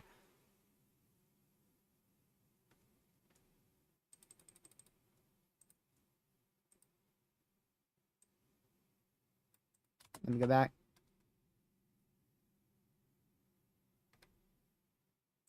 It's going to be hard to tell. It's rain wrapped and it's getting darker here. All right, I'm going to go back over to our Derecho real quick.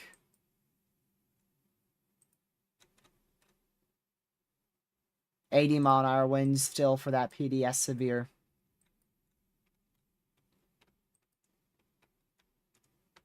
New tornado warning up here for a tornado to potentially drop at any moment northwest of Wing.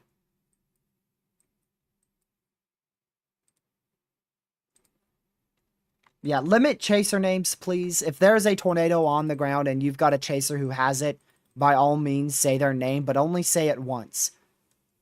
And believe me, I'll see it. And if I don't see it, then I'll ask. Just try to limit the chaser names to the best of your ability. Unless, again, if there's a tornado on the ground, please, by all means, say a chaser name. Because that's something that I need to know. It's just don't consistently say chaser, chaser, chaser, chaser, chaser, chaser over and over and over and over and over and over again when I'm literally relaying that chaser's information to you. Like, obviously, I'm already watching them.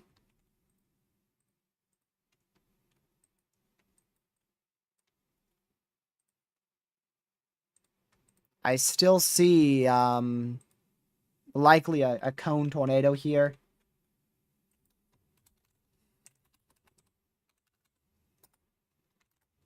There we go. See if I can get a better visual. Okay, that's the same visual. Gotcha. I'm just going to go back to this one then. I believe that is still a tornado. It's hard to tell because it's so rain wrapped. And now you've got a bunch of chasers with their big flashing lights in the middle of the road. Huge light bar. That way you can't even tell. I'm pretty sure this is a strong tornado on the ground about to go into Valley City.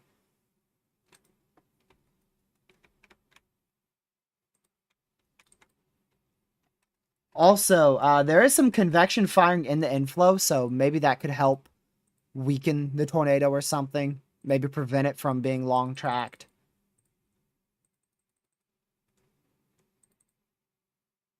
Yeah, huge, large stovepipe just crossed this interstate. Or no, not the interstate, the highway. Highway 1. Right in here. Tornado just crossed the road. So this is now past Road 1, and it's going to head towards I-94, very close to Valley City. Consistently checking back up here because we very easily may have a tornado ongoing northwest of Wing, North Dakota. But our strong tornado is the one southwest of Valley City at the moment.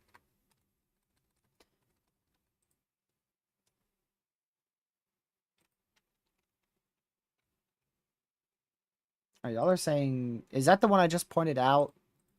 Back over here?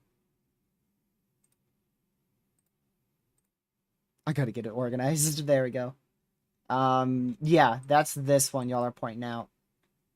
I don't see a very obvious CC drop, and the last two scans were in the clear slot, so I can't confirm. I cannot confirm what that was. But it could have been, we could have had a tornado northwest of Wing. Just not for sure. And that's in North Dakota.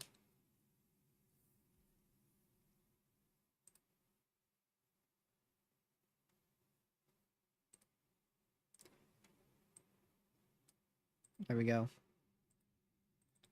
So still likely a strong tornado ongoing here. Just southwest of Valley City in North Dakota.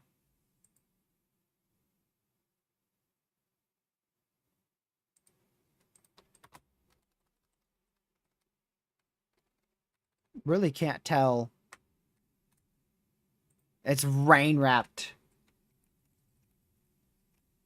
It is rain wrapped.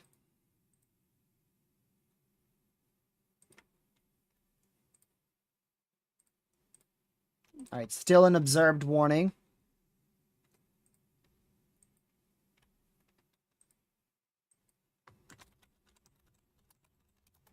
There we go.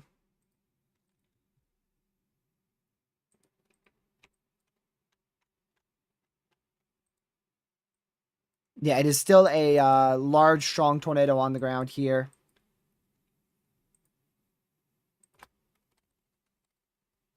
Dude, it is... Wow, it is a violent, large tornado. This thing's huge. This thing is a huge wedge tornado.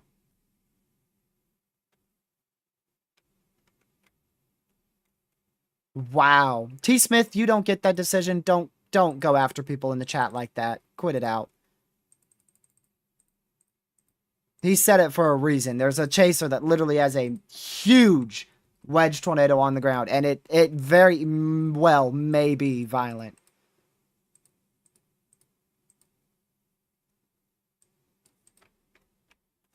It very well may be violent. It does look like it's going to stay away from Valley City, so that's good. It should stay south of Valley City. Hopefully it stays south. Unfortunately, there is still homes around this area. So hopefully everybody is in their safe spot, but it is going to stay out of downtown Valley City in North Dakota. And again, it is a huge, large wedge tornado.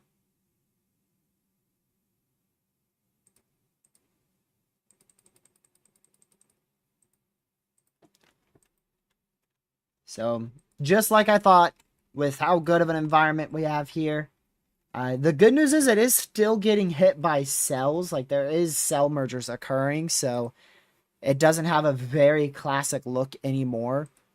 At least on the hook echo portion of the supercell. And those cell mergers might be what helped it push more south. Because it was heading for, like, literally, it was going to head right into Valley City. And those cell mergers may have helped it push a little bit more south away from the city.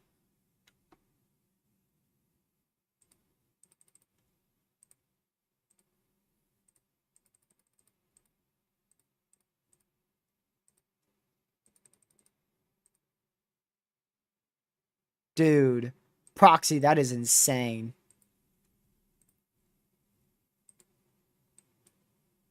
Oh my word, that is huge. I'm surprised it's that large. It doesn't even look like... For a wedge tornado, normally the velocities are like extremely wide, and this is like about 5 pixels. I mean, it is so much larger than what it seems like on radar. It is actually so much larger.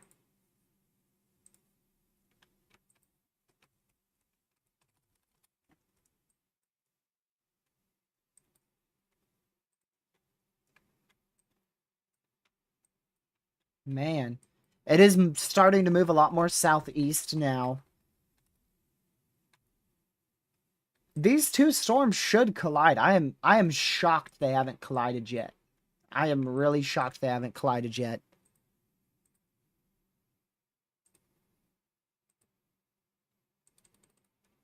That really surprises me.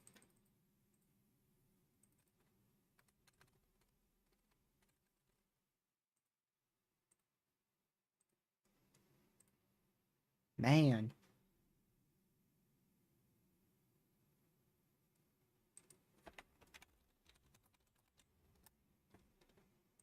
By the way, I still don't think our wind threat is peaked. The HRRR now simulates 110 mile an hour winds near midnight to 1 a.m. Eastern. So I don't think our derecho has peaked in intensity by any means. The environment downstream is substantially more favorable. The more east this moves, the better environment it gets into. So I just want to reiterate here. Our derecho is moving into a substantially more favorable environment. Once this gets towards Jamestown, near Jamestown, it is going to be in a volatile environment, a derecho in a volatile environment. So we could easily begin to see widespread 90 mile an hour winds to gust upwards of 110 to potentially even higher wind gusts than that. As this pushes east into the South Dakota, Minnesota border.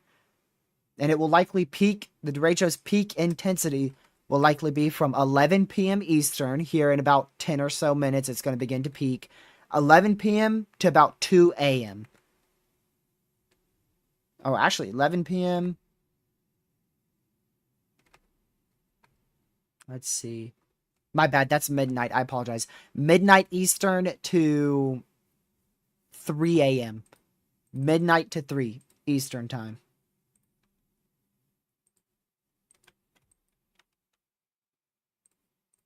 Yep, PDS. We are back to PDS for the second time on this storm for a large, intense to potentially violent tornado. It is a very large wedge tornado. Very, very large. Valley City has a population of, I think, about 7,000 or so. It is still staying to the south of Valley City.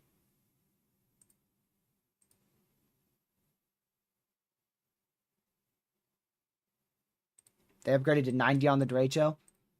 They sure did. 90-mile-an-hour winds on the Derecho now. Dude, this is insane. Look at all those velocities, y'all. Look at that. Wow.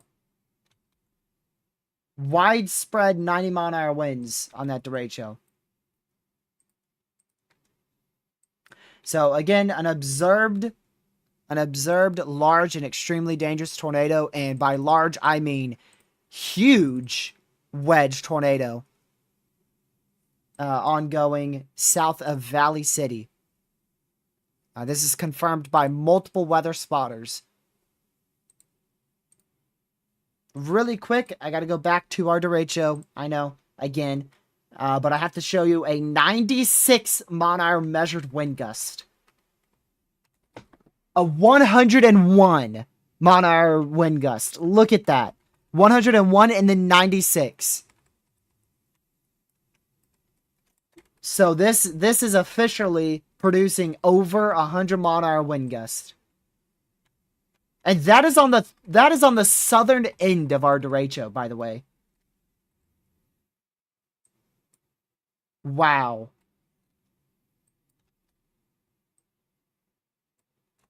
That is insane. Dude. Still an intense to potentially violent tornado south of Valley City. It is a very large wedge tornado. Haven't had a visual of it in a minute. See if I can get a different view.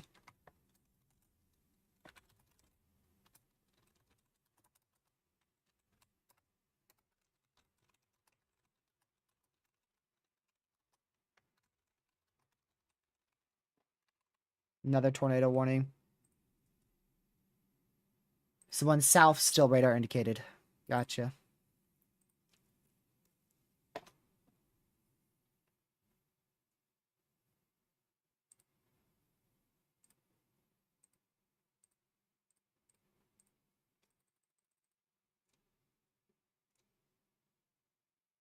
Jeez, dude.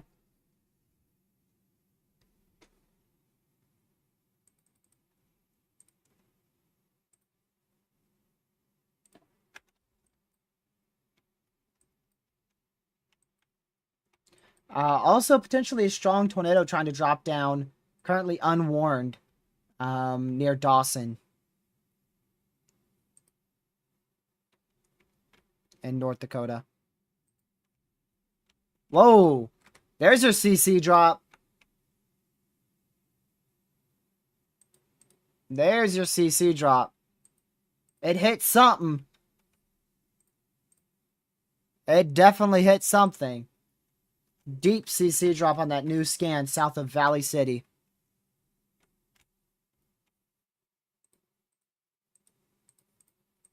Jeez. Let's go see if we can go to, we'll go to Radar Omega because I can do it quicker on Radar Omega. I would do Weatherwise, but I don't want to screw up Weatherwise's radar because we're still using that very often. Alright, let's go see here. Let me get rid of everything, including the SBC outlook. Okay, there you go. Looks like that's a farm that it potentially hit there. So that's your deep CC generally in this area here. So there's a barn and a farm, probably some barns there too. A lot of trees around here. There's silo, some farm equipment around this area. Field, more farms and barns. There's some homes. That's heading right. It is heading right for those homes. Right for these homes. So it likely hit some... It likely hit a farm. That's what caused that deep CC. It does look a lot smaller on that new scan, but it is still very strong to intense. I doubt it's violent anymore. It seems like it's weakening quite quickly at the moment. But then again, I don't have a good visual of it.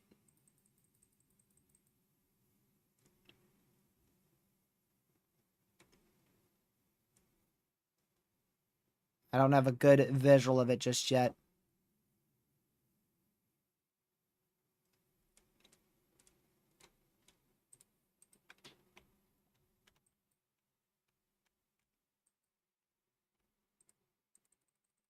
Let me see here.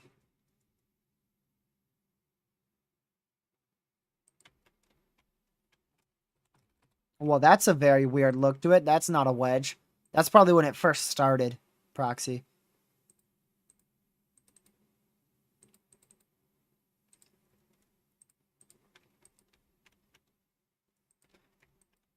Yep, still velocities on that next scan, but it is, like I said, getting weaker. We're going to get a new scan here in about 15 seconds.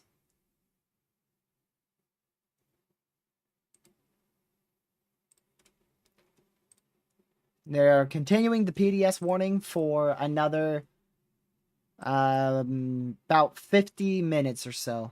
About 49 minutes.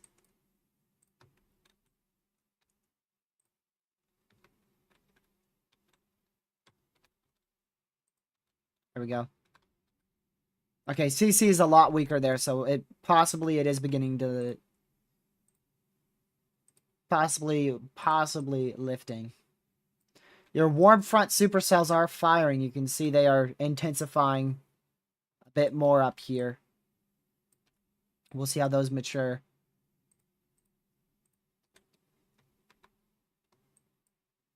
Still widespread, likely quite widespread 90-mile-an-hour winds here across your entire main portion of your derecho in southern North Dakota. Yep, this is likely lifted south of Valley City now. Likely lifted.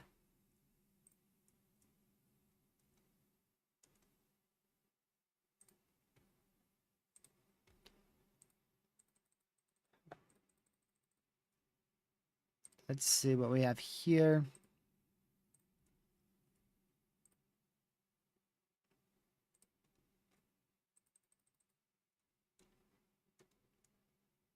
All right, so again, our current PDS tornado warning, that tornado is likely starting to lift at this moment. And it definitely could recycle in the future. Again, as long as it doesn't completely get impacted by that storm to its south, which it's very close to being fully impacted by the storm to its south. However, looks like this guy's struggling a little bit.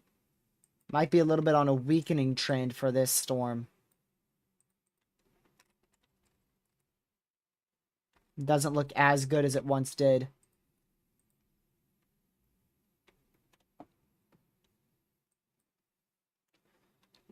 All right, we're going to go back to our derecho again. Well, those velocities are all screwed up. And we just got another update on the southern tornado warning. Still radar indicated extension there for 46 more minutes. That southern one has never dropped a tornado. We haven't seen any reports, and it's never been observed.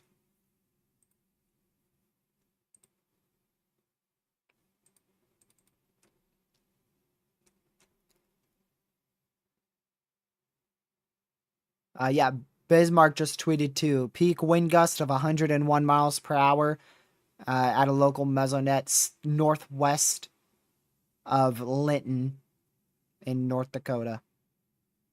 Extremely dangerous storm.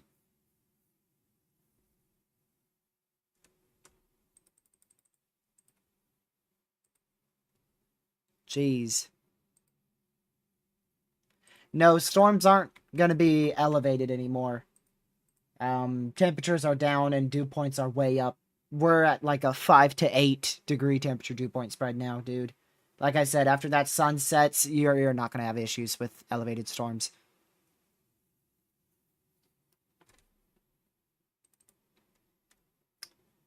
My guess is possibly the warm nose or dry slot located about 600 millibars. could be causing a bit of an issue for that southern storm, but I don't know for certain.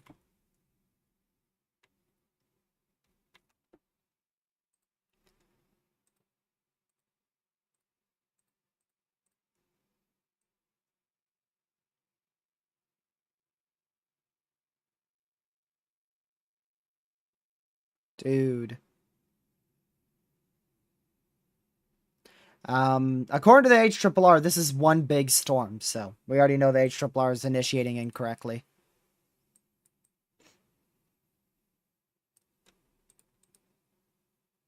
New tornado warning somewhere?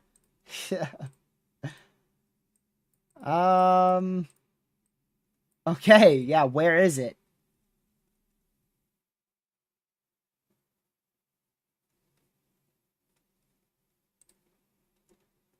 Yeah, we see that one. Maybe it was just an update. Let me see the notification. Yeah, it was an update to the one I'm on right here.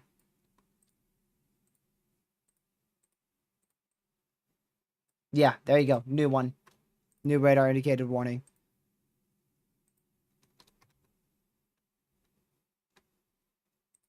No, you're right. You're right. It's not like a new storm, but it is a new warning. Because you could see this one expired. See, they canceled that actually. And they issued a new one for longer. So yeah, you're right. Oh, my bad. Never mind. I'm right. Yeah, you're right.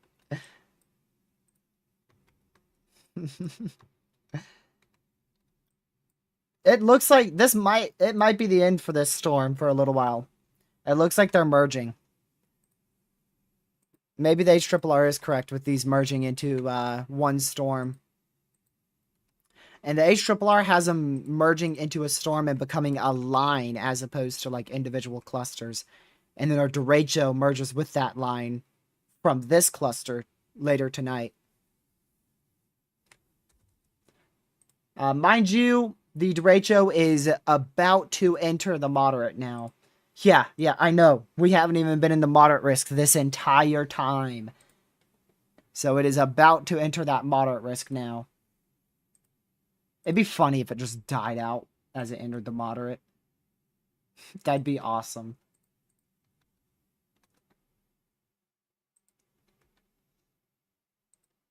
I don't know about the HRRR with the cluster of storms that's been producing tornadoes for the last hour and a half.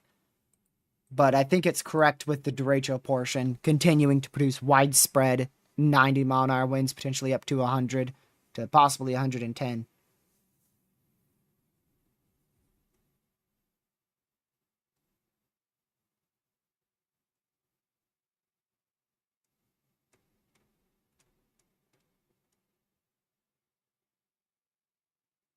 Let's see here.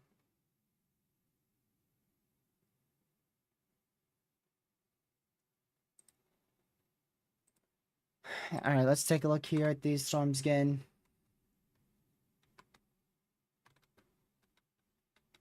That looks corrupted. Alright, back down to radar indicated. Let's go all the way to... Actually, we'll go to the new scene, and I gotta change that threat level real quick, and I also gotta change that text. We haven't been back here in a hot minute because we've been having observed in PDS tornado warnings for a while. Actually, you know what? We're going to switch back to destructive severe. After I just fixed that. 2 unwarned tornadoes.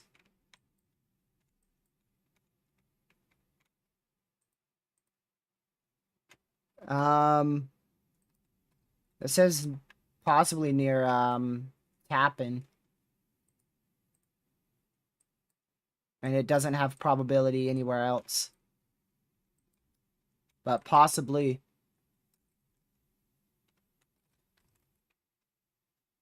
Right now the velocities are corrupted on GR2. Hopefully they fix themselves.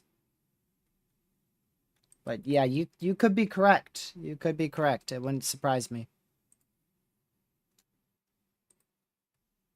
You could be right.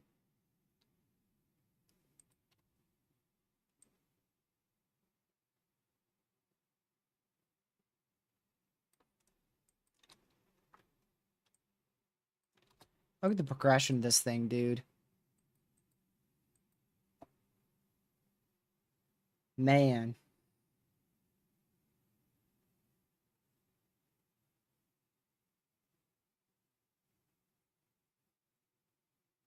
Remember how I said Derechos come out of nowhere? Yeah. Today went from looking like absolute garbage to a fully uncapped environment with strong to intense tornadoes and a full-fledged 100 to 110 mile an hour derecho. All that happened in the span of about 12 hours. Everything uptrended overnight into this morning. It literally comes out of nowhere. I'm telling you.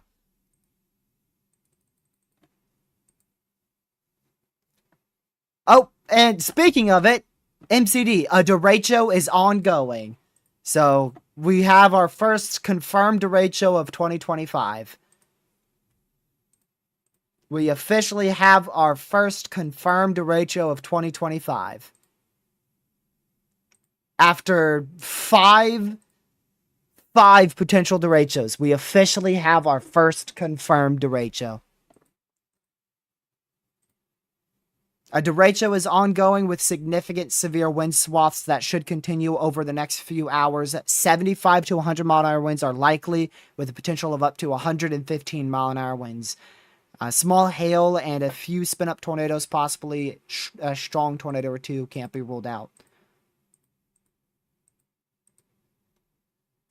I'll show you that MCD shortly.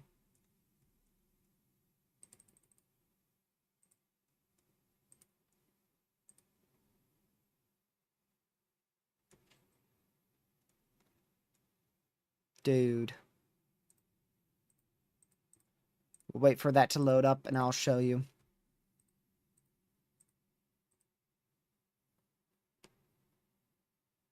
Anytime. There we go. Nope, that's not it.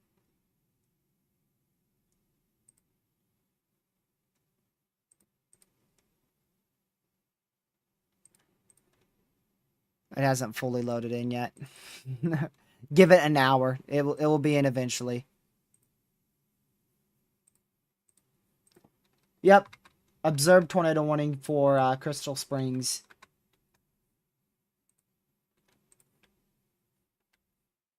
In North Dakota. Although I don't see any well-defined debris anymore. They did just observe that. How about the bookend vortex that's trying to drop a strong tornado up here? Look at that. That is a textbook bookend vortex trying to drop a tornado up there. Mixed with some cell mergers.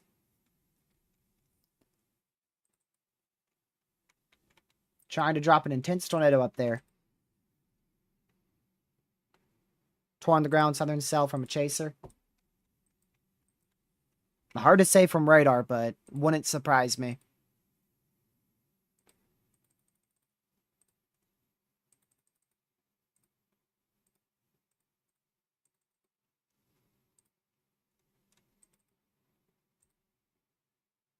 Dude.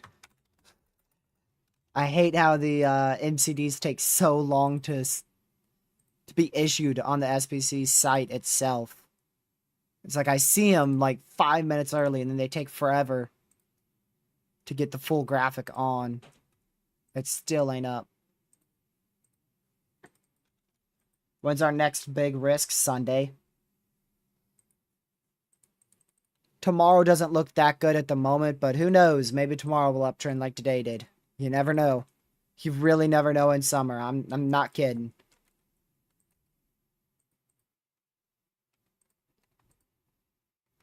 I think the greatest threat for tomorrow is going to be along northern Michigan into Canada.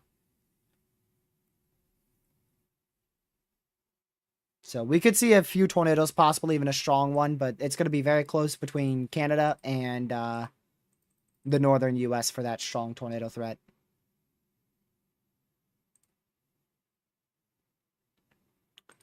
A new mesoscale discussion. A pair of supercells will reside with a high significant tornado parameter value environment for at least the next couple of hours with a continued tornado threat.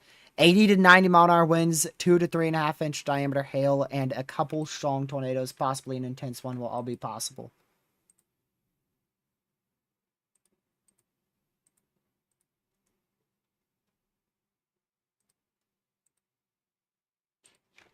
Another new MCD there. Give me about 50 years, I'll get that one in too. The one saying a Derecho ongoing is still not in.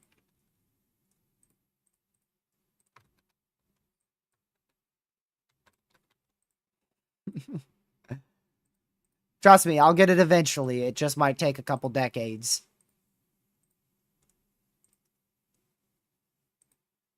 Literally.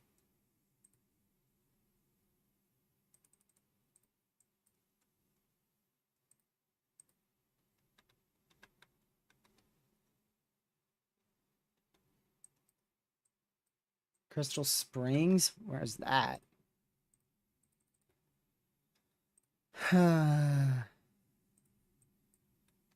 Yeah, this one is on the ground, by the way. Spotter has a tornado on the ground near Fort Ransom in North Dakota.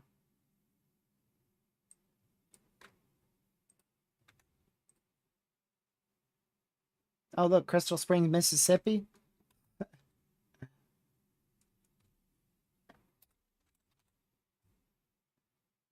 All right, you're going to have to give me another town name, brother. There we go. Okay, you literally could have just said the observed warning, buddy. You legit could have just said the observed tornado warning. Like, come on.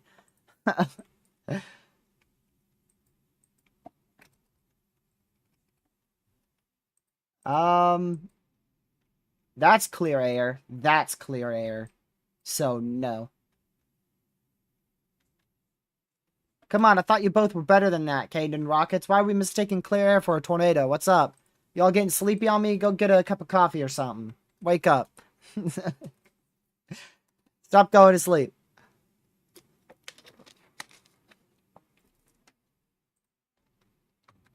Get some caffeine. It's 10, we're tired. Shut up, dude. It's 11:13 over here. I was up till 3 a.m. last night, and I'm still live streaming. I did a 6-hour live stream yesterday, almost 12-hour live stream the other day, till 3 a.m., and now I'm still live here, going near 5 hours, and it's 11:13. You're tired? Sure, buddy.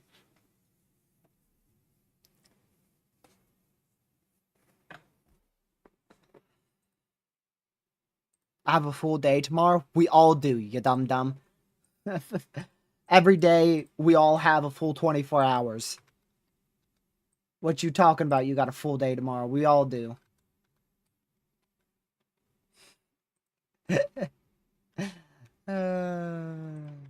Man. But yeah, these easily could drop strong tornadoes. They may not be actively still dropping strong tornadoes, but definitely easily could. Really good hook echoes on both of them.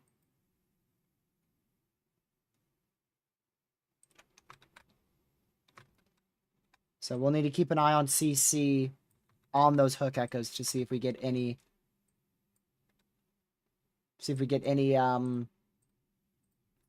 CC drops there.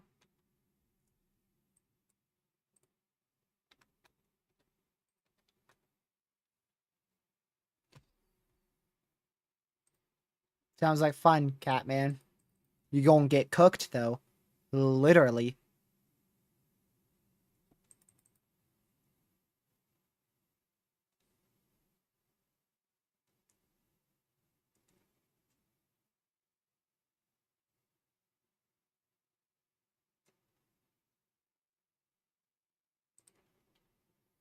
Alright, let me go back over here. I don't see any tornadoes actively on the ground at the moment.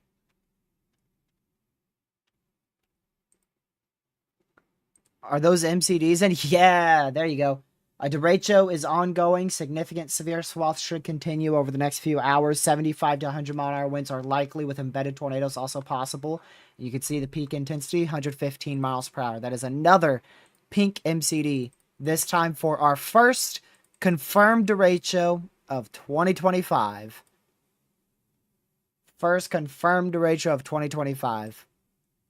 And then here is your other MCD for those two supercells out there in southeastern North Dakota for the potential of 2 to 3.5 inch hail, up to 90 mile an hour winds, and a couple strong tornadoes, possibly an intense one to continue for the next hour or two.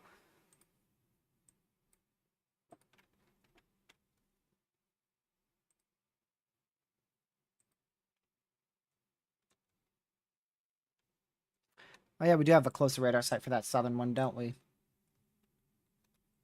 Still terrible. I'm not going to get another GR2 out for that. It's no longer on the ground according to a chaser, so...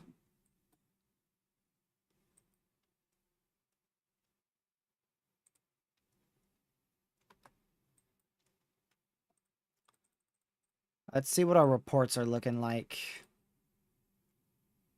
We're up to almost 50 wind reports, about 7 tornado reports, and about 30 hail reports. All those will go up very quickly tomorrow once our event is fully done and people start sending in more reports and those reports get verified.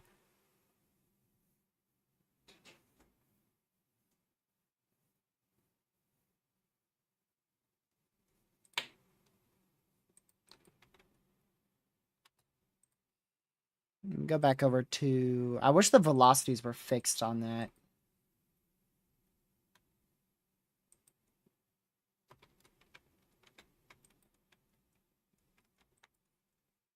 Alright, still an observed tornado warning for a couple more minutes.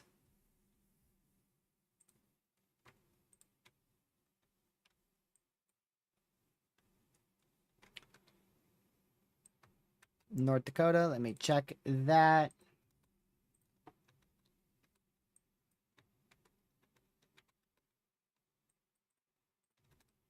I mean, the rotation, last time I checked, it was dying out. I mean, I don't see any clear CC right now. But it could redevelop. I just don't see it at the moment.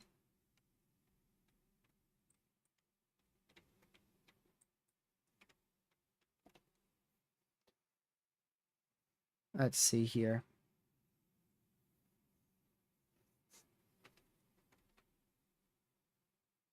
Let's go back to these two storms. I'll go back to weather-wise again. You're about to see a very unique situation that we only see a couple times a year. You ready for it? The outflow boundary of our derecho is actively producing 60 mile an hour winds. That is how intense our derecho is. The rain is hitting the surface, spreading out, and it's spreading out in a very confined line to its south.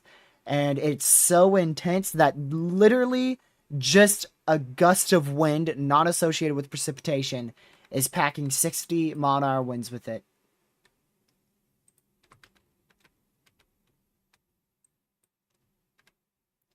That is very... That's getting pretty strong there near Fort Ransom. Wedge tornado on the ground, Fort Ransom, North Dakota, on the southern one. Man, y'all all watching the same chaser at the same time? Like, hello? All three of y'all. That's crazy.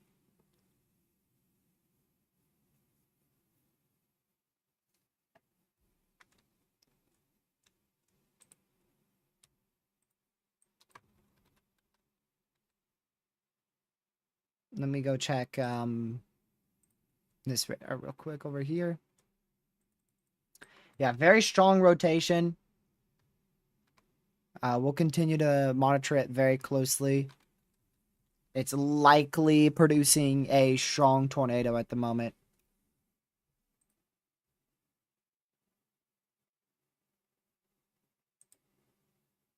So we'll continue to watch that storm, possibly producing a large tornado. And yeah, you could see it is becoming more clustered up too. It is becoming more clustered. Gracious day, look at that derecho, dude.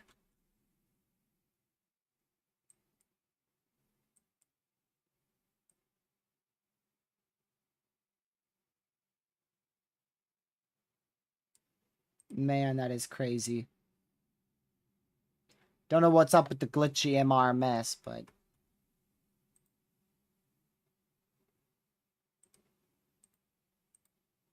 Glitchy MRMS. Oh, man.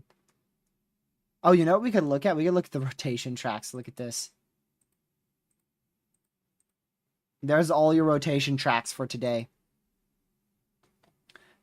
All of your velocity scans gaining rotation tracks. Now, definitely not all of those are tornadoes, I can tell you that. And not all of them are actually valid rotation.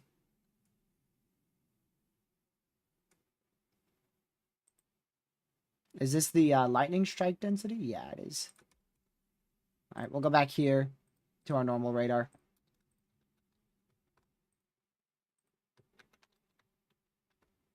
Still could see 2 strong tornadoes at any moment around Cleveland in North Dakota.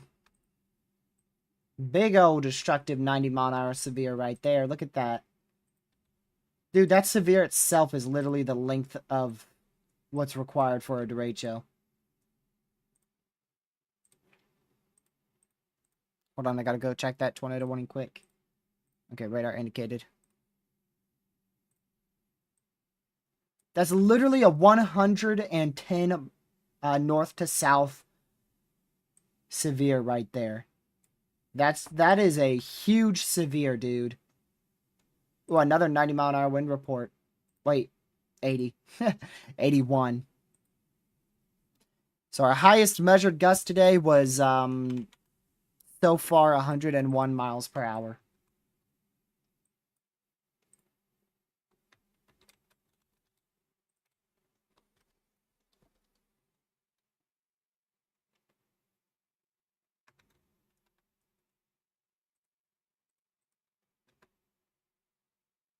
Still a very classic looking storm here trying to rotate and drop a tornado near Cuba, North Dakota. Yeah, our derecho is starting to move into that very favorable environment, so it should intensify even further, believe it or not. It should intensify even further. I am curious to see about how much instability those prefrontal storms have taken up. None. None. Like, literally, they've barely affected the environment. That's insane. Those supercells are over 60 supercell composite right now. The new Mezoanalysis has observed 60 supercell composite over the Valley City. Dude, this environment is insane. Oh, hey, another PDS. Will you look at that?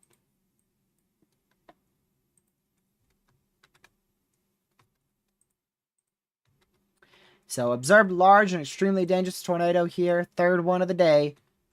This one for Fort Ransom in southeastern North Dakota. That is our third PDS observed tornado warning of the day. So a PDS tornado warning means a particularly dangerous situation tornado warning is in place.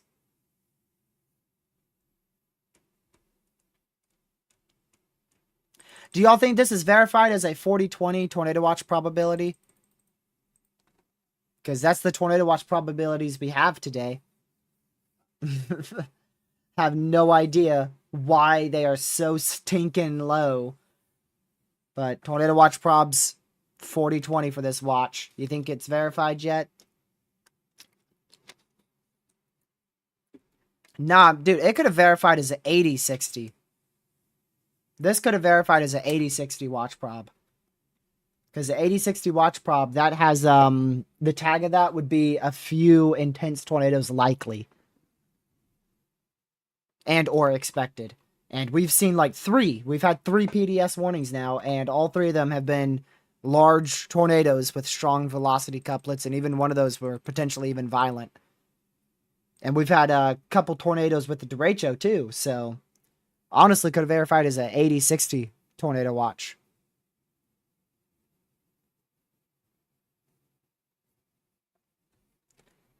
I don't know if this could have verified as a local 15 sig tor down in this area. I don't think so. I think the SPCA did great by keeping it 10 sig tor. Look at those winds, dude. Look at that crazy rear inflow jet. Oh my word. Just a classic derecho here. Not like what we saw back in July last year. Not that classic, but this is definitely a derecho.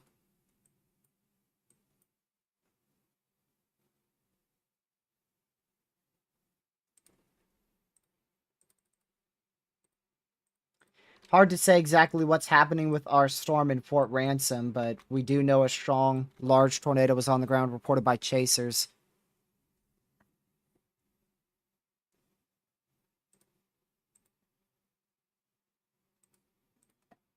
I do want to see power outages. There's not a crazy amount of population up here in North Dakota. Yeah, under 10,000 people without power in North Dakota right now. Under 10,000 people.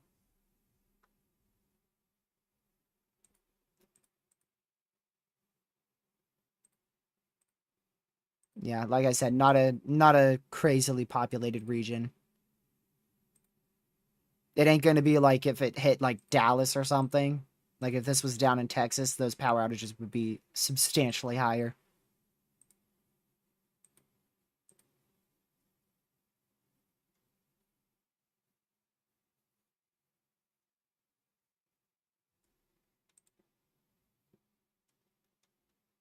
Dude.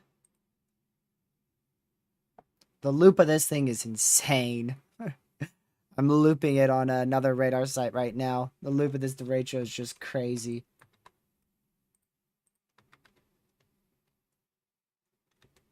So I think our main tornado threat is probably starting to decrease due to those storms clustering up more.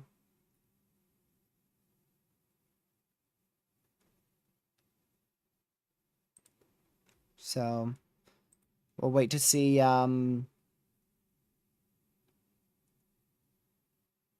exactly what happens here. See if that tornado threat does ramp back up again. Still a PDS warning in effect there, but velocity is substantially weaker now.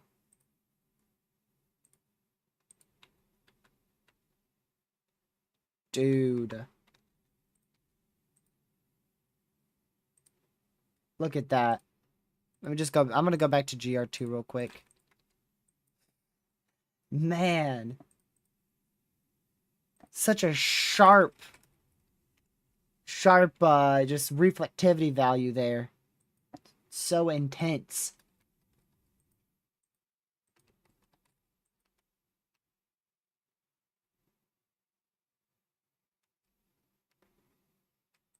I'm surprised we haven't seen greater than 100-mile-an-hour winds here in a little while.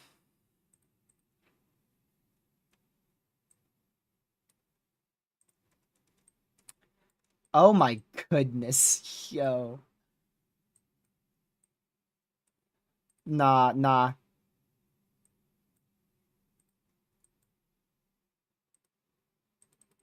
Look at that. Look at that, dude.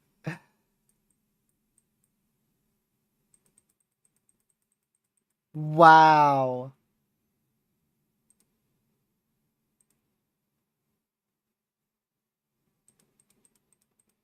Oh my word. That is just crazy.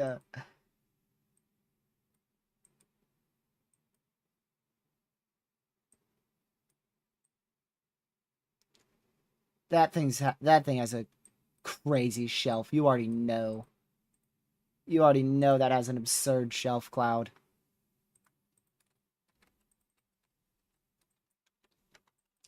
This is the sharpest point of that value.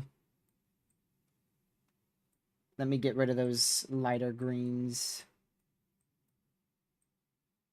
Dude, like, literally, that's gonna have a crazy sharp shelf cloud.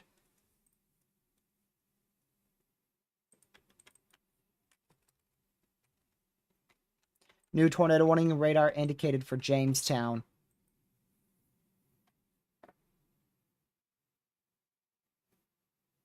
Out here in southeast South Dakota. Or southeast North Dakota. I did again. North Dakota. This is in North Dakota. By the way, that tornado warning is for over 20,000 people. That's that might just be our most populated tornado warning so far today.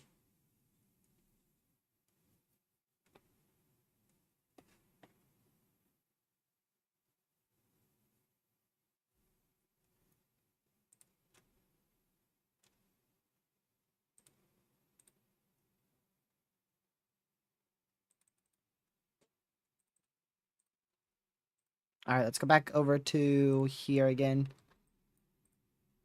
Still unobserved PDS tornado warning. Like I said, rotations really died out on that though, so we'll still watch it, but it's not as bad as what it was before. I don't know if it's still producing a strong tornado or not, but velocities don't correlate with there being a tornado on the ground right now.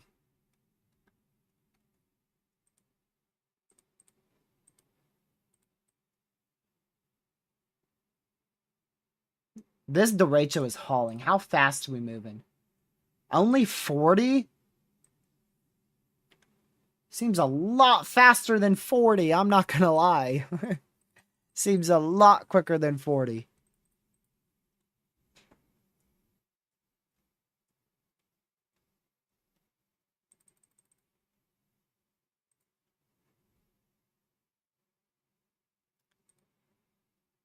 Go back over to here again. Yeah, we're kind of in a bit of a radar hole for our derecho right now. Starting to move towards our radar site out there near Hillsboro, though. It's gonna make it. Don't worry, Catman. It's gonna make it.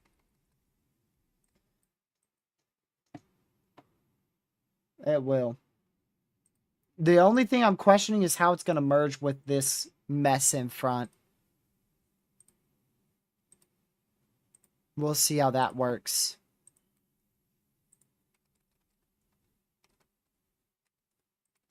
The HRRR wants it to merge closer to 1 a.m., but I think it's going to happen. Yeah, actually, it might happen right about 1 a.m. You might be correct.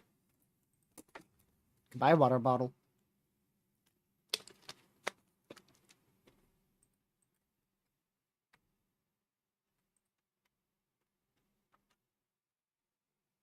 I don't think the main warm front is going to have a chance to fire anymore. I think those two prefrontals we saw, that was our main tornado event.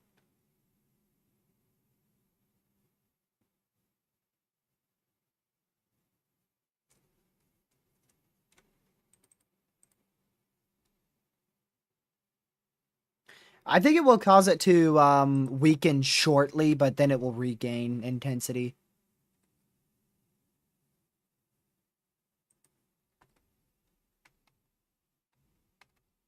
I don't think it will like stop it from being a derecho. It's already a confirmed derecho. The SBC already confirmed it. They already confirmed it as a derecho, so.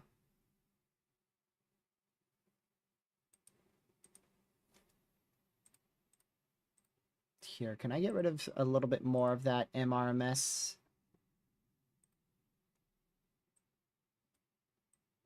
Nah, keep it at 14. Hey, at least this is going to be something that looks relatively cool from Radar Omega.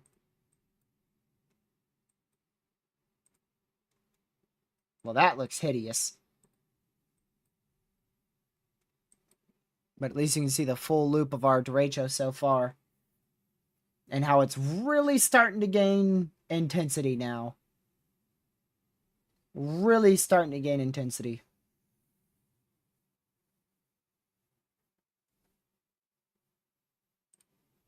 Look at that, dude. Classic Derecho.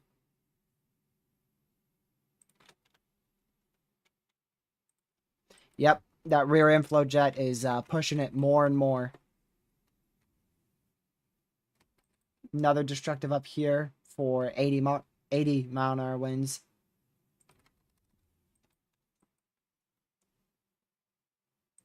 All right, back down to a confirmed tornado warning now.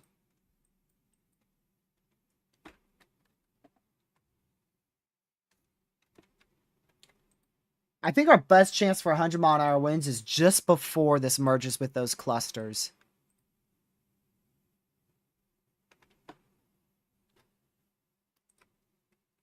I think it will be like 12:30, right around between now and 12:30.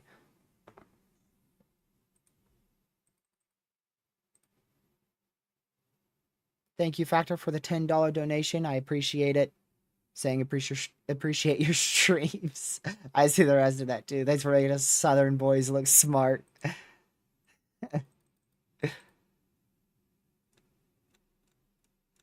I don't think I look that smart now.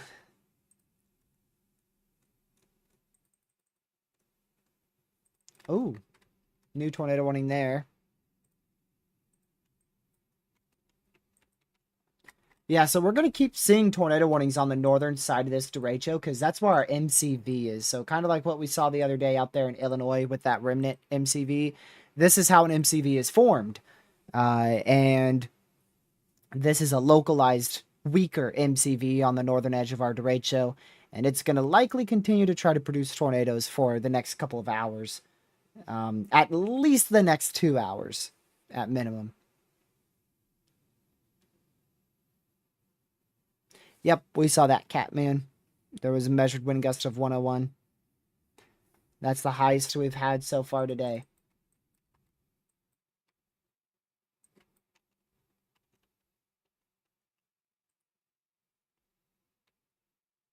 Almost time to get rid of our Bismarck radar site. All of our main storms and our derecho getting closer and closer to our Hillsborough radar here in North Dakota.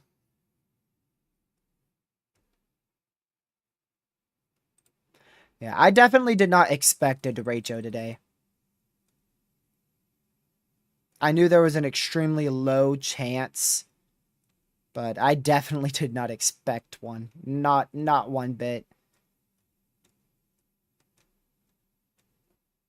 And then everything just, it's like right about when was it? Like, when did we go live? We went live at 6:30. Like right about 5 o'clock, 5 o'clock, everything just uptrended like crazy. It was when I did my outlook. Yeah, I did my outlook at 5:20. Yeah, right about 5 o'clock. Everything just started going crazy and uptrending like crazy, dude. All right, new destructive severe for 90 mile an hour winds again. So that's observed by what? Your guess is as good as mine. EDS, PDS severe for observed 90 mile an hour winds. Yeah, moving east at 65. That is a lot closer to what I was thinking. They had it at 40. Now it's at 65.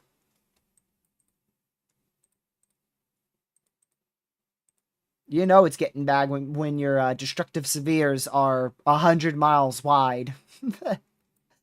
Like, this one was huge.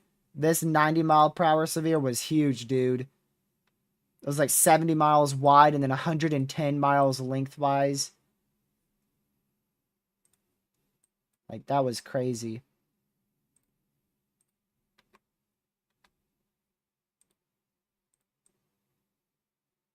Your derecho is moving a little bit more northeast than what I was thinking originally.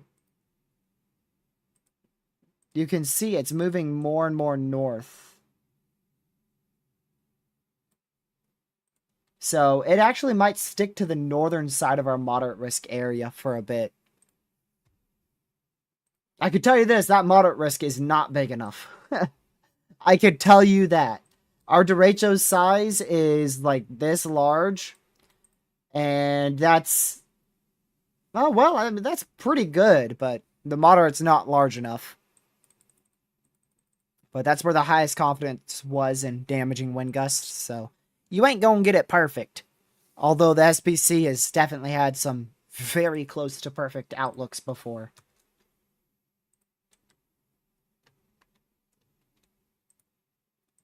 So these two little notches right here, still trying to be tornadic, still attempting to produce tornadoes. And outside of that, we're still going to continue to see our MCV attempt to rotate and drop tornadoes on the northern side of our derecho. And then, of course, our prefrontals, I think, are about done.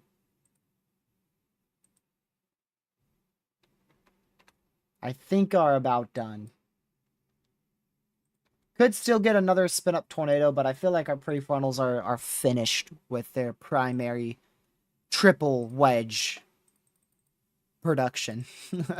3 wedge tornadoes out of them.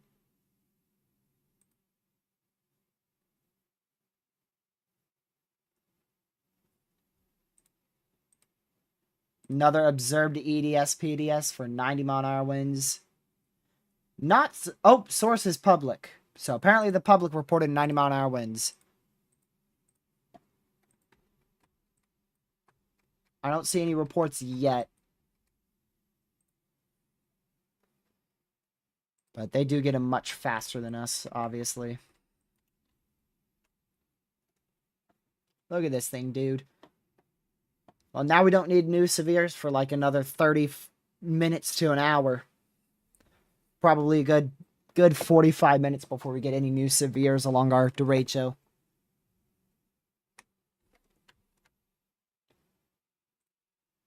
I'm pretty sure this is the first official derecho we've covered since last July. I don't think we've had a derecho since then. Oh, look at that. We had an unwarned tornado and it's now observed. Public confirmed a tornado. So it looks like we have a tornado on the ground up here. Radar is not going to be able to tell us where that is. My guess is somewhere around here east of Carrington.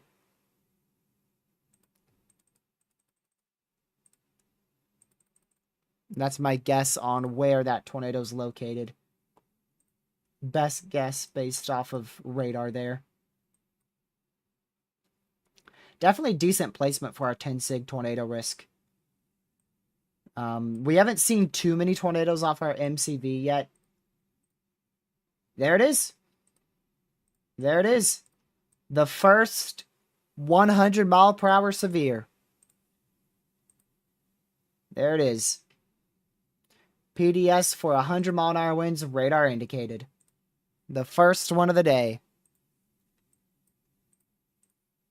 And it is on the edge of our moderate. Right on the edge of our moderate.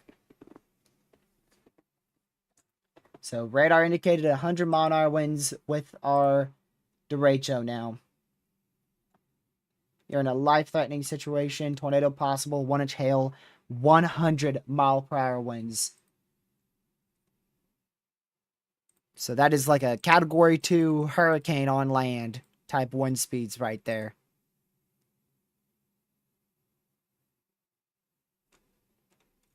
So very, very dangerous situation for Jamestown. Currently getting hit by upwards of 100-mile-an-hour winds.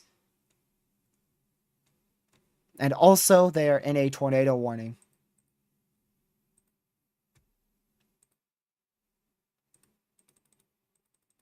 So hopefully everyone in that destructive severe is seeking shelter. Everyone in these orange polygons and any of the tornado warnings, the red, the blue, the orange polygons, everyone in that area needs to be seeking shelter. And that's a lot of areas. That's a very populated region. Apparently we have a third observed tornado warning. I think that's bugged. Pretty sure we're down to just one observed tornado warning.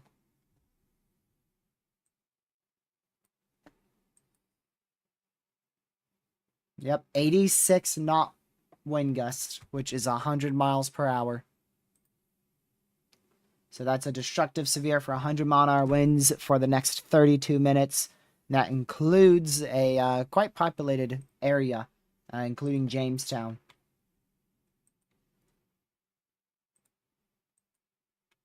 Might just start watching that southern prefrontal again. Not picking up too much on velocities, but if we are going to see a tornado out of this mess in here, it's going to be out of that supercell. It's going to be out of this supercell right here, because that's the southernmost warning right now.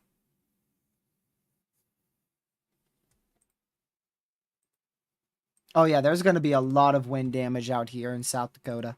North Dakota. Why do I keep calling it South Dakota? Gracious day. North Dakota. Going to be plenty of wind damage.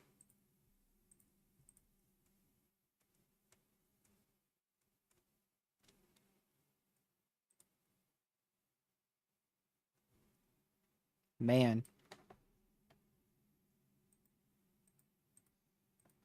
Still can't get over the size of these warnings here. There's another radar indicated warning. Hey, I pointed that area out a little while ago. I pointed that out. I circled this area for MCV tornadoes to be possible. Those were the two areas I circled. They just warned the one for Hamburg. And still, I mean, we still have hooks. Look at this. Still, any of these areas could produce spin-up tornadoes. And this one, according to the public, is still producing a tornado. That's observed. Still continuing an observed warning there for 27 more minutes.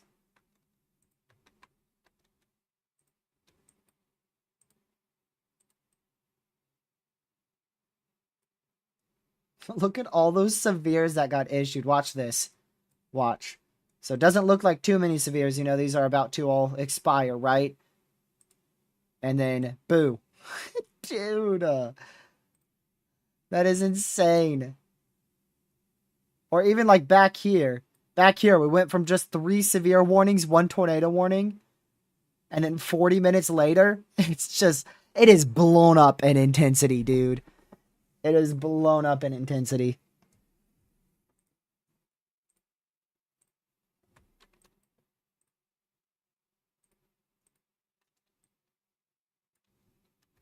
Dude. I'm going to take a screenshot of it.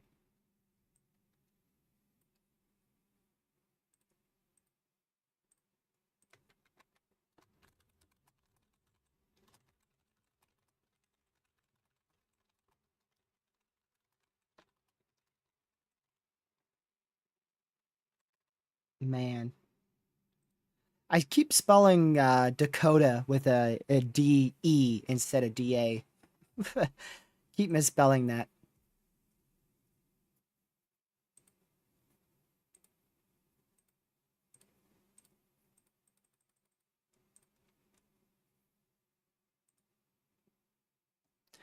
Another MCD just got issued there. A new severe watch will be issued for the potential of 70 to 80 mile an hour winds, a spin up tornado, and 1-inch hail in north central Minnesota.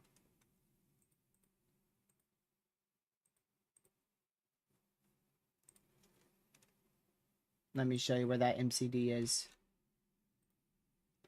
So that's going to be right here, this red area. And I'm going to get it early since it decides to take so long to come through. I'm going to go get it early real quick. Severe threat will be increasing as a bow echo merges with supercells progressing eastward into an organized MCS. Severe wind gusts will be the main threat, though some hail and perhaps a tornado will also be possible. An intense bow echo is rapidly moving eastward across central and southeastern North Dakota and will merge with tornadic supercells that are across southeastern North Dakota and have been there for the last couple of hours. Afterwards, an MCS should continue to track through northern Minnesota through tonight. The boundary layer and stabilization may gradually limit the severe nature of ongoing storms to some degree. Current thinking is that an appreciable amount of severe weather will remain later on tonight. Furthermore, any semi-discrete convection that can initiate across this area as the lower level jet increases just ahead of the MCS may pose a large hail threat. The main tornado threat will be with a QLCS tornado threat along the MCS, though a tornado potential is more uncertain given the nocturnal stabilization of the atmosphere. Either way, the impending severe threat will warrant a new severe watch. How many Rhode Islands for the severe? Oh my goodness. Dude. How many Rhode Islands do you think could fit in that severe? It's 60 wide and 115 long. I'd say like 4 Rhode Islands I think could fit in that severe. I think about 4.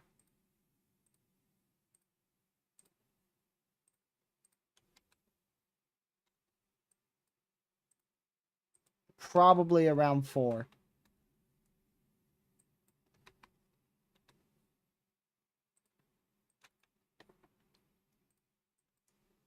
Look at all the little hooks starting up on your derecho here. Any of them could be producing tornadoes.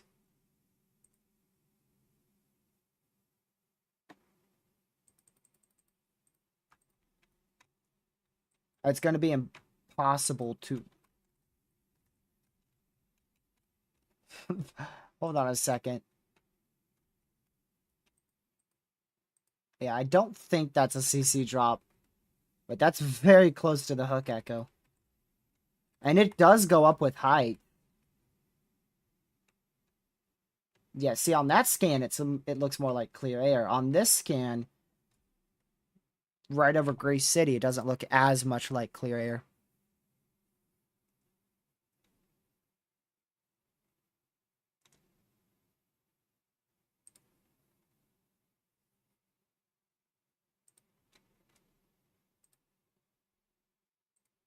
Dude. Very curious to see what happens once this merges with our cluster. Our clustery mess.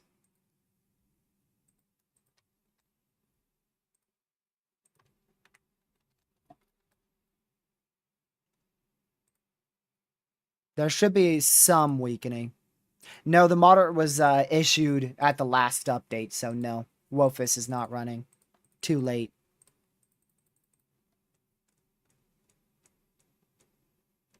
I checked when the moderate was issued.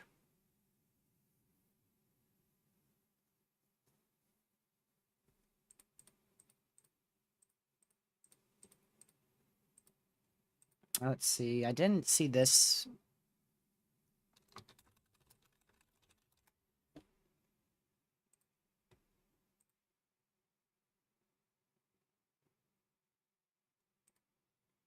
Okay.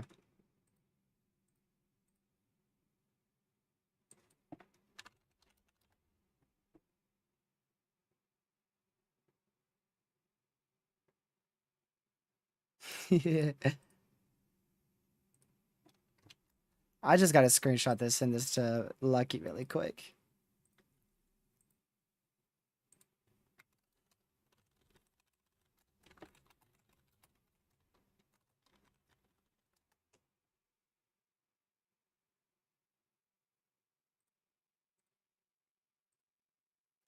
The Derecho is moving at 65 miles per hour. That's how fast our Derecho is moving. Very, very quickly.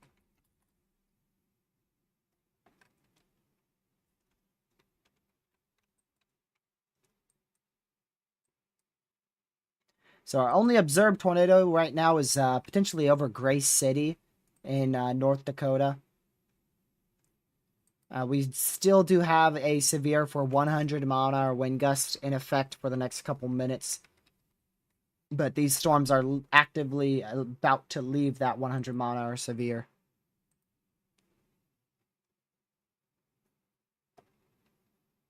It's peaking now, Catman. In my opinion, peak started about 25 minutes ago at 11:30 Eastern time, and it's going to last till about 12:30 Eastern time. About the next 30 to 40 minutes will be the remainder of peak.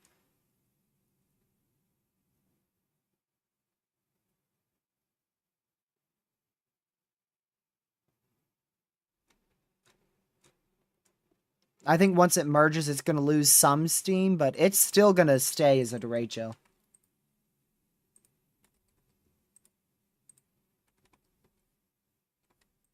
All right, see if they okay, they continued the 100-mile-an-hour severe for 18 more minutes.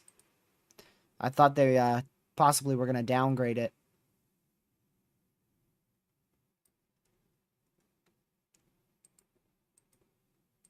But they did not.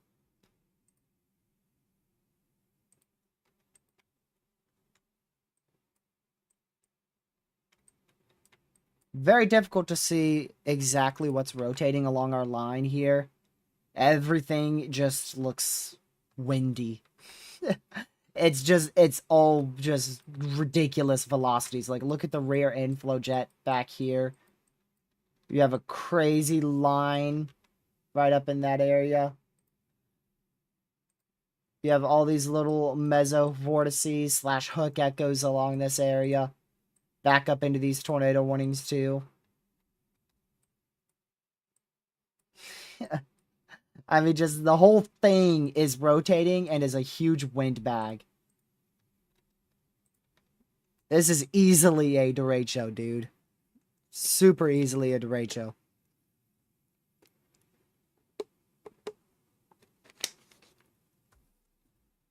You think we're going to see a huge tornado warning like we did,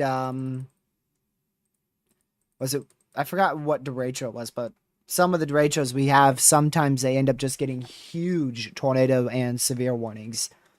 Like, I mean, huge warnings. Like, literally the size of the line is like one severe and half of it is tornado warned. Some of them can be absolutely ginormous severes. How's the prefrontal? Still falling apart. Could produce a brief tornado, but I don't find it being a big issue.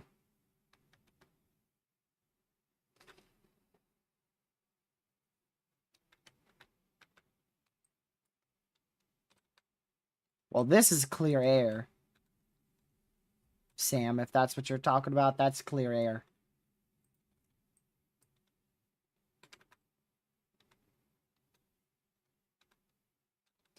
I do see what y'all are talking about with the tornado warning being needed in Glenfield.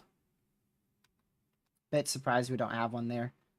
It doesn't look like the hooks are as prominent anymore further south towards Valley City, so that's at least some good news. But still, 90 to 100-mile-an-hour winds will be possible as that moves up to the northeast.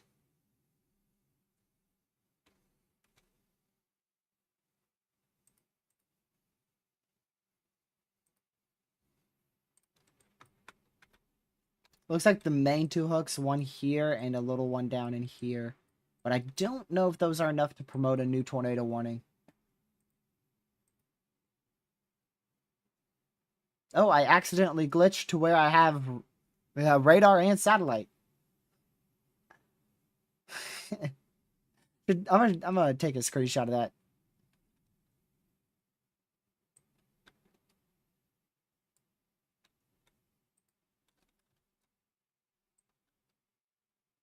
There you go.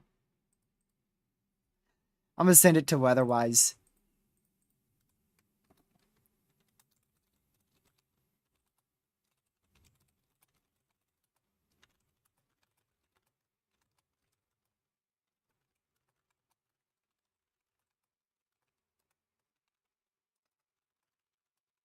That's cool. I did it before, but it disappeared too quickly, and I didn't get a screenshot of it. Oh, observed tornado warning up here for Hamburg. In North Dakota.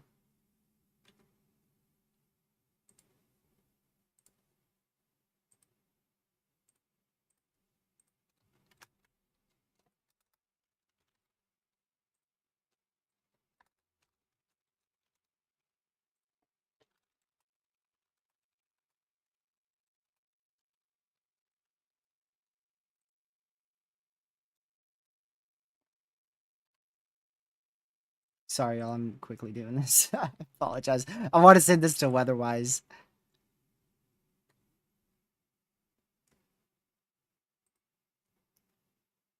Where's the rotation at? Good question.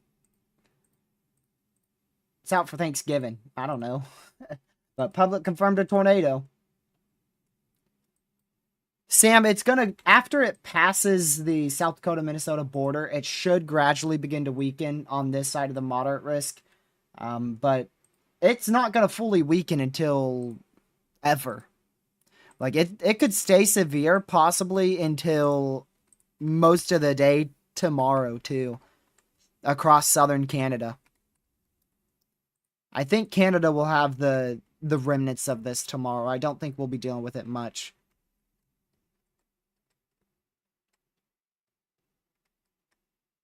I mean, yeah, it's remnants. I mean, the rain showers that it brings, like it could go, it's probably going to go sub-severe at some point, but HRRR has it lasting until 4 p.m. Eastern time in southwestern Ontario, and then still some light rain from the remnant derecho makes it into New York tomorrow night.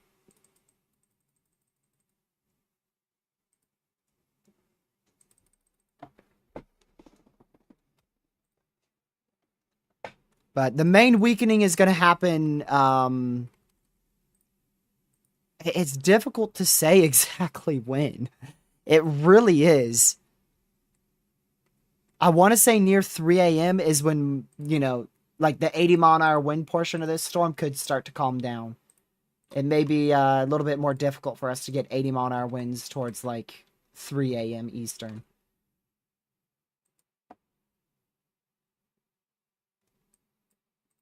How fast the outflow boundary is moving. Yeah, it's hauling. Probably close to 60 miles per hour.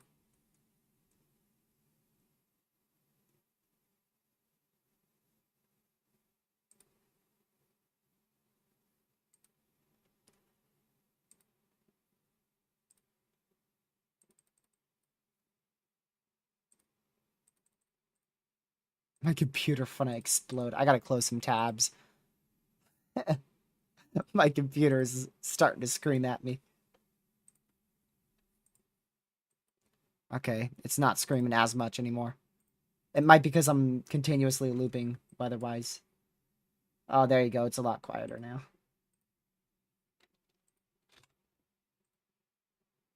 Radar Omega just takes up all of my RAM.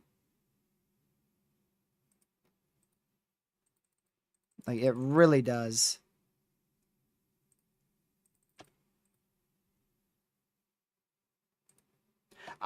Ben, I close hundreds, if not, possibly as many as, especially on like live streams like today.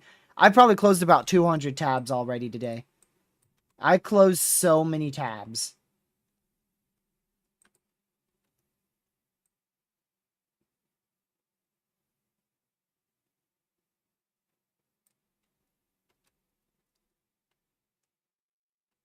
It's crazy.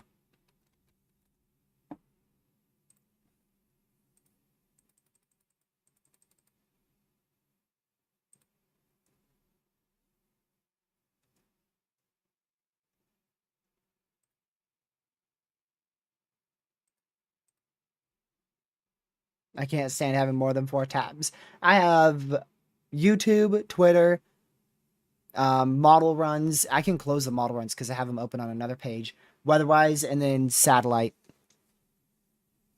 So I have 1, 2, 3, 4. 4 tabs open. And then I have just one GR2 open now.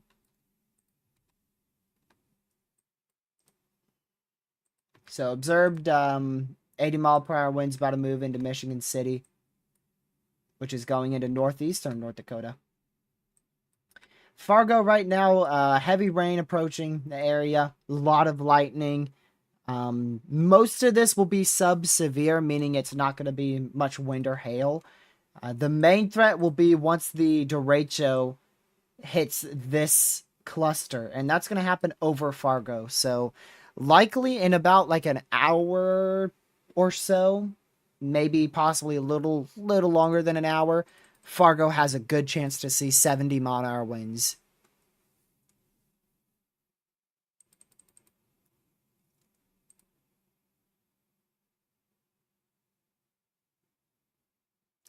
Ooh.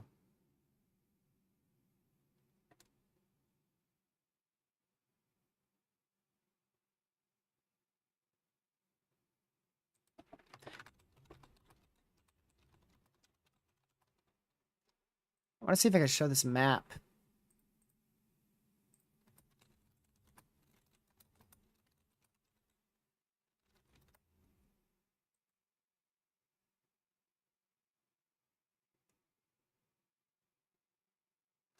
See if I can find it.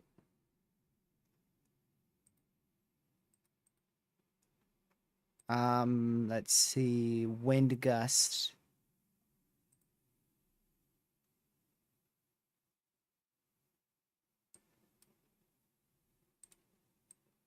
All right, tornado warning has been canceled up here. So no longer a tornado warning in effect. South of, well, to the southeast of Warwick.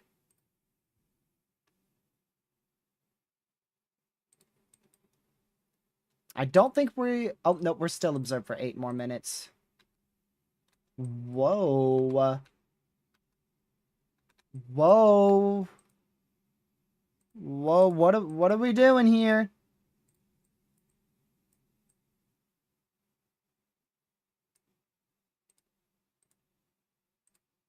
Not sure if this violent couplet is legit or not. If that is, we could have a large violent tornado ongoing about to head towards Sheldon. If that's legit. I don't know if it is.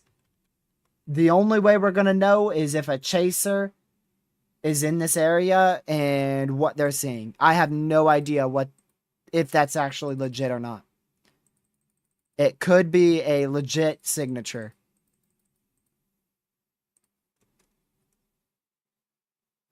Let's see the southern radar. That looks a bit more contaminated right there. That could be on the ground already. That's probably on the ground.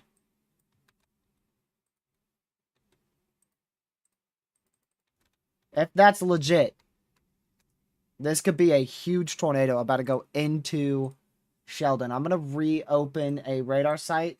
We're no longer observed, but I have a pretty dang good feeling that's about to change. Yeah, we're looking at an intense to violent tornado.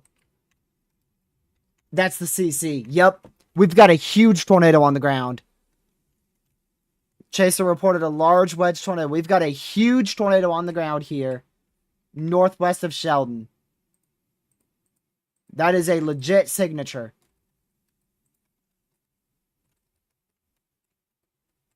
It might stay northwest of Sheldon. It's very close. That is a strong, very... Oh my goodness!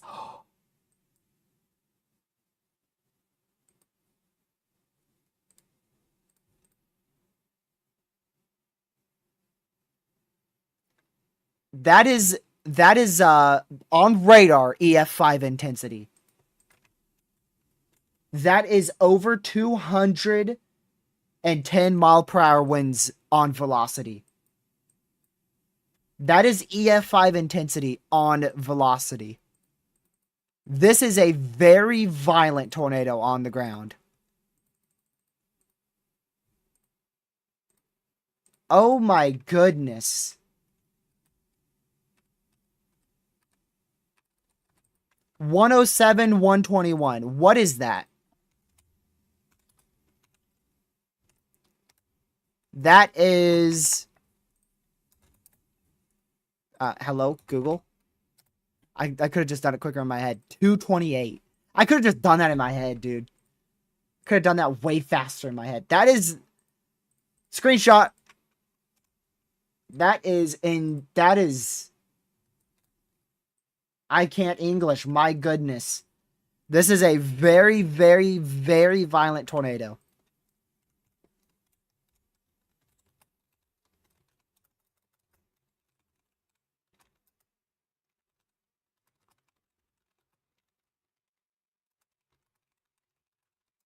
I spelled freaking tornado wrong.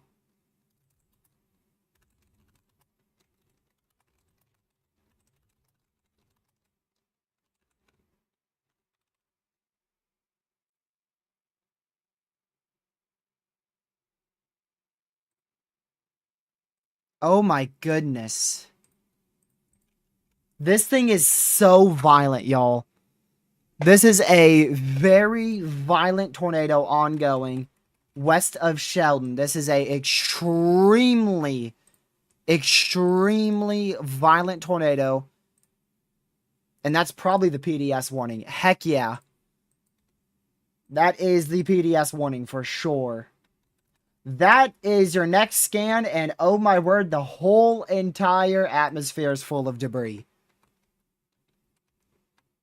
The whole atmosphere is full of debris on that next scan. Your main debris ball is probably that right there. Let me go back to here. On the north, this is hail. I can tell you this is hail up here. But much of this is debris, and that is definitely your violent tornado.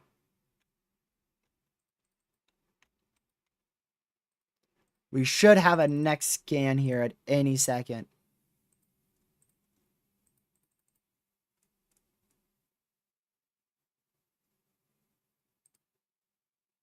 Oh my word.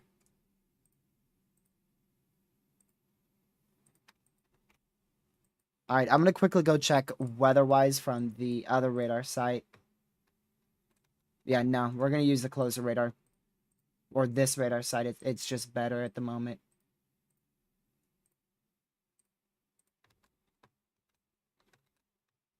Alright, let's go back to GR2 analysis now.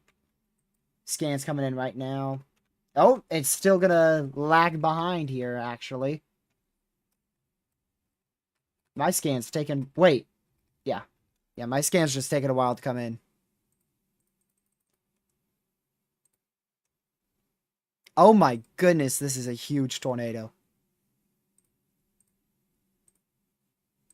Yeah, it is a very large, violent tornado ongoing northwest of Sheldon in southeastern North Dakota.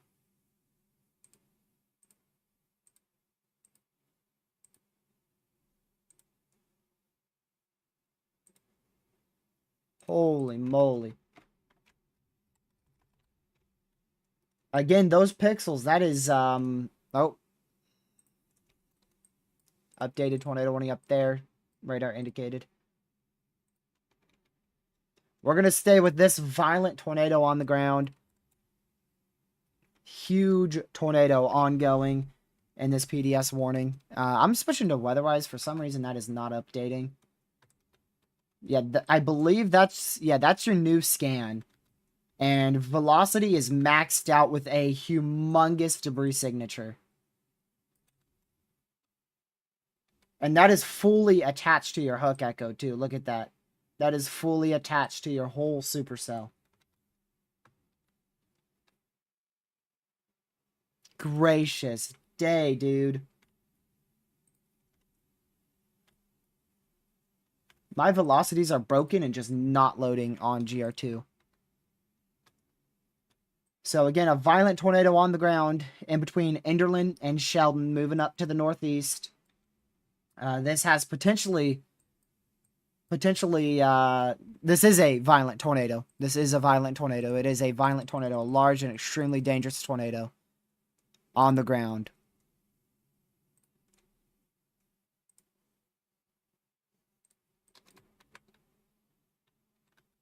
I think that's the next CC scan. I can't even tell where in the world the tornado is. Can we get a new scan, GR2, or are we just gonna stay with a 5.5 minute old scan here?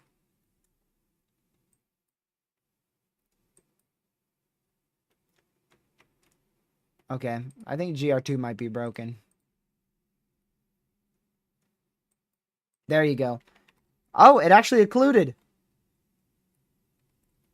And just like that, it's gone. Dude, I can't tell you how high up this thing lofted debris. My estimate is 20,000 feet, if not greater. That is definitely the most violent tornado of June so far. Might just be one of the most violent tornadoes we've seen this year. Hopefully it was simply over a field. I really hope this was only over a field. That was just insane. This is a bunch of debris just falling. I can't tell you how much of it is debris, but a lot of this is likely just debris falling. Actually, you can see it better from ZDR. That's likely where your debris is. Gracious. A brief, violent wedge tornado.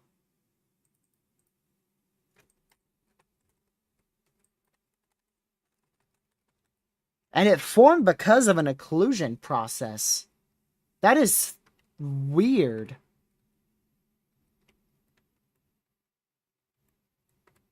An occlusion process actually made that drop. Like, what? Hello?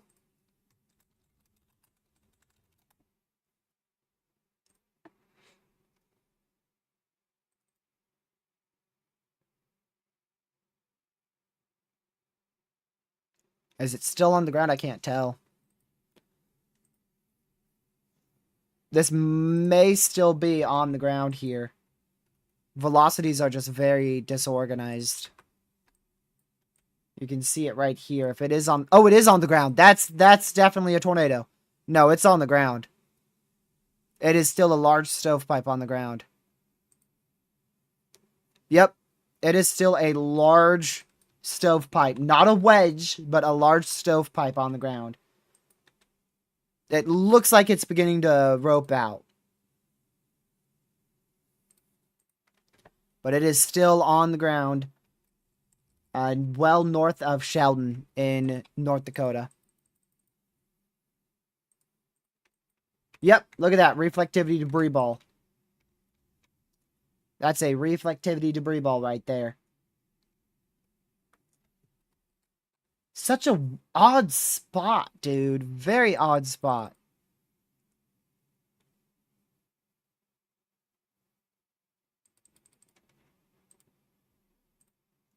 Really, really odd spot.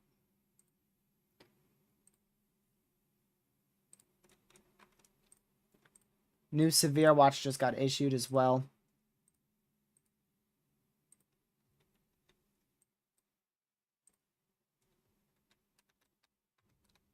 My goodness. Came out of nowhere as an underestimate, man.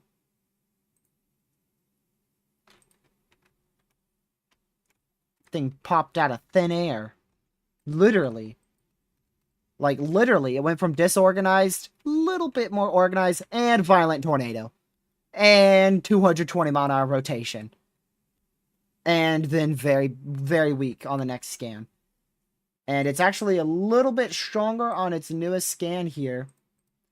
Still on the weaker side, but it is still on the ground.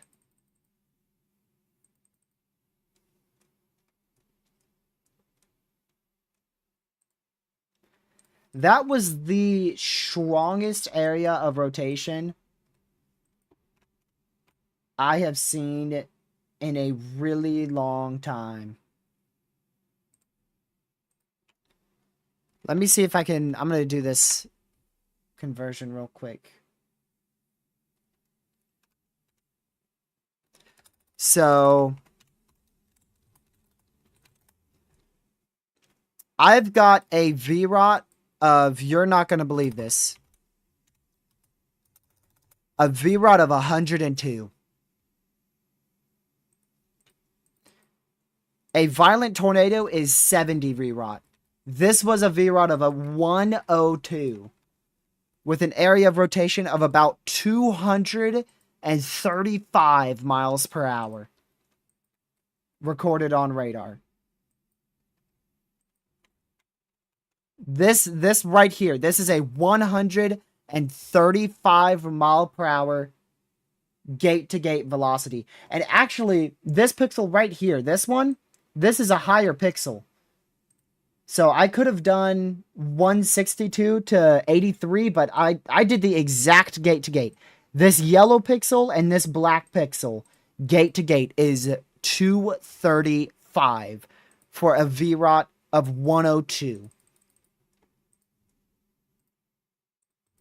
And again, a violent tornado is 70 VROT. So 102 is just absurd.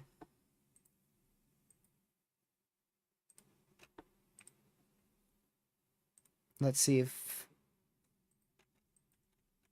that still could be on the ground. Also, another tornado trying to drop down. Just got a new tornado warning for Tower City, North Dakota.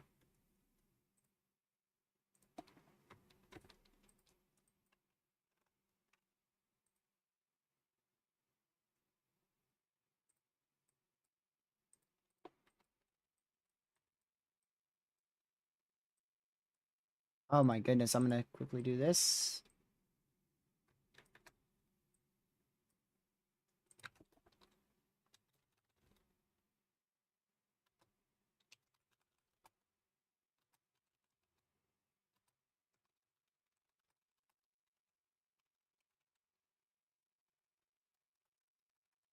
Give me just a moment.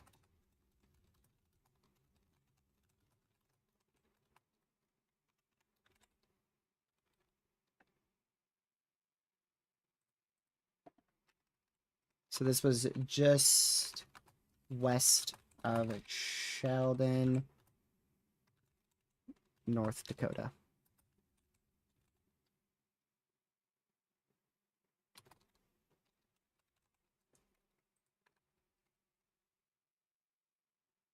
Man, I'm getting tired. I can't even, my eyes can't even focus on the time at the top right of this radar software.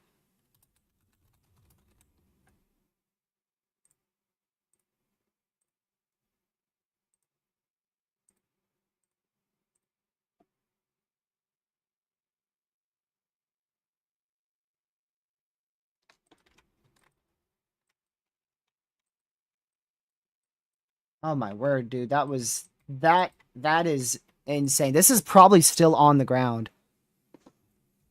I have a feeling this could still be on the ground.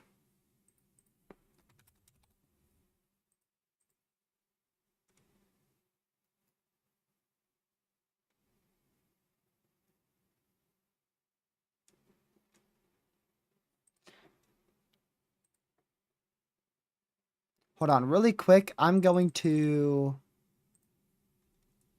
I gotta document this, dude. Literally, like I have to I need to take screenshots of those miles per hour really quick.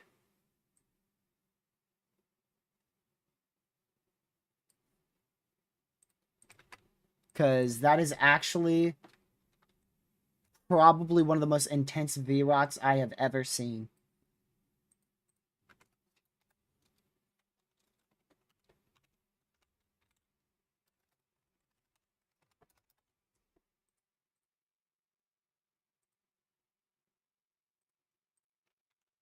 My goodness. Let's see. Is that the newest scan? I gotta go to Weatherwise. We could get... There easily could have just been a tornado north of Tower City with how strong that area of rotation was.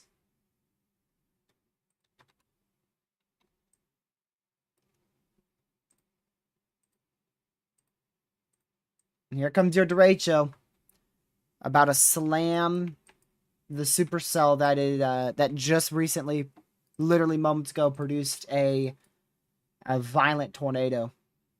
All right, we're back down to observed for 5 minutes.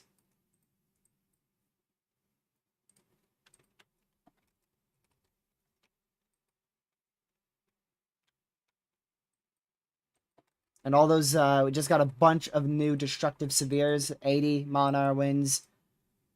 down here for these storms, and 90-mile-an-hour winds for Mayville, Hillsborough, that area. Yeah, I believe it's still down too, Caden. Yeah.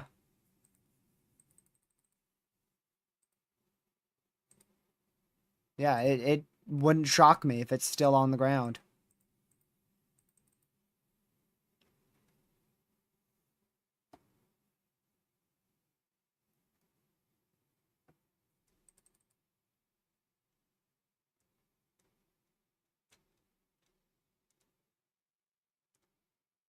So that was the fourth PDS tornado warning of today. And that was definitely the most violent tornado of the day, possibly one of the more violent tornadoes this year.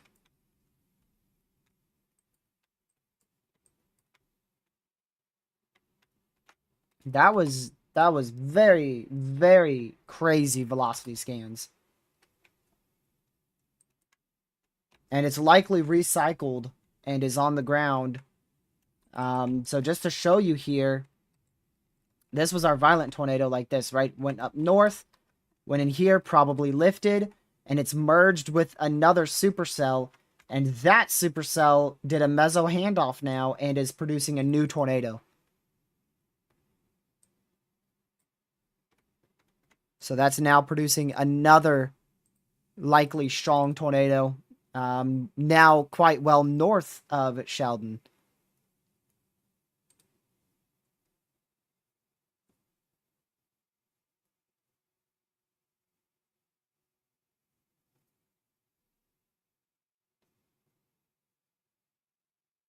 Let's see here. Also, we'll have to watch out for we'll have to watch out for this storm to produce another tornado once it merges with our derecho.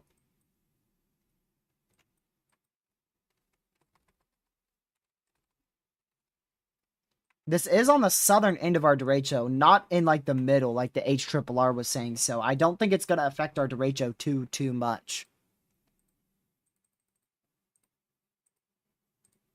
Dude, this is wild. This is wild.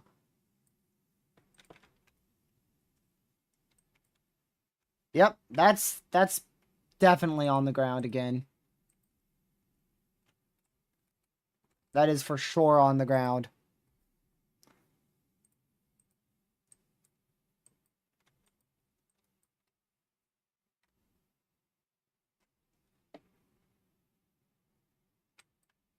Oh, just got another update.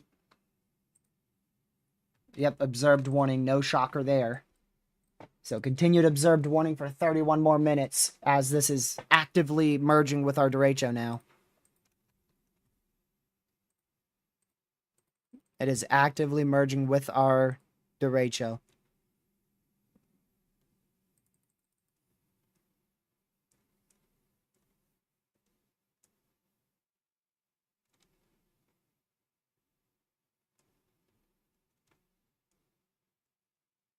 Dude.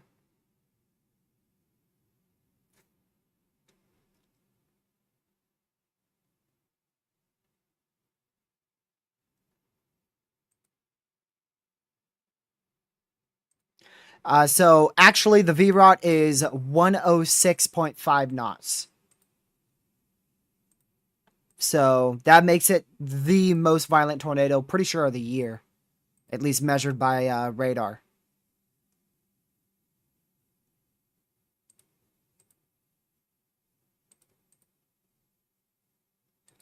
So 106.5 VROT.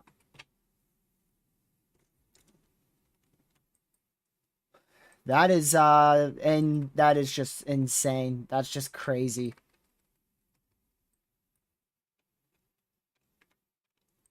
And another intense tornado ongoing here. Another intense tornado ongoing north of Sheldon.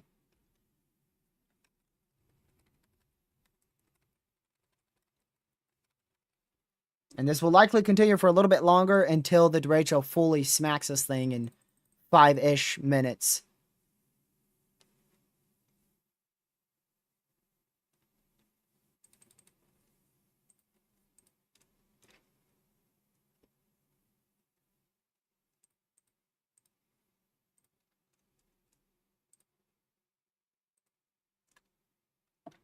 Let's see.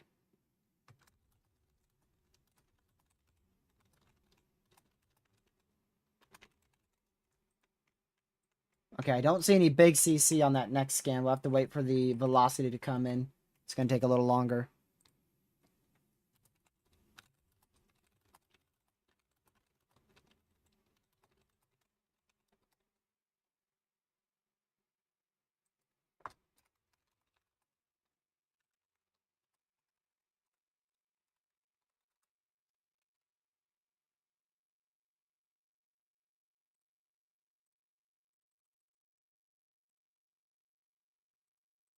Okay, yeah, that's likely lifted.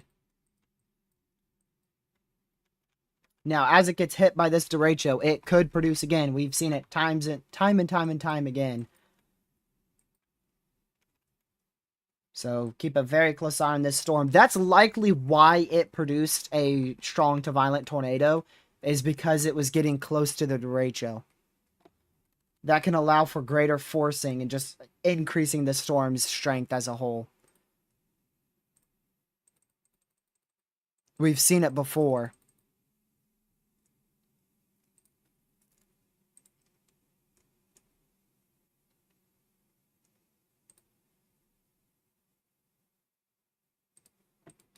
Still a large tornado on the ground.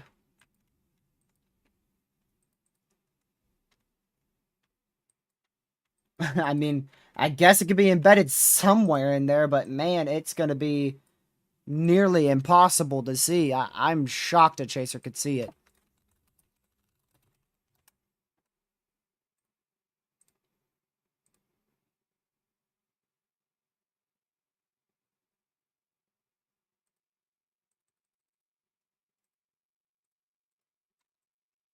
I mean, to me, it just looks like a big blob of convection there, not much organized rotation.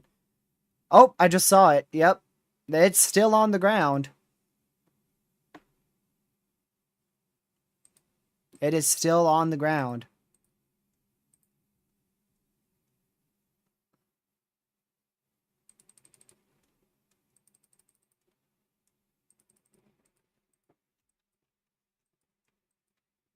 I mean, I didn't doubt you saying it's still on the ground. The only thing I'm saying is radar doesn't coincide with it still being on the ground. Which again is a reminder that just because radar doesn't have a CC drop doesn't mean there's not a tornado. Because this is on the ground and there's no clear CC drop anywhere.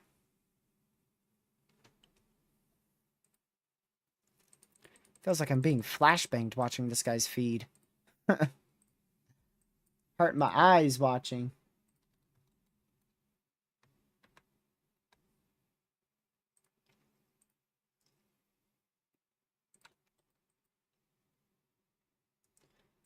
Three tornado warnings remain. Two are radar indicated. Both of those radar indicated warnings don't look impressive, so we're just going to keep an eye on mainly our observed warning. As it's still actively producing a tornado.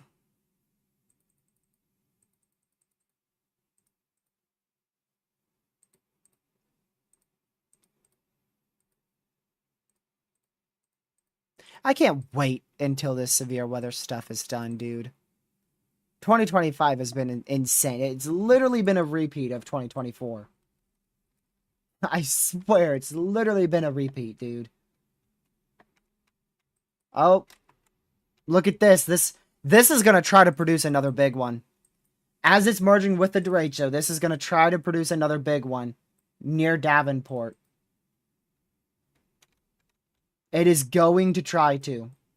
You can already tell with the curvature and the inflow cleaning out that the derecho is going to try and force this and give it more forcing, more backing winds here to try and produce another strong to intense tornado near Davenport in southeastern North Dakota.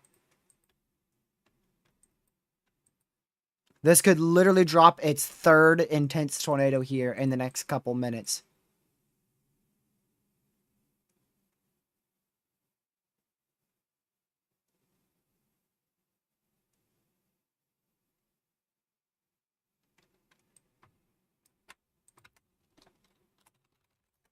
Man.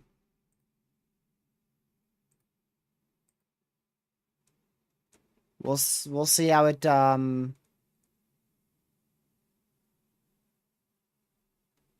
we'll see how it progresses.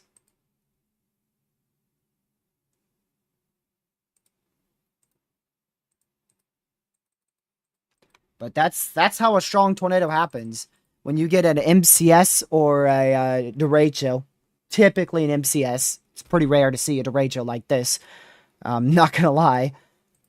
In a setup like this. I mean, you can even see the velocities are increasing because the derecho is forcing backed winds. And you can see it along this red. Look at this red. Watch the red increase in 3 frames. 1, 2, 3. And you can see on that last frame how rapidly it pushes eastward. So this is actively trying to produce another strong to intense tornado.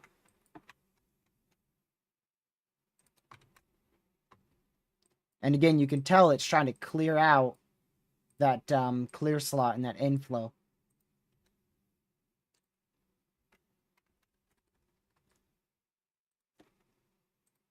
A little bit of an unknown, though, on exactly what's going to happen here because I'm unsure how this is going to interact with the derecho exactly and how that forcing is going to affect it and the speed of the derecho being so much faster than these supercells. Because these supercells have been super, super slow. Very, very slow. Like, we're talking 20, 30 mile per hour motion. And the derecho is moving at 65 to 70.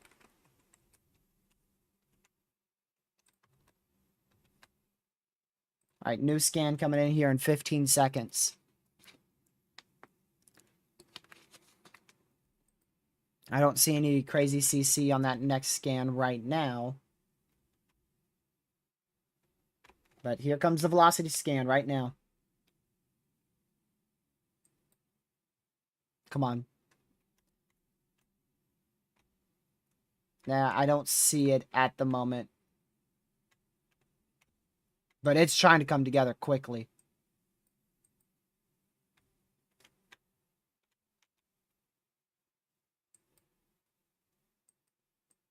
West of Roseville? What?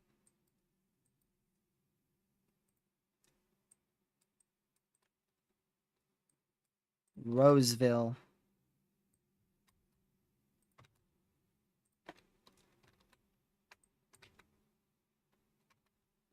Huh?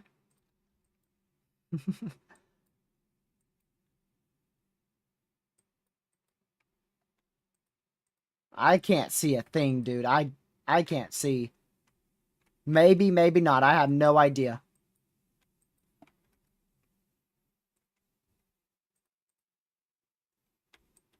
I see what you're talking about there. It matches up, but it's hard to tell, dude. It's hard to tell. It's just difficult to tell. It's hard to confirm it.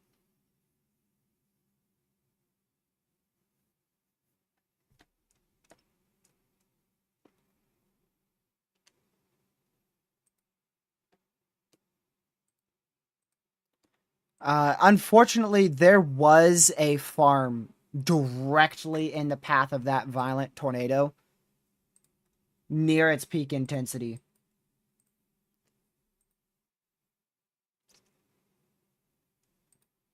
So, hopefully, people were in their safe spot there. But unfortunately, with a tornado like we experienced there with a VROT of 106.5, unfortunately, you have to be either underground or just not in the path. Even if you're underground, there's a small chance. I mean, sometimes they're just so violent, dude. They can even just tear apart basements. You really have to have a basement or a storm shelter to survive a tornado like what we saw here west of Sheldon. And there was a farm right in the path of that wedge.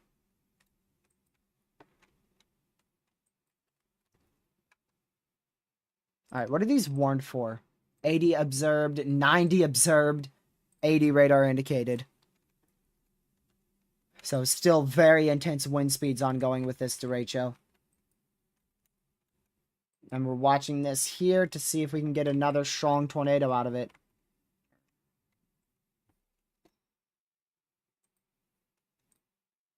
Alright, it is apparently back on the ground, and it is apparently a strong tornado. Back to PDS.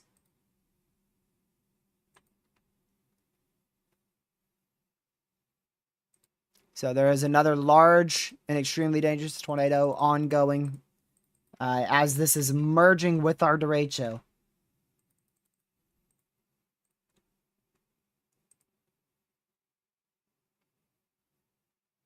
New mesoscale discussion, the potential for a strong to intense tornado over the next hour across this particular area.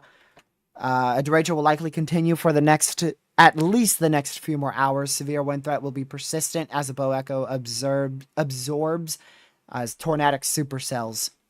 Still 95 to 115 mile an hour winds being possible.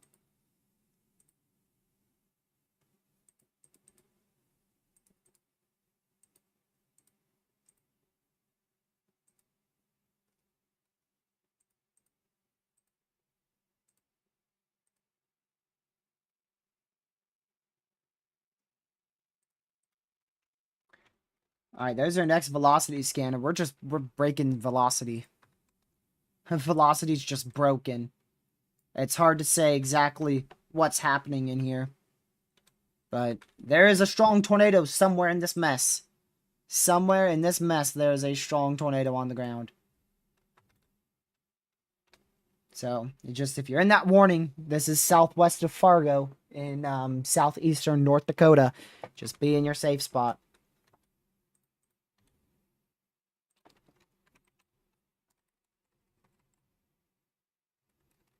Very difficult to see what's happening there.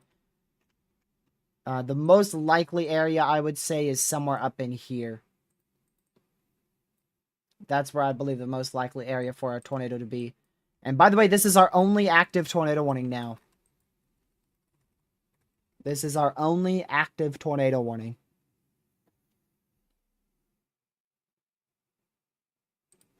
And it is a PDS observed.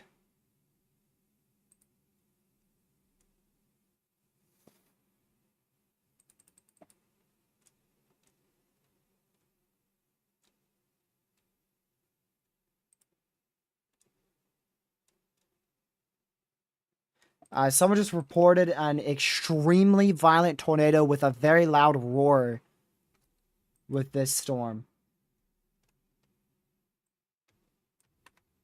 So there is a very intense tornado ongoing.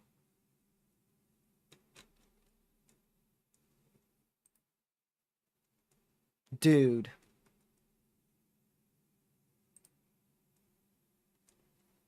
So make sure you're in your safe spot. Seems like this is a very intense tornado.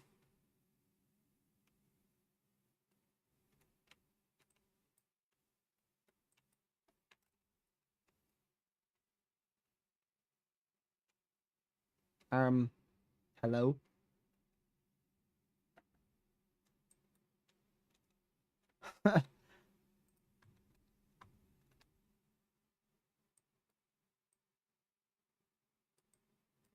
Let's see.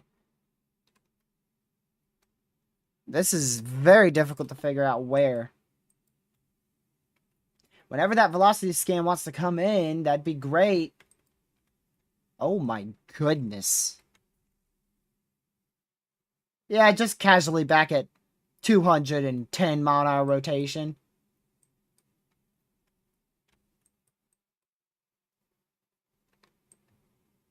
Like, come on, bro. Doing it again. No, don't.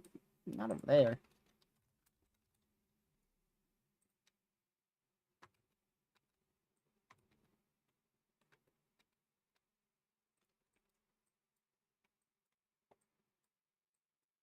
Yo. I don't know exactly where that was that I just looked at. Yeah, right up here, southeast of Whitman. Can't really tell. We just gotta stay with this storm. We just have to stay with this storm. because it's producing a very violent tornado. This is definitely the most precedenting storm right now, producing a likely its second extremely high-end violent tornado. And this is going to go right towards Davenport.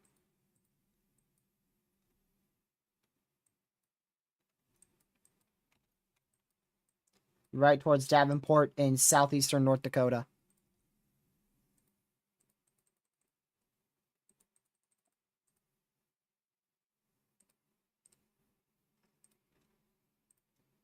Yeah, it is a huge wedge tornado, again.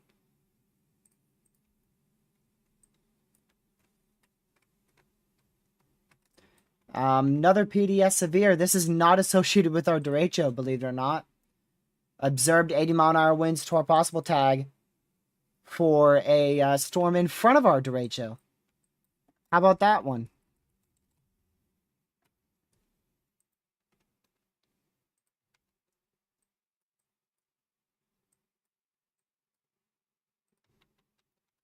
Waiting for the next scan. That's our scan from 3 minutes ago. We should get a new one any second. So far, not updated. Could get an update in about 20 seconds.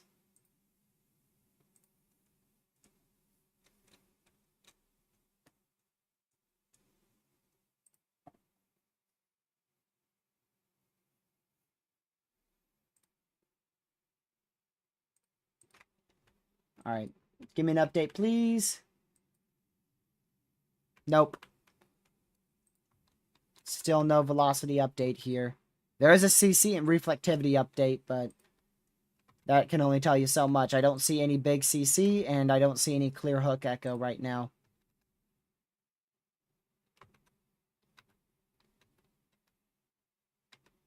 Well, actually, that might be something.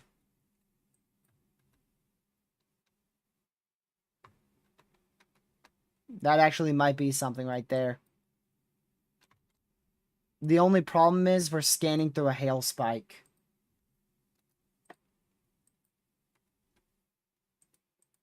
Oh,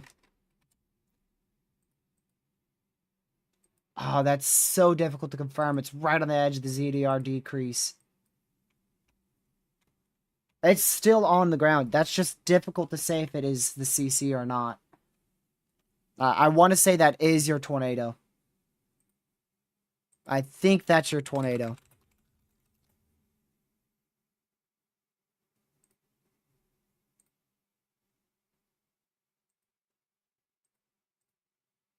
Pretty sure.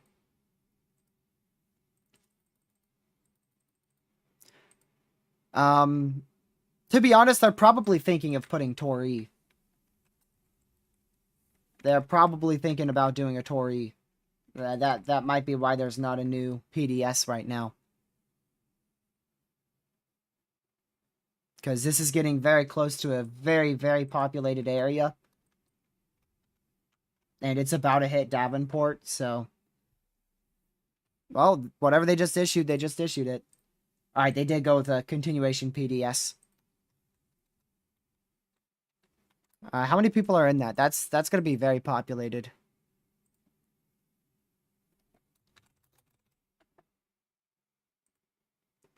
Let's see. Yep, over 6,600. Quite a populated PDS there.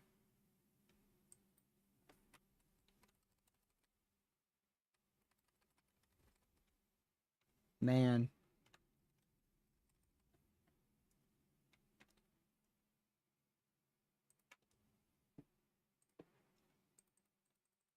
So again, another violent tornado ongoing here. Heading right into, or very close to Davenport.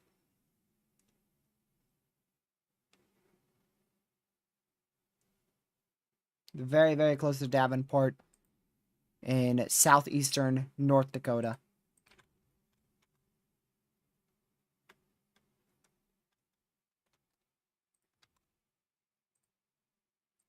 So there's the general approximation of your large wedge tornado, generally in that area.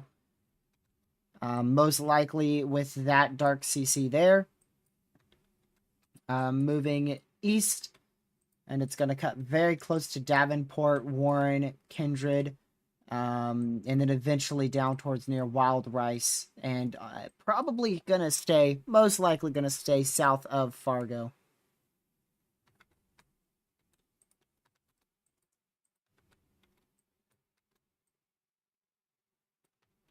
Most likely going to stay south of Fargo. It should.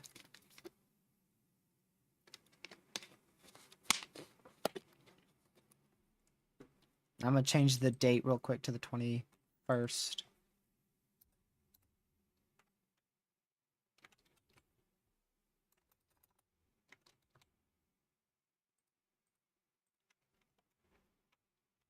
Alright, I don't see any concentrated velocities anymore.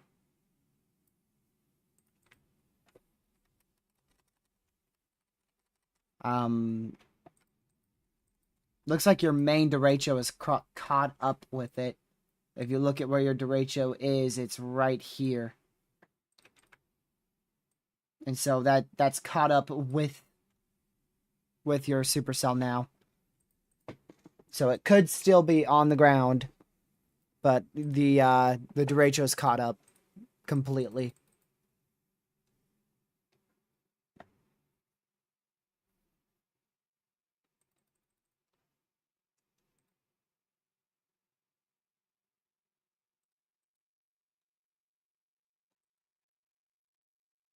We have one of our first downgraded severe thunderstorm warnings.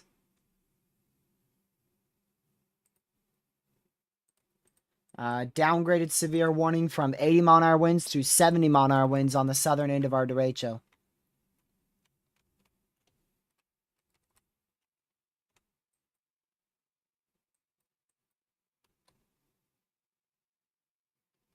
This thing definitely looks substantially... Yep.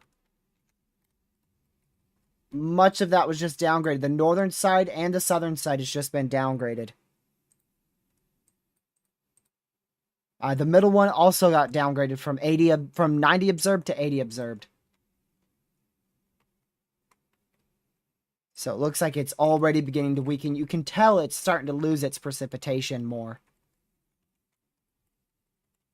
You can tell it is. There gets to a point where the MCV is too far behind the derecho, and then that forces the line to begin to weaken. And we are actively seeing that as it's interacting with our supercell down here near Fargo.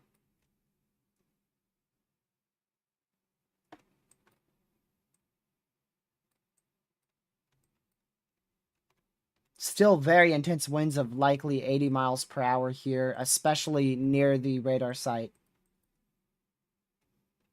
Especially near, possibly on the radar.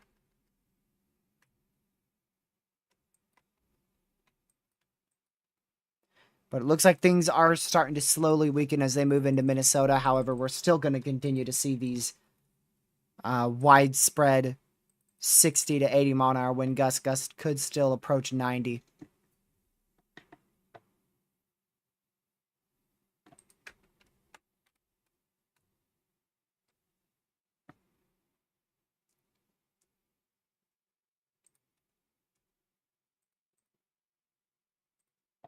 I mean, I think our main tornado threat's done. We just have a little merger that randomly decided to spit out 3 violent tornadoes. Likely due to the forcing of the derecho. And that's what can happen. It's happened before. And we just saw a very good example of a high-end scenario of what happens when a discrete supercell and a derecho merge.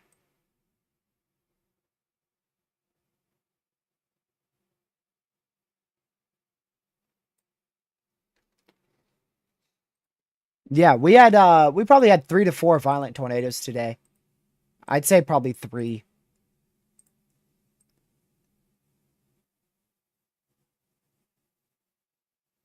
I do think the northern side of our line is going to begin to weaken from here on out. I feel like this is going to begin to weaken from here on out as it's becoming more detached from the MCV. And I feel like this is going to start becoming our main area of concern.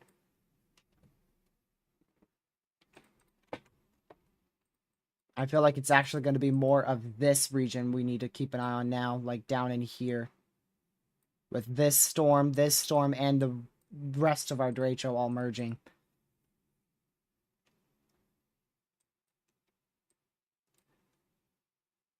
Now everything's just getting corrupted.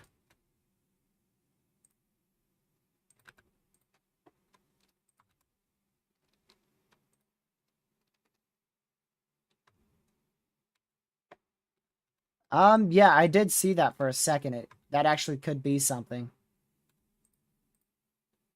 That probably is something.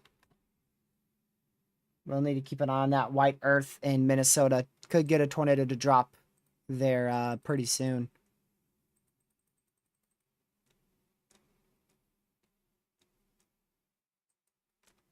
Need to watch it. Just in case.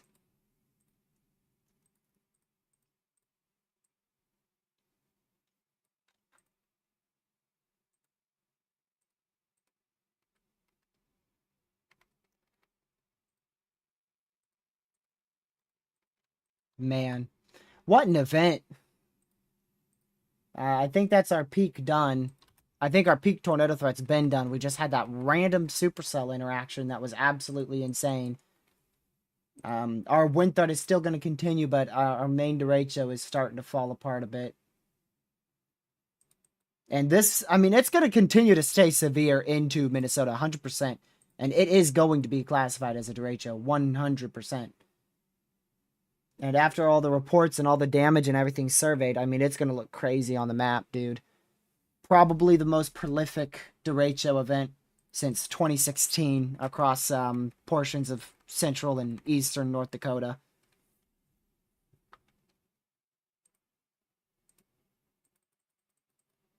Probably the third most prolific derecho in state history, honestly.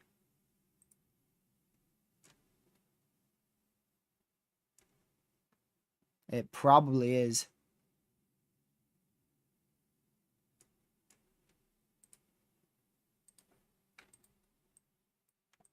Good news is it's starting to weaken right over Fargo, so the bad news is Fargo still could be getting 60, 70 mile an hour winds, but let's see, that's a new tornado warning. All right, that's a actually warning expired, so we're down to our only PDS warning still.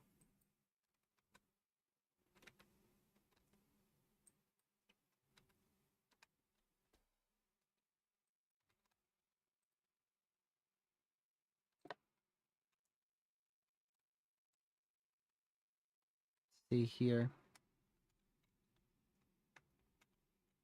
That's some hail. Random batch of hail embedded in the derecho here. Look at that. Caden, I will delete your messages and time you out so fast if you want to correct me. I am too exhausted to deal with that.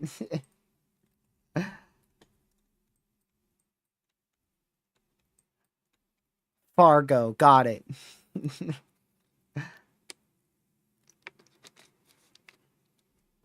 Oh, Ben, go ahead. You try it too. I'll do it to you too. I'm not going to be biased around here.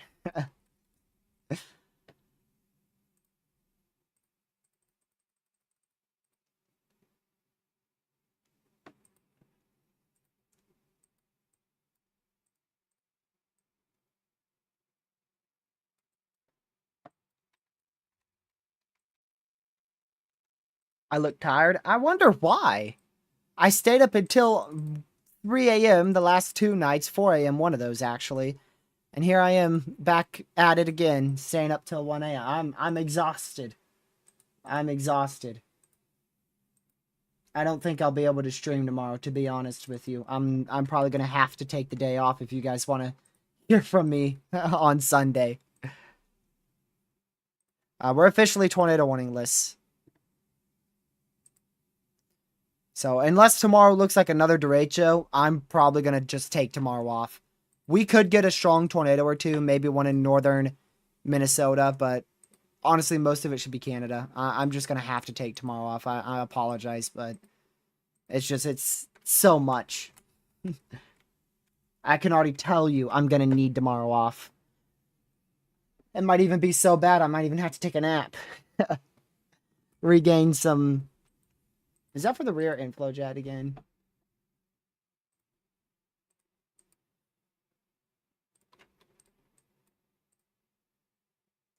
Let's see here. A gaming stream? That sounds nice. I might do a gaming stream. That sounds nice. With Lucky? Yeah, right. Like I could get that guy anywhere near me. That dude's busy. He's more busy than the president, dude. I swear. I would probably have better luck trying to get in contact with the president than contacting Lucky at this point. I really, like, seriously, that's how difficult it is for me to talk to Lucky over the last week.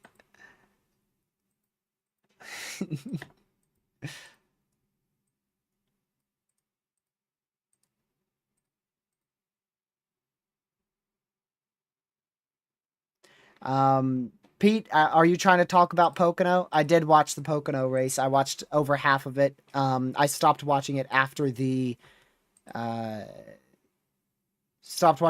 big wreck at the start of stage 3, I think it was. What time do you sleep till though? So the day before yesterday, when I stayed up till 4 a.m., I stayed up till 4 a.m. I got up at 9 a.m. Like a 5-hour sleep. I was exhausted. Yesterday, stayed up till 3 a.m. Much better. Got up at 10:30 a.m. A lot better sleep. That's the only reason why I was able to stream for much of the day today. And hopefully I can sleep back in till 10. But it's pretty rare that my parents let me sleep past 10.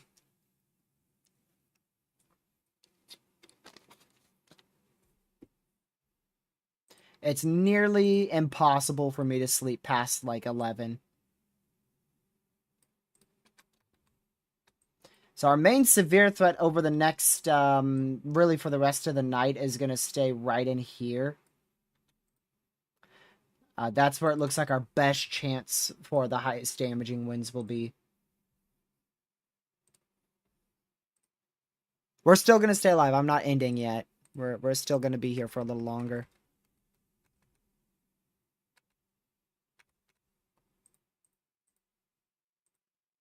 I want to be here at least until this gets past our radar site here. I'm going to end relatively, like, not too long from now because there's a radar hole in this area. And once that comes, that's when I'll start to probably conclude.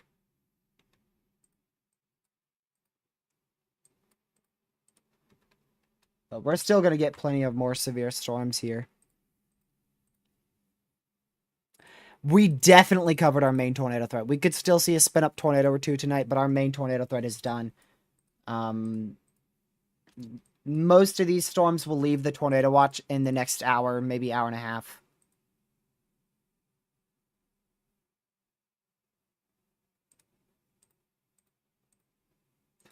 My forecast verified perfectly today. Absolutely perfectly. I'll see how it performs for the rest of the night. I think my main risk area goes a little bit too far southeast into Michigan. But still should perform pretty well.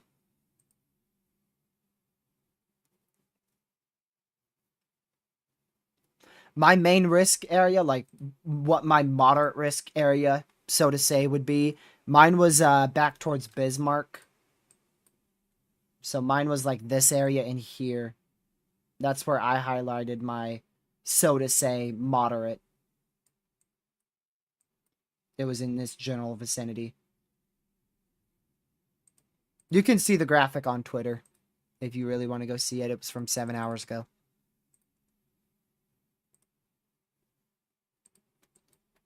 Mine was more west, a little bit more north, and I think it goes a little bit more to the east.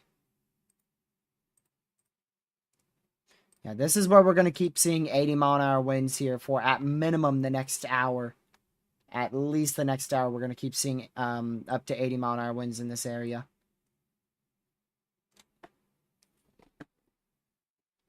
I do see some indications that the tropics could get a little bit more not as sleepy towards the beginning of July, but I doubt it will be anything crazy. I still don't see a chance for the first named storm. We had a chance for the storm in the Southern Caribbean, but then it moved into the Eastern Pacific and became a Category 4 hurricane. Nearly a Category 5 hurricane.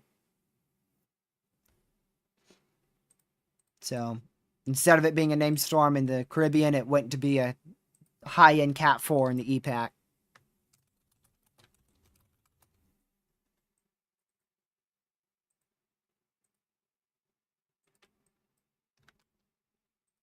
Yeah, so this is where your highest velocities are, in here, and up here. That's where we have the best chance to see 80-mile-an-hour winds over the next couple minutes. And all of those velocities are inside 80-mile-per-hour severes. Both of these severes are observed 80 miles per hour.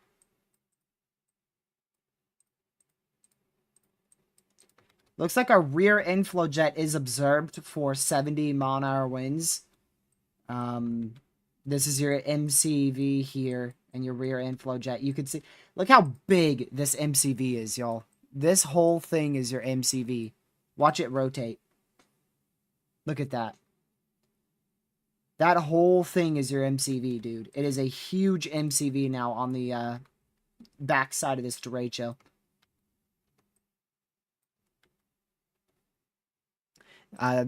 This hurricane season is going to be a backloaded hurricane season. That's how it is most years now.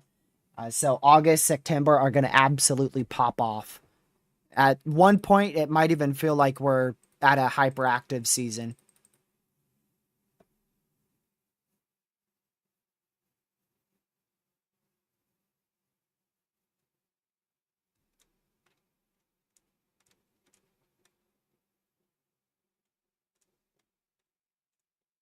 I expect a very backloaded season.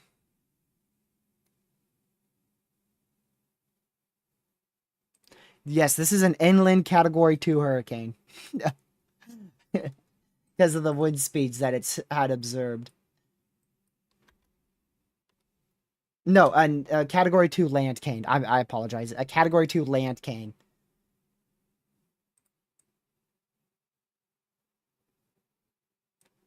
Category 2 Landcane Derecho.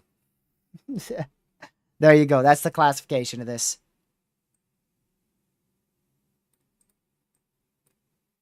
Yeah, Ian was a Cat 5 just off the coastline, made landfall as a very high-end Cat 4.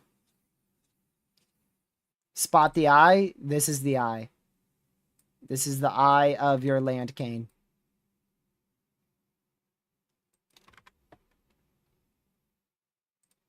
New severe for 70-mile-an-hour winds on the southern side of your eye.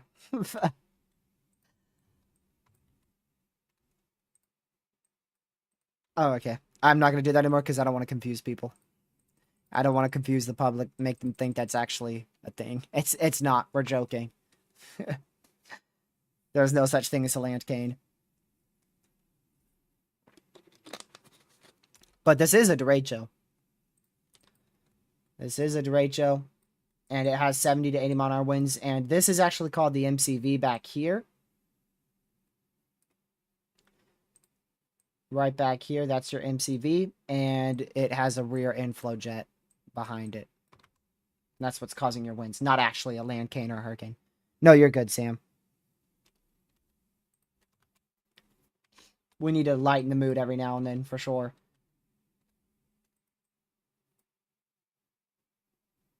especially after days like today when there was definitely a lot of people impacted. Hopefully everybody was all right. Haven't seen any injury reports yet. A lot of damage reports, plentiful amount of damage reports, and the NWS hasn't even surveyed anything. But I haven't seen any injuries. Let's keep it that way. Hopefully no one was injured today.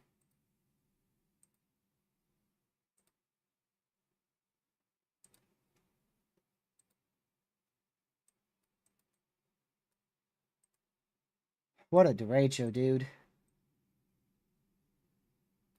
Look how big these severe warnings are, by the way. These are huge severe warnings. Power outage map? I'll check that in a second. Like, these are literal gigantic warnings. Almost the size, almost the length of North Dakota. That almost spreads nearly 200 miles from... Oh, it does. From northwest to southeast, that spreads 200 miles for a severe warning. That's insane. Power outage. We're at 32,000. 32,000 power outages in North Dakota.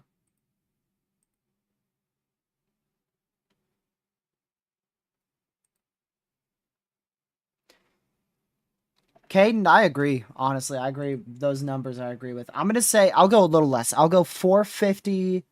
I'll go 450 wind, 50 hail, and 30 tornado.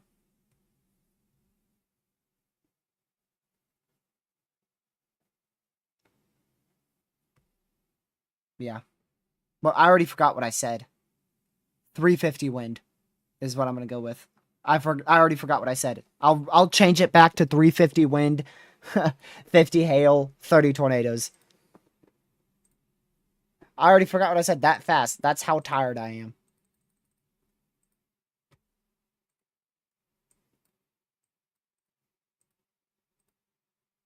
I don't know if we'll get all the way up to 450 wind. That's probably going to be pushing it.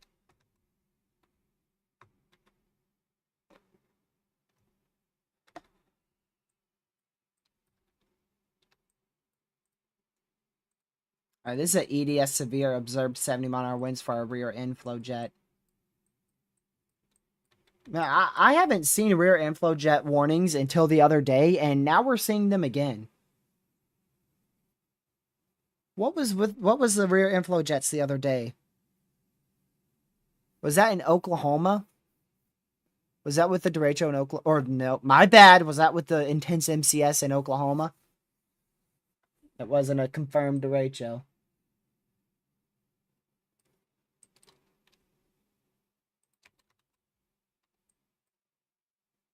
Yeah, it was with the one near Tulsa. Yep.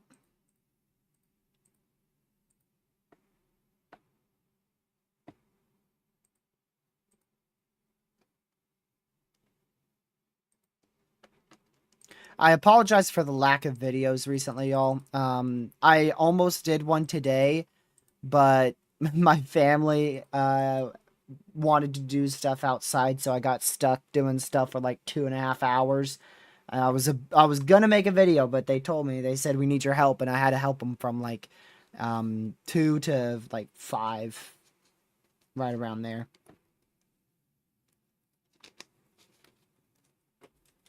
Which I don't mind. I don't mind at all. It's just I really was wanting to make a video today, and I couldn't because of that. But whenever severe weather decides to die down a bit more, I'll start making more videos. I feel like live streams are so much more important at the moment. Covering these events and actively trying to help people is a little more important than videos, but videos are still, like I said before, I really want to start videos again. And it's just, it's impossible for me to, like, I talked about it in the last stream, do videos in the morning. That's, like, impossible for me to do. If I live stream till 3 a.m. and then I have to get up at 7, 8 a.m. for a video, no, no. I don't want to completely burn myself out.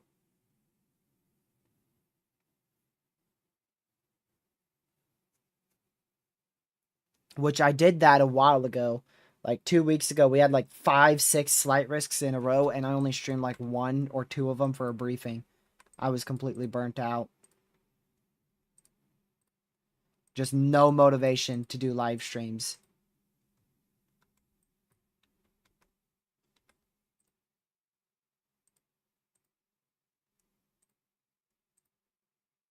Yeah, I thought that was going to happen. Observed 80-mile-an-hour winds with the rear inflow jet again. Again, dude. Widespread observed and long duration wind speeds have been observed greater than 75 miles per hour with the rear inflow jet. That is horrible. Because the people over here just got finished with 70 to 80 and even isolated 90-mile-an-hour winds. Jamestown possibly up to 100-mile-an-hour winds. And now there's additional widespread long duration 70 to 80-mile-an-hour winds coming through with the rear inflow jet.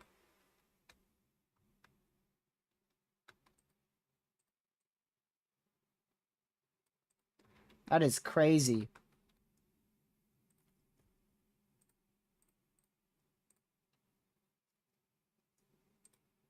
Rarely, if ever, saw a PDS and EDS 80-mile-an-hour severe for a rear inflow jet. We had one or two in Tulsa the other day, and that was the first time I've really ever seen it. And here we are seeing it again. I'm not sure what's up with these MCSs and Derechos having such strong rear inflow jets, but they have.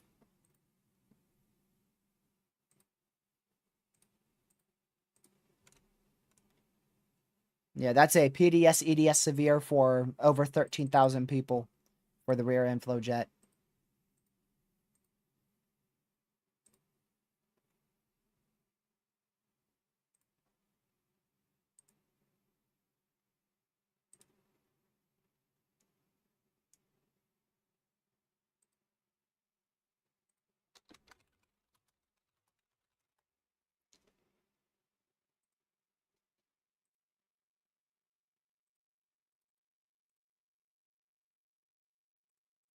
Yeah, June has been wild. Very wild. Big damage right there. House fully destroyed, only a basement left. Not sure exactly where that is, but that's a very substantial report right there. Catastrophic damage. Don't know if that's caused by winds or one of our 3 to 4 violent tornadoes today.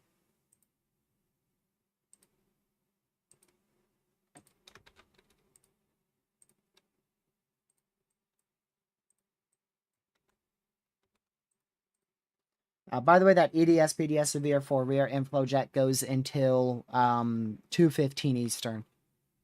Almost another hour.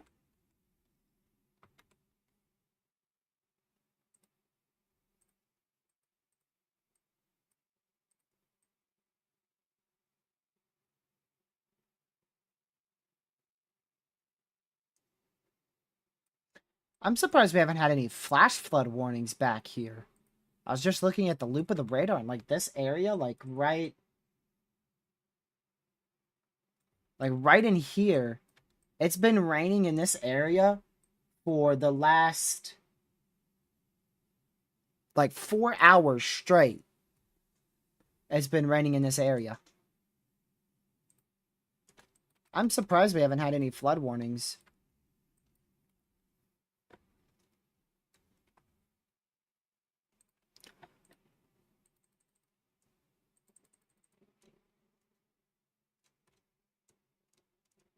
Waiting to see if the SPC ends up issuing any mesoscale discussions here soon.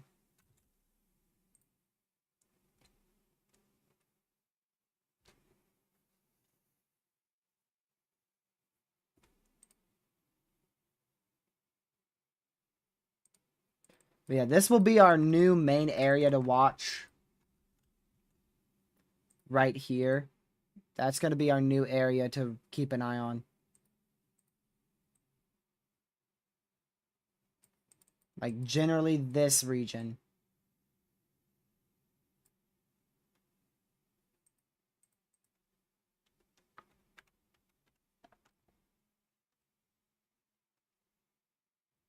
Three-inch hailstone from that storm. Look at that.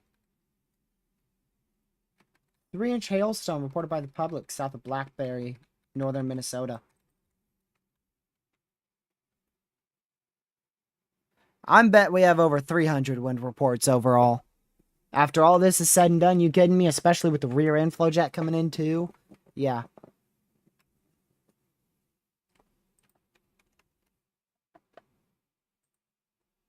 I'm saying over 300. Yes, there's a report of a fully destroyed house, only a basement remaining. But I don't know where it is and exactly what it was caused by.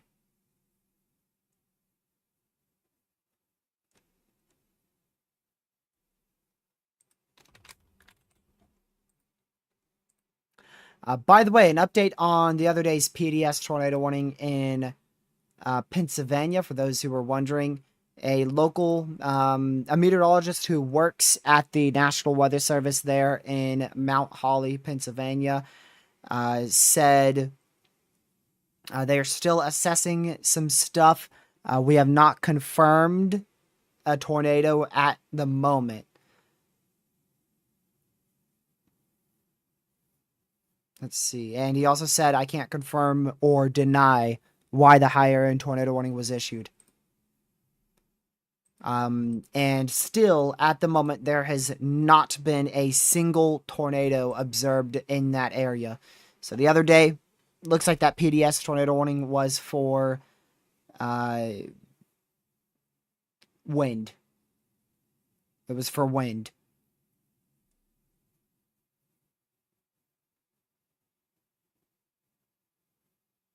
Yeah, in general, the straight line winds were going to be very strong. That's also what he said.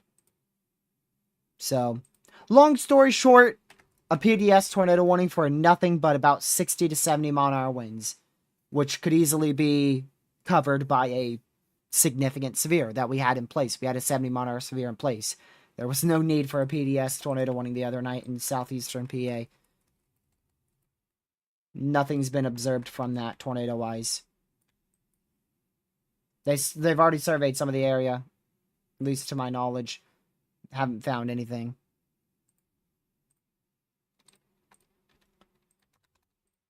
$80 mile an hour winds also for this severe in Carrington as well. So we have a jet stream, a rear inflow jet right in this area pushing through of 70 to 80 mile per hour winds behind the storm. And then you have your MCV is still rotating back up here. And that's what's pushing that rear inflow jet too. And your derecho in this area, I'll circle it with a different color. This area, your derecho is weakening substantially. And in this area,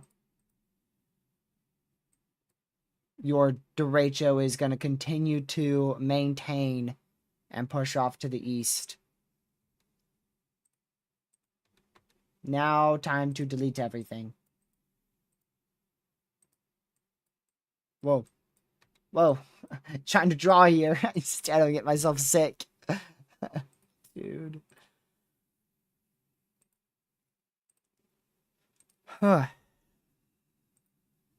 What? Tornado warning. Didn't expect one to be issued. So we got a new area of rotation, a new tornado warning that just got issued here for Wilton in north central Minnesota. So make sure you're in your safe spot. That's for 19 more minutes.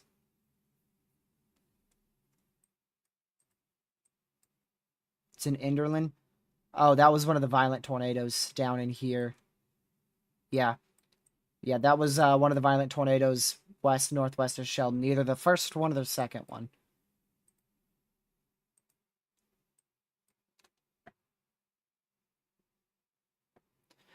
Fargo is really good. Just don't go outside. Stay away from doors and windows. But the main line is passed by you now. You know, there may be 90 mile an hour winds with this now. It says 100 and like 15 velocities, but we are 3.6 thousand feet up into the atmosphere with this radar beam. But this could be 90 mile an hour winds back here.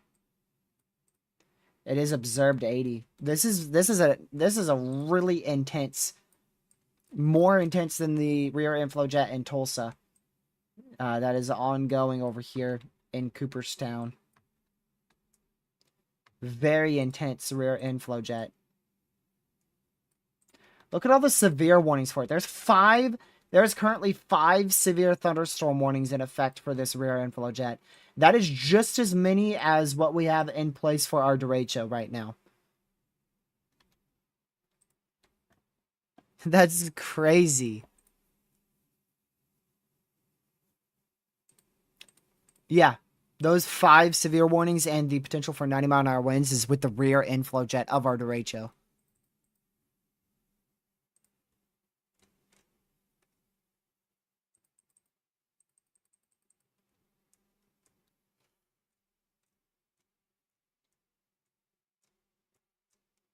So one active tornado warning still just recently got issued. It's only in effect for 17 more minutes here.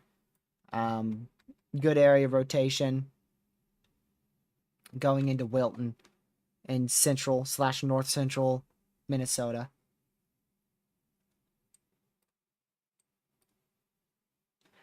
There was like 3 tornadoes, 3 or 4 tornadoes out in this area south of Fargo, and at least 2 of those were violent. And one of those had rotation upwards of about 230 miles per hour. So we had very intense to violent tornadoes southwest of Fargo today. And thankfully stayed out of Fargo. To my knowledge, no tornadoes impacted the area of Fargo today. Probably saw widespread 60 to 70 mile an hour winds, but likely not a tornado.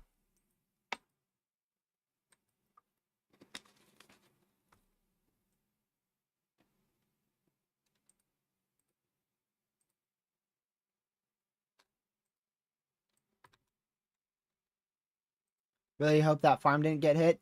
That could be where that damage is being reported from. Because it was up here. That violent tornado hit a farm somewhere in this area. And there's a chaser reporting a badly damaged house with only the basement left.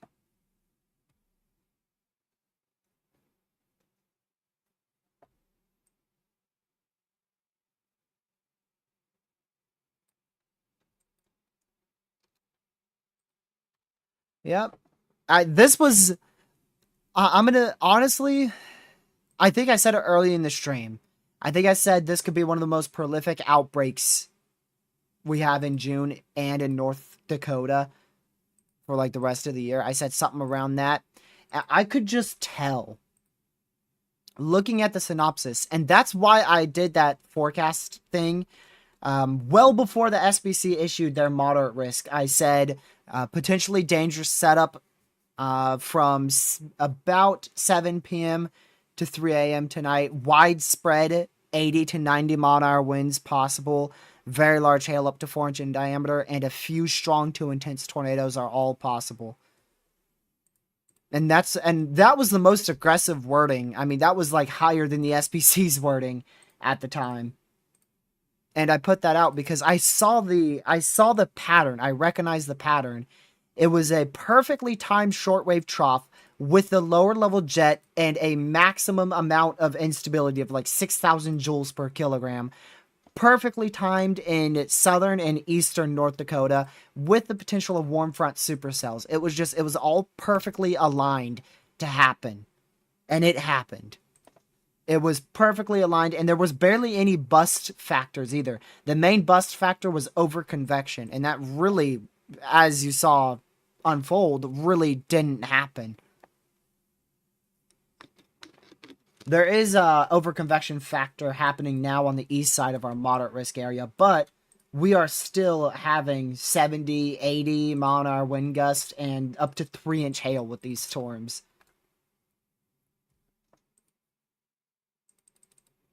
New SPC outlook for tomorrow/today. They've maintained a large slight risk across far northern Michigan into western New York and into central New York as well. Quick, this is the last look we have at our moderate risk today, y'all. This will be replaced with the day 1 outlook very shortly. So there's the last look at our SPC outlook. So just a heads up, this will no longer be available to see on the WeatherWise, Radar Omega, all the apps like that. You will only be able to see it on the SPC site. So this is the risk area that we have remaining for the rest of the night. A couple tornadoes still possible, especially over the next hour or two. Widespread damaging winds of 70 to 80 miles per hour, especially over the next 2 hours. And then large hail up to 2 to 3 inch in diameter will also be possible for at least the next 2 to 3 hours. This outlook will disappear shortly, and it will be replaced with tomorrow's day 1 outlook, which they still maintained a 2%. They have a 2% in North Dakota, 2% in northern Minnesota. North Dakota, northern Michigan, and into a good chunk of New York. 2% tornado risk. Hail risk is a very large 15%. Wind risk is a very large 15%. Both non-SIG for tomorrow.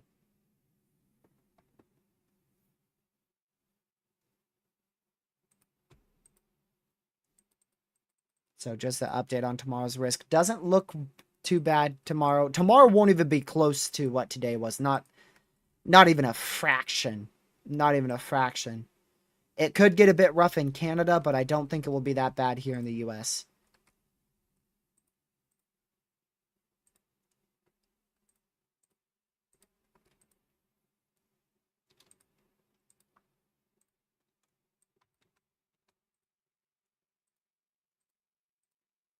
Still observed 80 mile an hour winds happening over Cooperstown.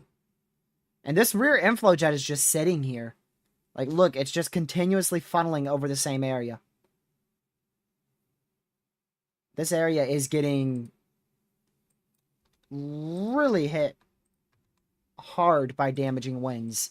And that's why it's an EDS severe, because these winds are continuously funneling over the same area.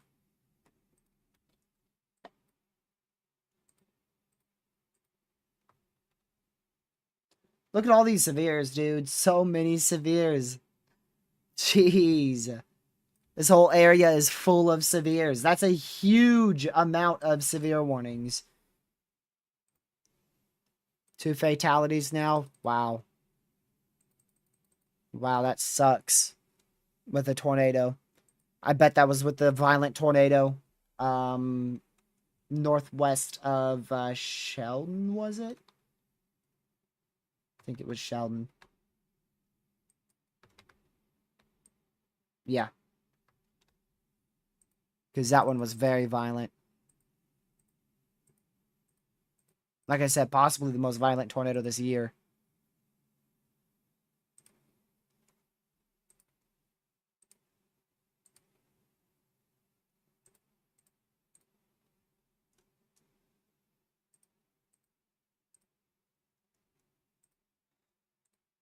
Alright. Let's see. Hey, there is a flood warning. We now have 2 flood warnings after I was mentioning before. 2 flash flood warnings just got issued.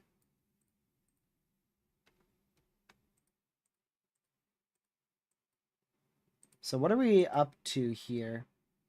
1, 2, 3, 4, 5 significant severes, only 1 normal severe, still 3 PDS severes, and 1 tornado warning. And those PDS severes are very huge. Very huge. I imagine this is probably going to go sub-severe.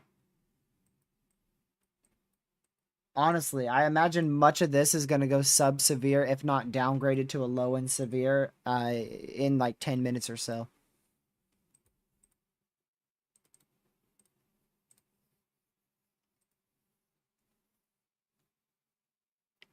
Like I said before, our main threat is going to be focused in this region for the rest of the day.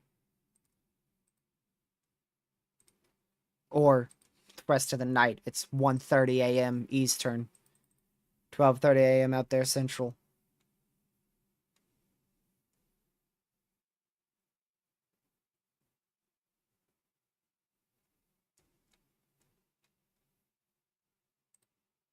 Man.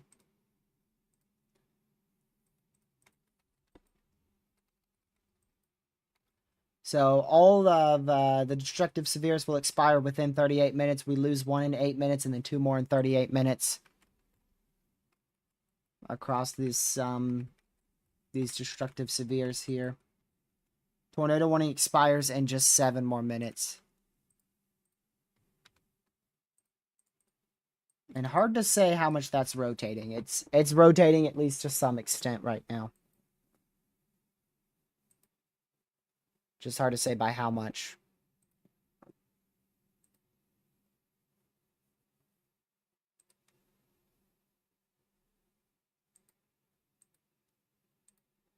I'm going to check Mezoanalysis real quick.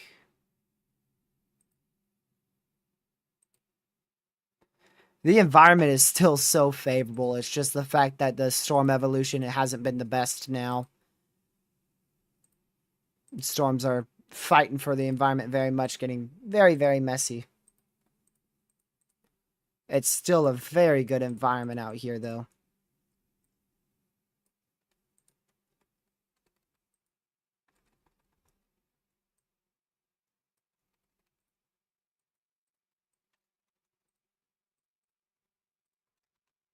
Still, I mean, geez, how long are these rear inflow jet winds gonna last? Not a single sign of weakening with these rear inflow jet winds here.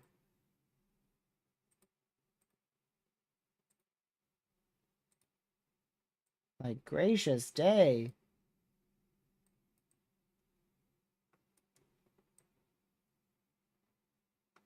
Like, look at this.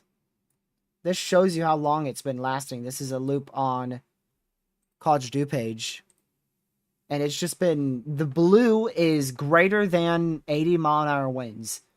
And it's just been funneling in this one area. Specifically right in here. Yeah, like right around this area. And this is a loop over the last like hour and 20 minutes. Big tornado warning right there for an entire other hour here till 2:30 a.m. Eastern. Very long duration tornado warning there.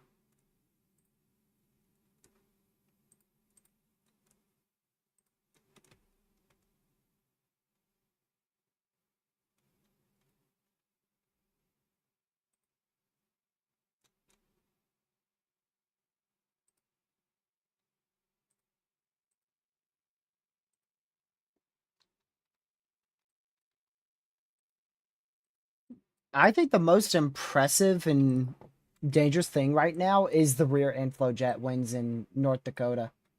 Because it's funneling over the same area, dude. It just hasn't stopped.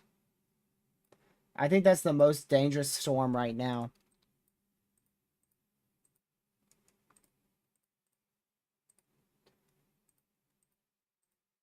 With our derecho and all these storms, there's only one destructive severe with all this.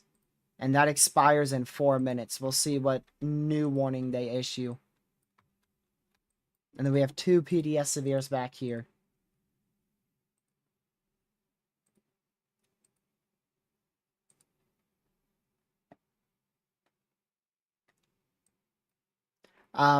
Like I said, Ben, that's how I thought today's setup would go because it was just another tornado warning.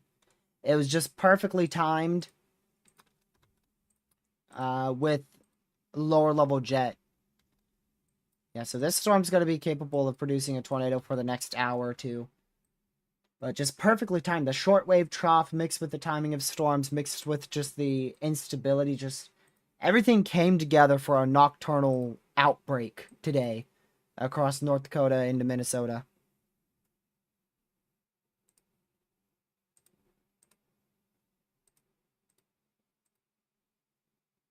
Just crazy.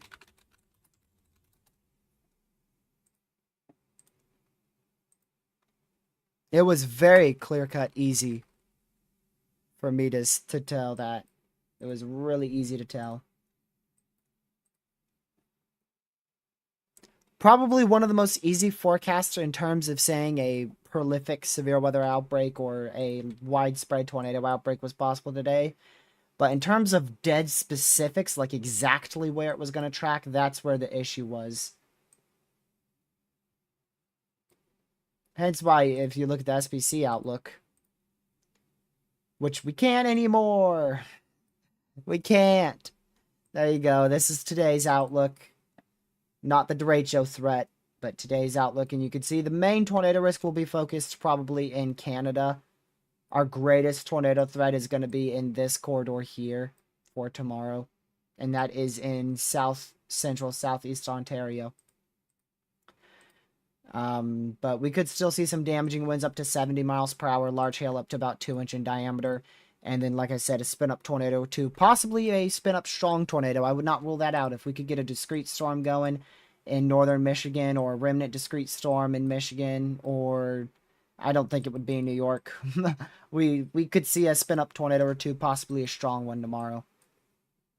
And then in North Dakota, don't know what's going to happen up here, but there is a risk, a low-end risk for winds, hail, and a tornado or two if storms fire. A lot of questions on if storms even fire in that area tomorrow.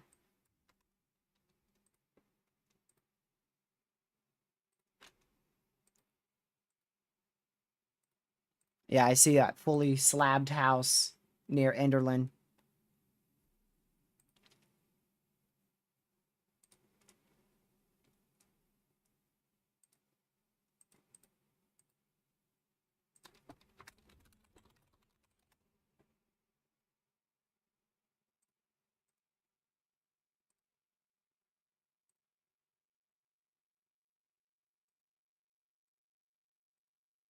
Okay.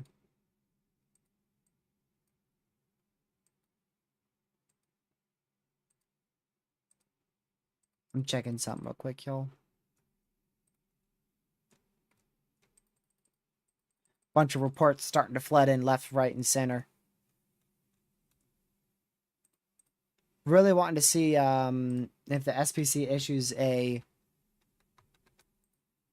MCD for these storms or not, because they're going to be very close to the edge of that severe / tornado watch. All right, there goes that destructive severe. So these storms are no longer even severe warned near Callaway.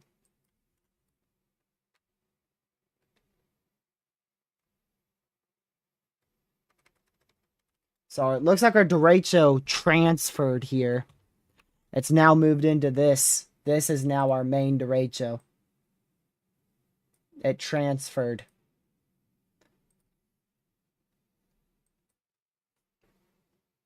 So there you go. Your main derecho has died out. Your big widespread derecho has died out. It is all sub-severe. The entire thing is sub-severe. I don't think that's going to last very long at all. But your derecho is fully sub-severe now.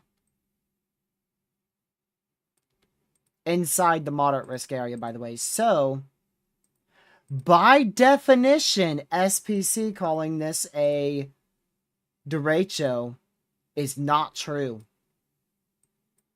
This did not make it 400 miles. That is 300 miles. By definition, this does not hit derecho criteria. It doesn't. But they called it a derecho already.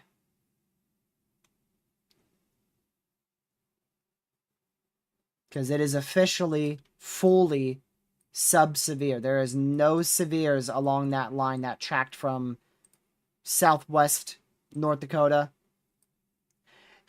They just reissued a severe. However, However, it already went severe warning list, so I don't know. They could still count this as part of the derecho though, and you know, then it's going to be classified as such. But in terms of our main derecho, it just went sub-severe, and now it's back to 1 severe warning. So, if we go off of their criteria, which they have been so strict about with that Pittsburgh derecho too, this doesn't classify as a derecho. But the SPC called it a derecho, so we are too.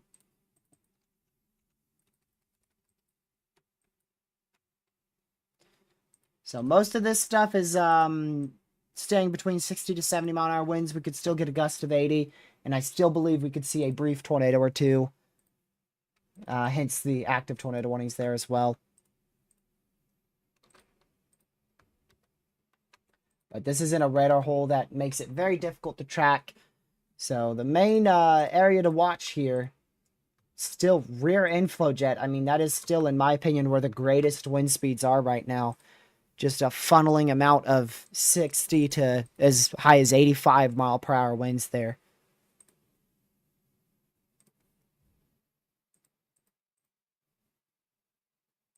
See what our reports are up to overall so far.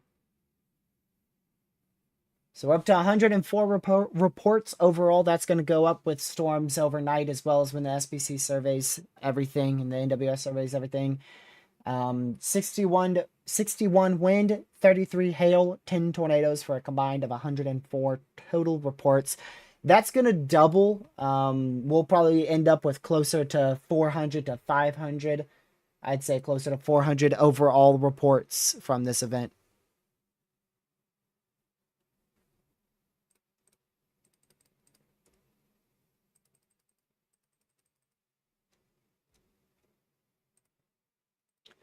Crazy event, man. So I ain't got up in almost 7.5 hours. I think this is low enough for us to end stream here in 12 minutes. I'm going to get some good rest. Probably going to take the day off tomorrow, to be honest with you. The only thing I'm very concerned about right now is this storm over Cooperstown, North Dakota, actively producing 70 to 80 mile an hour winds. So in a couple minutes, we're going to head to the end screen and start ending. Even though there's active warnings and stuff, it's gotten very late and I'm exhausted and I can't afford to stay up till 4 a.m. again. By the time I wind down and get ready for bed, I'm not going to be asleep until 2:30, 3 a.m.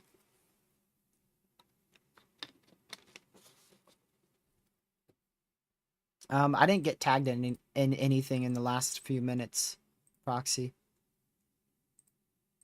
Unless you mean the one 30 minutes ago, right? Yeah. Yeah. I think that is where the fatalities occurred.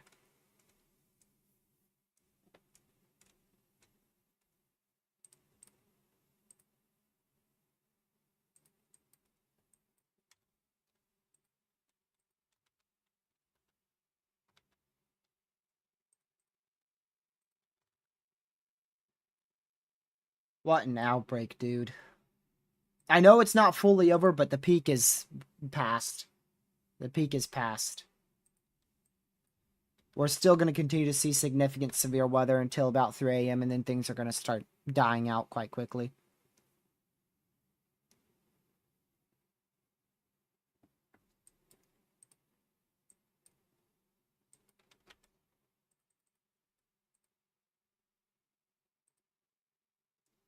Dude.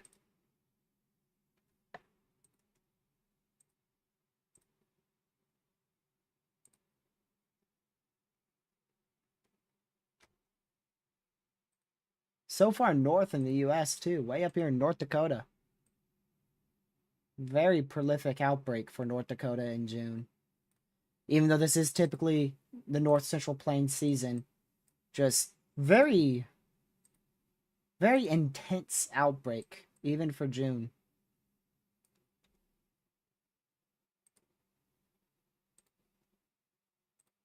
I mean, we had like, what, 5 intense tornadoes and 3 to 4 of those possibly violent.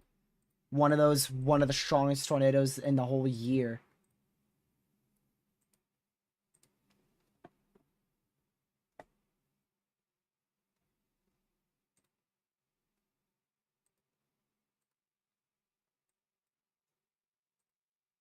I'm loading up the into the stream loop right now.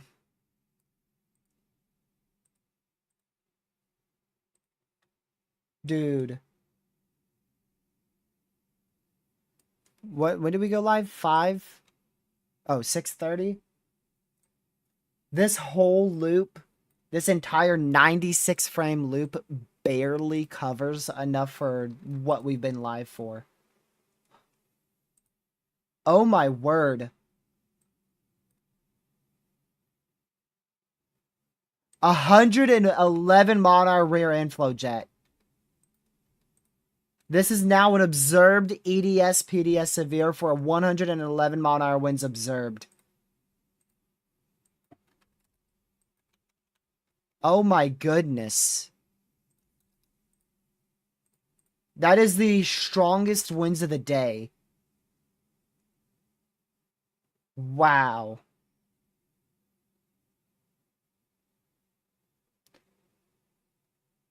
Long duration wind speeds greater than 75 miles per hour. Public has observed a 111 mile an hour wind report 1 mile east of that town name in Steele County.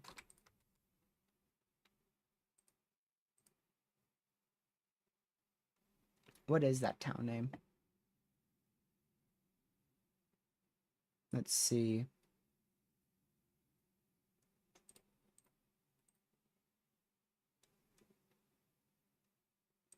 Okay.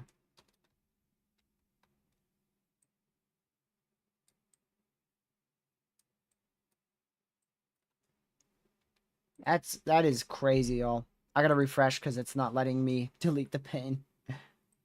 There you go. So 100 plus mile-an-hour winds ongoing with the rear inflow jet of this storm.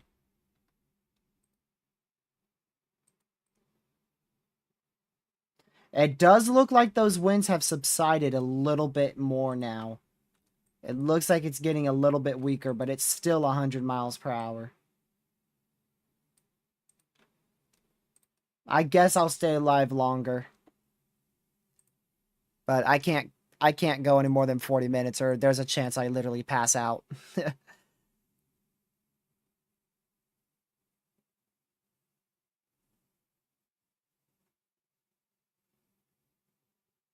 Chaser reported no power across much of this area due to the bookend vortex. And, of course, the Derecho as well.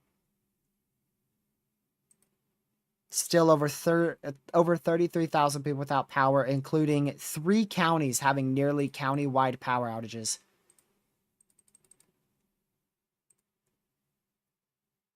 Oh, here comes the SPC mesoscale discussion. I wanted to show you guys an MCD. Finally, they've issued one. Let's go.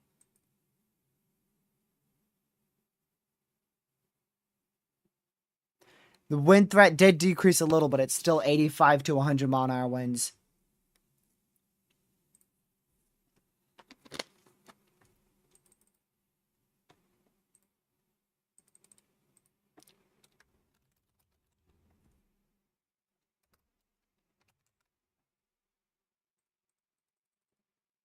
Okay, there's the full graphic. Intense damaging winds expected over the next 1 to 2 hours in north central Minnesota. So they're still expecting significant damaging winds here, including the chance for a spin-up tornado or two, possibly a strong one.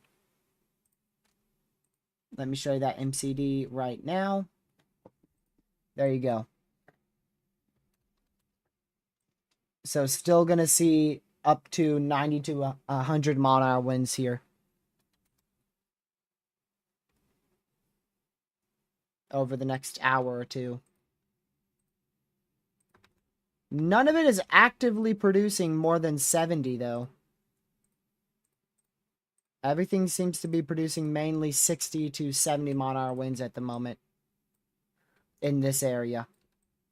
Now, rear inflow jet, yeah, completely different situation. Observed 111 mile an hour wind report with an observed 100 mile an hour severe for the rear inflow jet. Definitely by far the most intense rear inflow jet I've ever seen. And it's not even remotely close.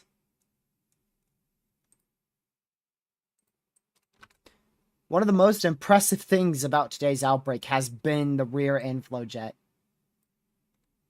That has literally been one of the most impressive things about today.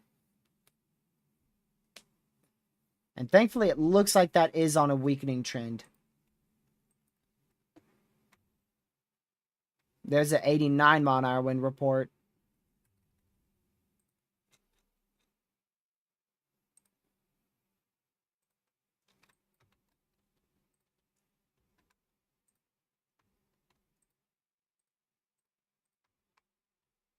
Let me see. Yeah, so that line, it's in a good environment. This line that we're looking at in the middle of the screen, it should intensify. So we should see 80 to 90 mile an hour winds out of it tonight.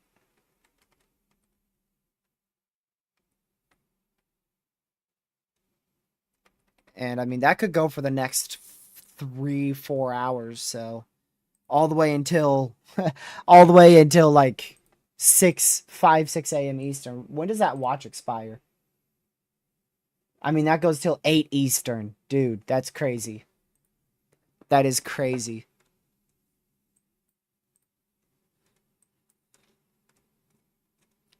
So we've covered about five intense tornadoes today. 3 to 4 violent tornadoes. A long-lived derecho with widespread 80 to 90 mile an hour winds and gusts upwards of 110 miles per hour. And now we've also covered the rear inflow jet with wind gusts upwards of 111 miles per hour that has been consistently producing 80 mile an hour winds for the last hour and a half, nearly over the same area, and those winds have now peaked at up to 111 miles per hour. We've also covered multiple 3 to 3.5 inch hailstones today too.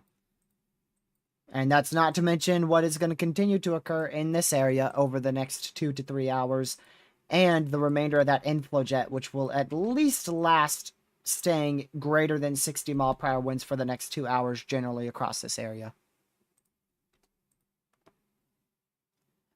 In my opinion, a very historic June derecho.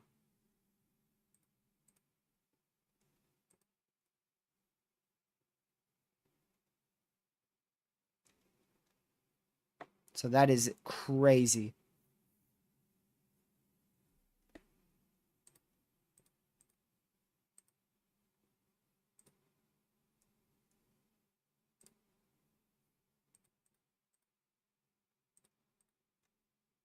Seeing if we have any other reports here.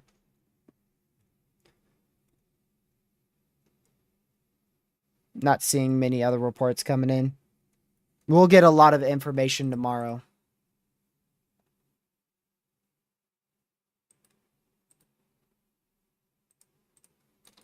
This area is badly damaged. I can already tell you.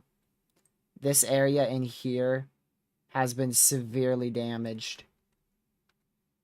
I mean, we've had 100 mile an hour winds, 110 mile an hour winds, widespread 90 mile an hour winds, 3 to 4 violent tornadoes. The derecho itself, 2 to 3 inch hail. I mean, this area has been severely damaged.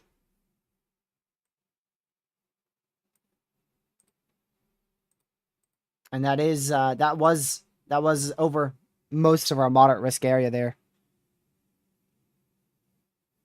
Sunday won't even be comparable to this. I can already tell you. Sunday does not have a setup like today did. Sunday will mainly be far northern Minnesota, and it will probably be mainly into Canada.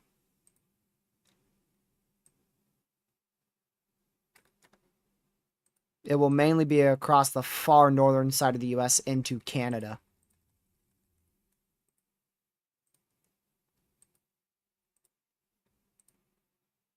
Might be some derecho potential for Canada, to be honest. on Sunday. MCS to Derecho potential. But I think most of that stuff will stay out of the U.S. I think our risk here in the U.S., it's going to be far northern areas up in here. So much of the same areas impacted today will probably be under the gun for severe weather going on into Sunday. This is Sunday's outlook. Yeah, it's probably going to be this region in here.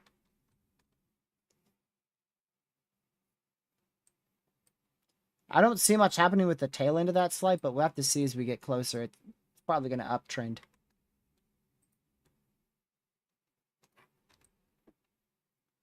Looks like our winds are down still a little bit. Not as high as they used to be. But still widespread 70 to 90 mile per hour winds ongoing. Could still get gusts upwards of 100.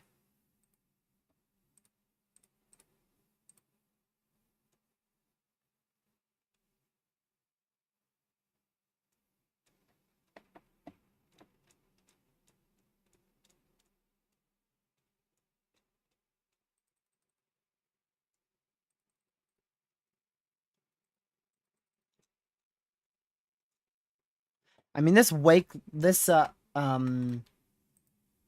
a wake low, but this rear inflow jet is literally stronger and just as strong as hurricanes.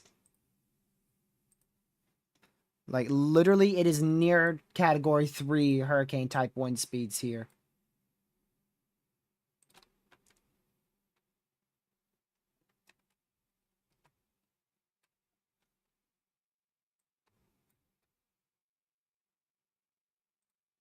Let me see where that is. That doesn't pop up as anything.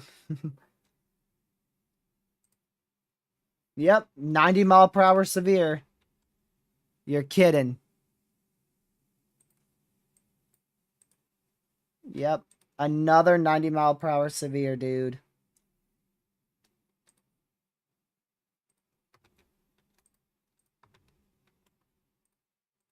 What in the world?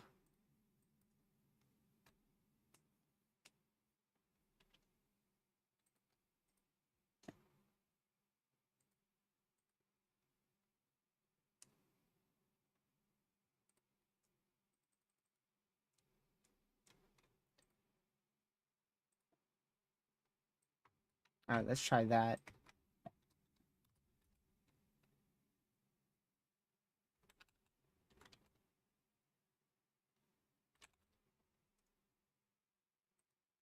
Nope, can't be that area.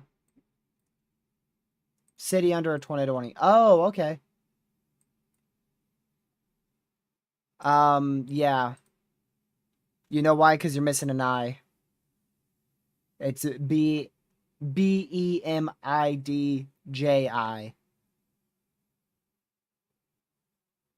You're missing an I.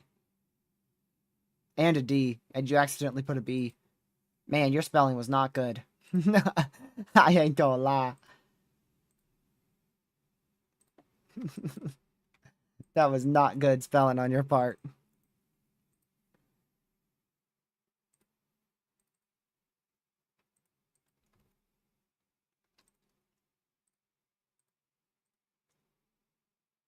It's 2 a.m. Valid, valid. Very valid.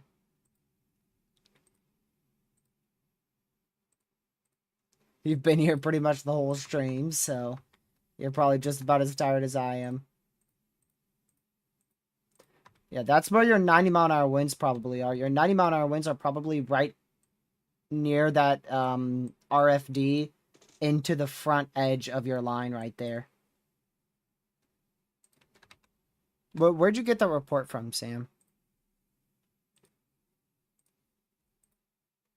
Is it on one of the softwares or something?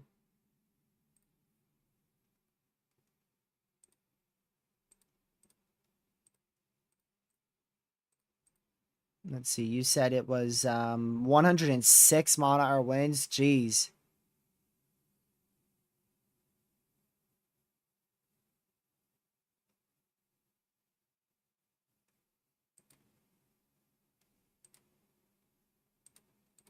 Public reported. Gotcha.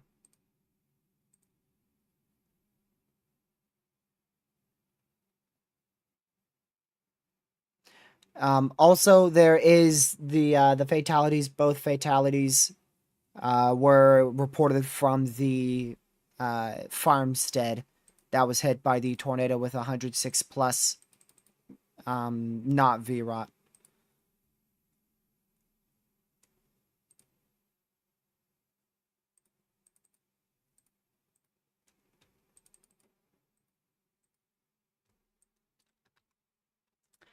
They're falling apart a bit, but we're still dealing with 90-mile-an-hour winds, and the jet stream back here is still producing 110-mile-an-hour winds.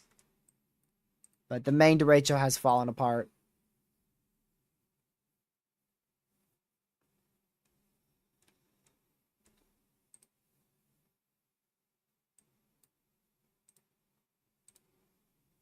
Okay.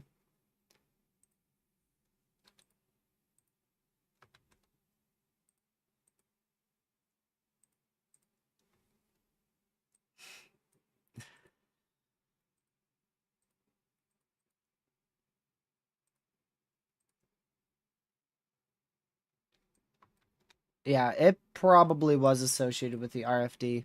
That's what I'm thinking, Sam.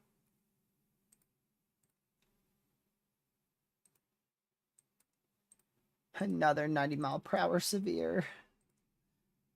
I'm just gonna have to go to sleep, y'all. Another 80-mile-an-hour severe with freaking outflow boundary? That's insane. What is this outbreak, dude?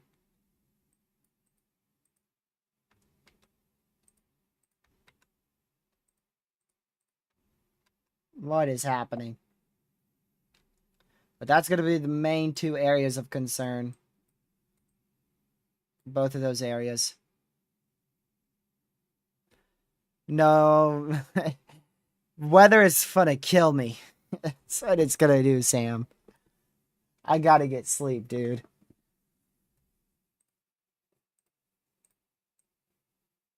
I gotta get sleep or y'all ain't gonna hear from me for a week.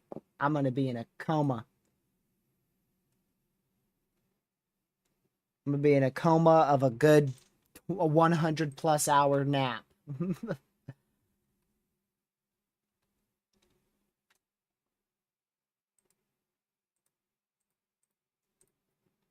Alright, that one expired. We do lose the 80-mile-per-hour severe in 6 minutes, so we'll be able to see what they reissue there.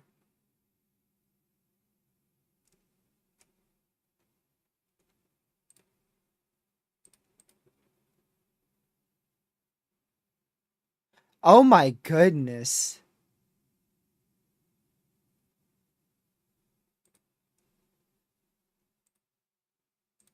There's a chaser who is out in this, I'm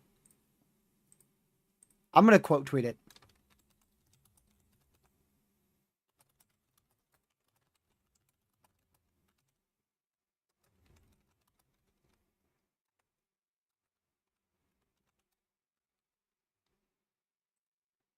I forgot how you spell it. Dakota. Okay.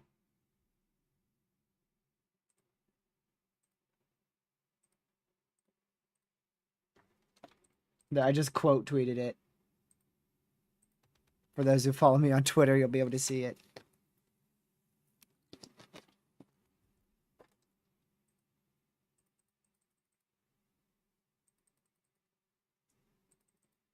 It's literally a hurricane.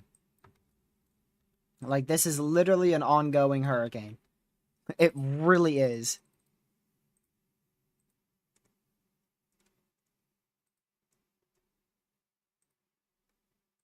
It's literally an ongoing Category 3 hurricane up here.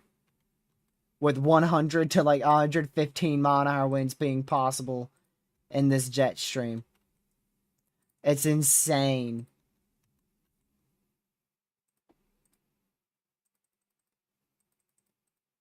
He's going outside in the hurricane, dude. I mean, really, like, this jet stream is literally right here. It is more powerful than most tropical storms and hurricanes that impact the U.S.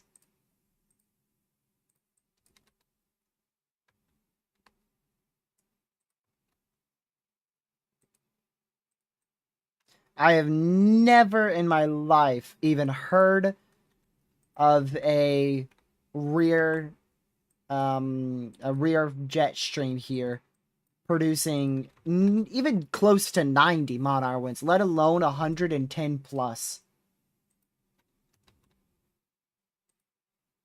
I mean, that's just an insane rear inflow jet, dude. It's literally historic. That in itself is historic.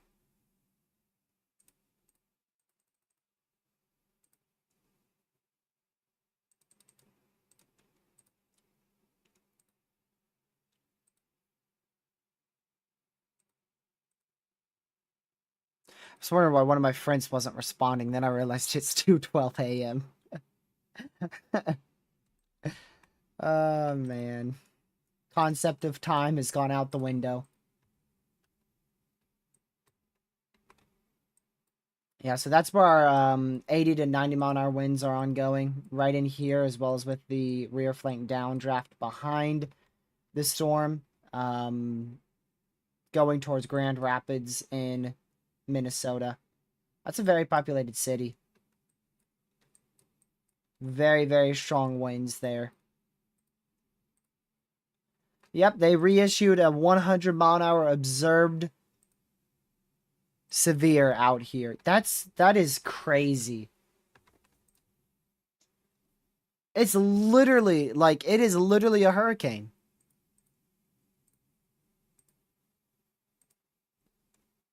It is literally a hurricane, dude.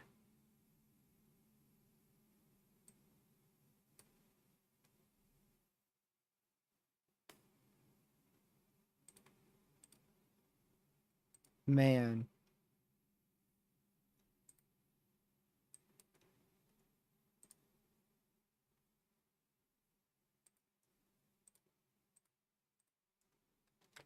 Those velocities, dude.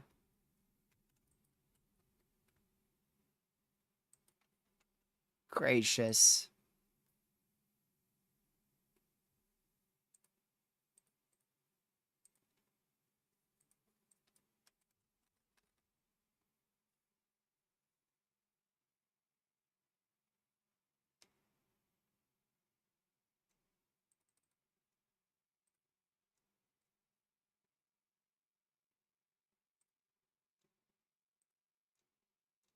Dude.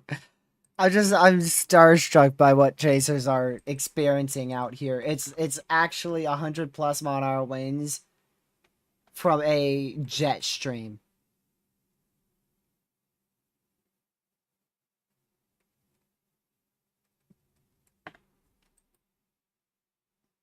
Right in here, we're seeing 100 mile an hour winds from a jet stream.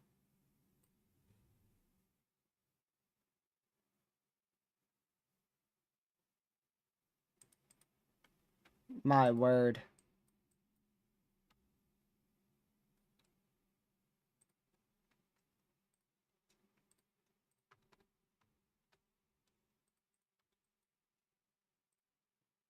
This expires in 45 minutes. That's in 45 minutes. Same with that one.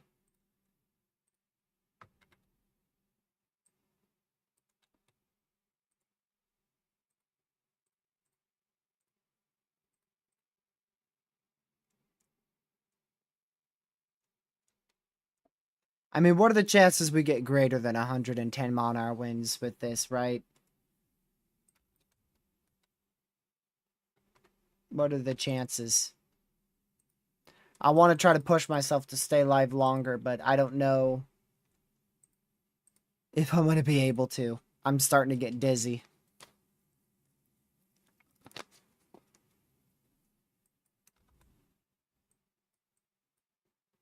Let's see what these velocities read. I mean, it's easily still 80 mile an hour winds. Easily.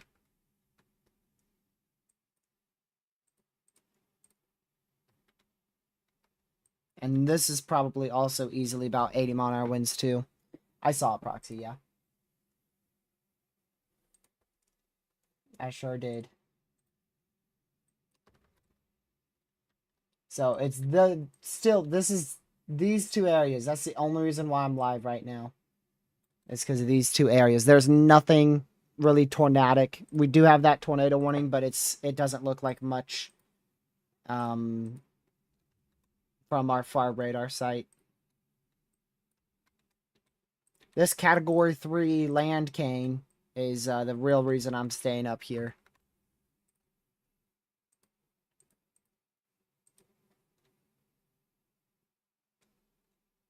Light rain with a rear inflow jet producing an observed 111 mile-an-hour wind gust. Ain't ever heard of that in my lifetime.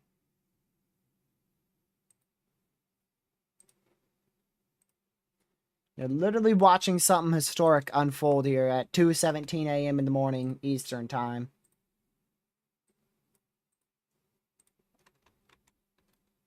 Is that for 92 mile-an-hour wind gust? That's for rear inflow jet too, isn't it? You could see the edge of the velocities from this radar site.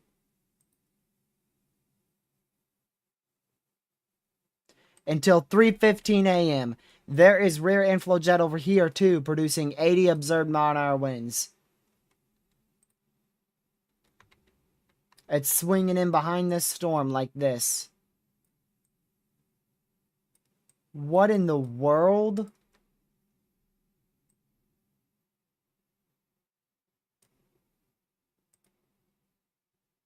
Dude.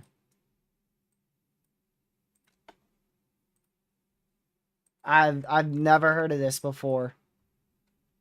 We've got two Landcanes now.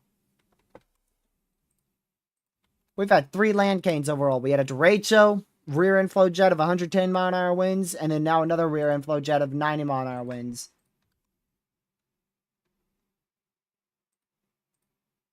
I've never seen something like it.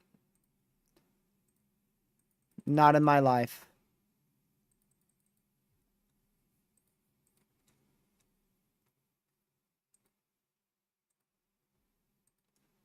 I guess this hurricane season was active after all.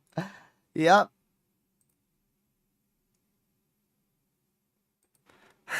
That's crazy. That's crazy. It's just these 2 storms. That's it. There's really nothing else to watch at all. It's this rear inflow jet and this storm as well as its rear inflow jet. It's these 2 storms both producing over 90 mile-an-hour winds and up to 110 mile-an-hour winds.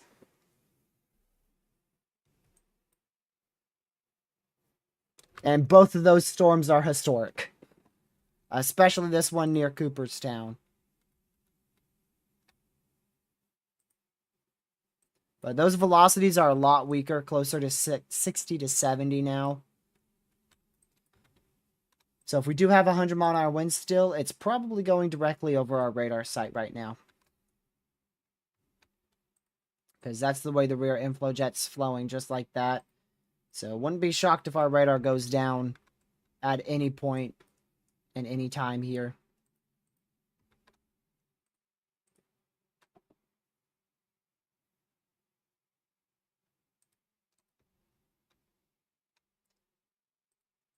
Just crazy stuff.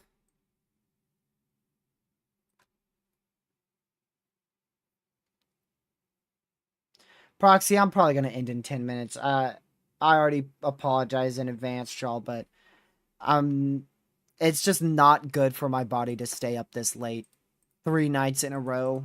It's really bad for your brain, and it's really bad for sleep. So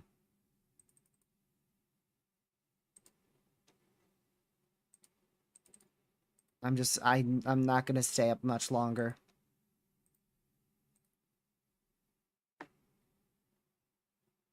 Lucky just texted me, "How are you still live?" That's what he just texted me.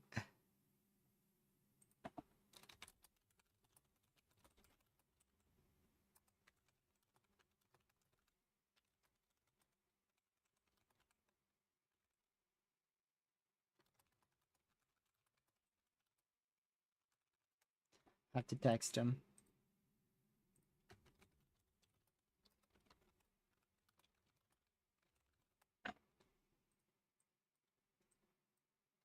Now I'm gonna title it the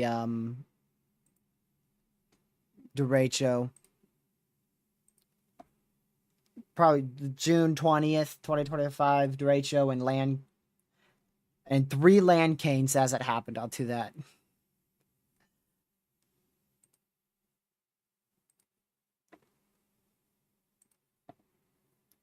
I'll do that.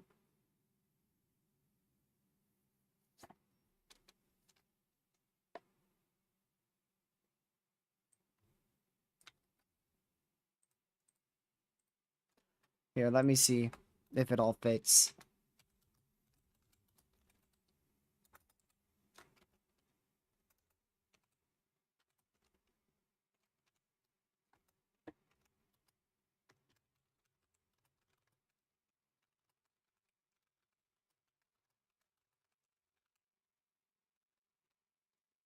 Yep.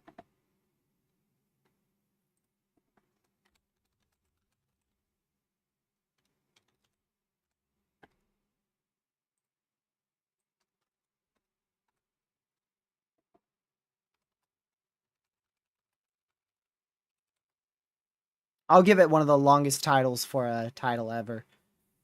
The June 20th, 25 Derecho tornado outbreak and 3 Landcanes as it happened. I'll just save that now.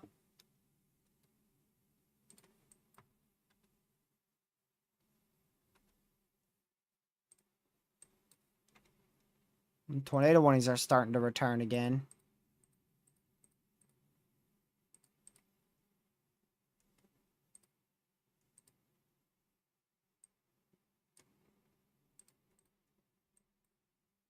I just realized my date was slightly too little.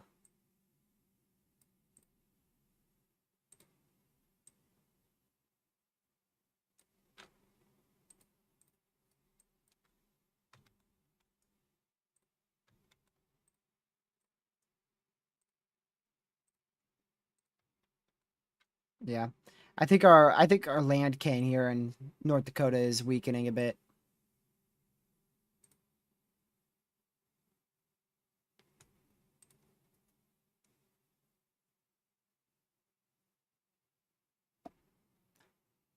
A 954.2 millibar low.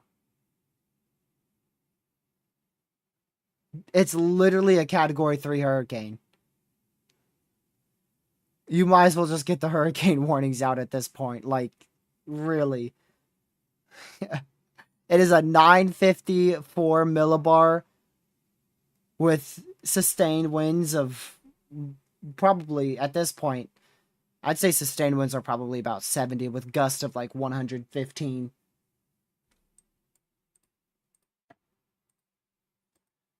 But I'm gonna get ready to head off here, y'all. I'm very tired. I could barely even think straight here, so I'm gonna head off. There's other people who are still alive. I gotta get some sleep, or I'm not gonna be able to function tomorrow, and my parents are gonna be very, very upset. Probably if they figure out I was live this late too, because it's not good for me at all. So I'm gonna need a good 2 weeks to get my sleep schedule back on track. But I think the main event is over. We're still going to be dealing with these storms for the next hour or two, but I think the main stuff is done. So I'm going to have to go to sleep, even though I don't want to. I'm getting dizzy. I feel like I'm about to pass out. So I'm going to be forced to end for the good of my own health, which is always the thing that's first. Family and my own health. So I hope you guys have a great rest of your night. Thank you for tuning into this very long 8-hour live stream and helping me reach over 5,000 people with the word of severe weather today, with this very, very historic 3 Landcane, Derecho, and tornado outbreak that we watched unfold today. Really glad I decided to do coverage. I almost just did a 1-hour briefing today and then decided to do coverage. That was a really, really good decision. So even though I won't be able to cover the entire event because, unfortunately, I need sleep because I'm human, at least I did cover it. That's what matters. At least I was here to cover some of it for you guys, so that way we can just say we covered a historic, very historic outbreak. So thank you so much for tuning in. Thank you, mods from on chat. Thank you, everybody, for being here. I really appreciate it. Thank you for 9,900 subscribers. Thank you for almost 150 likes on this live stream. We're 1 like away. And also, thank you, let's see, Factor for the $10 donation. I hope you all, again, have a great rest of your night. I probably will not see you tomorrow. I may see you Sunday. Have a great rest of your night. Stay safe. Watch severe weather. Again, thank you, mods from on chat. I'll see you guys in the next one. Goodbye.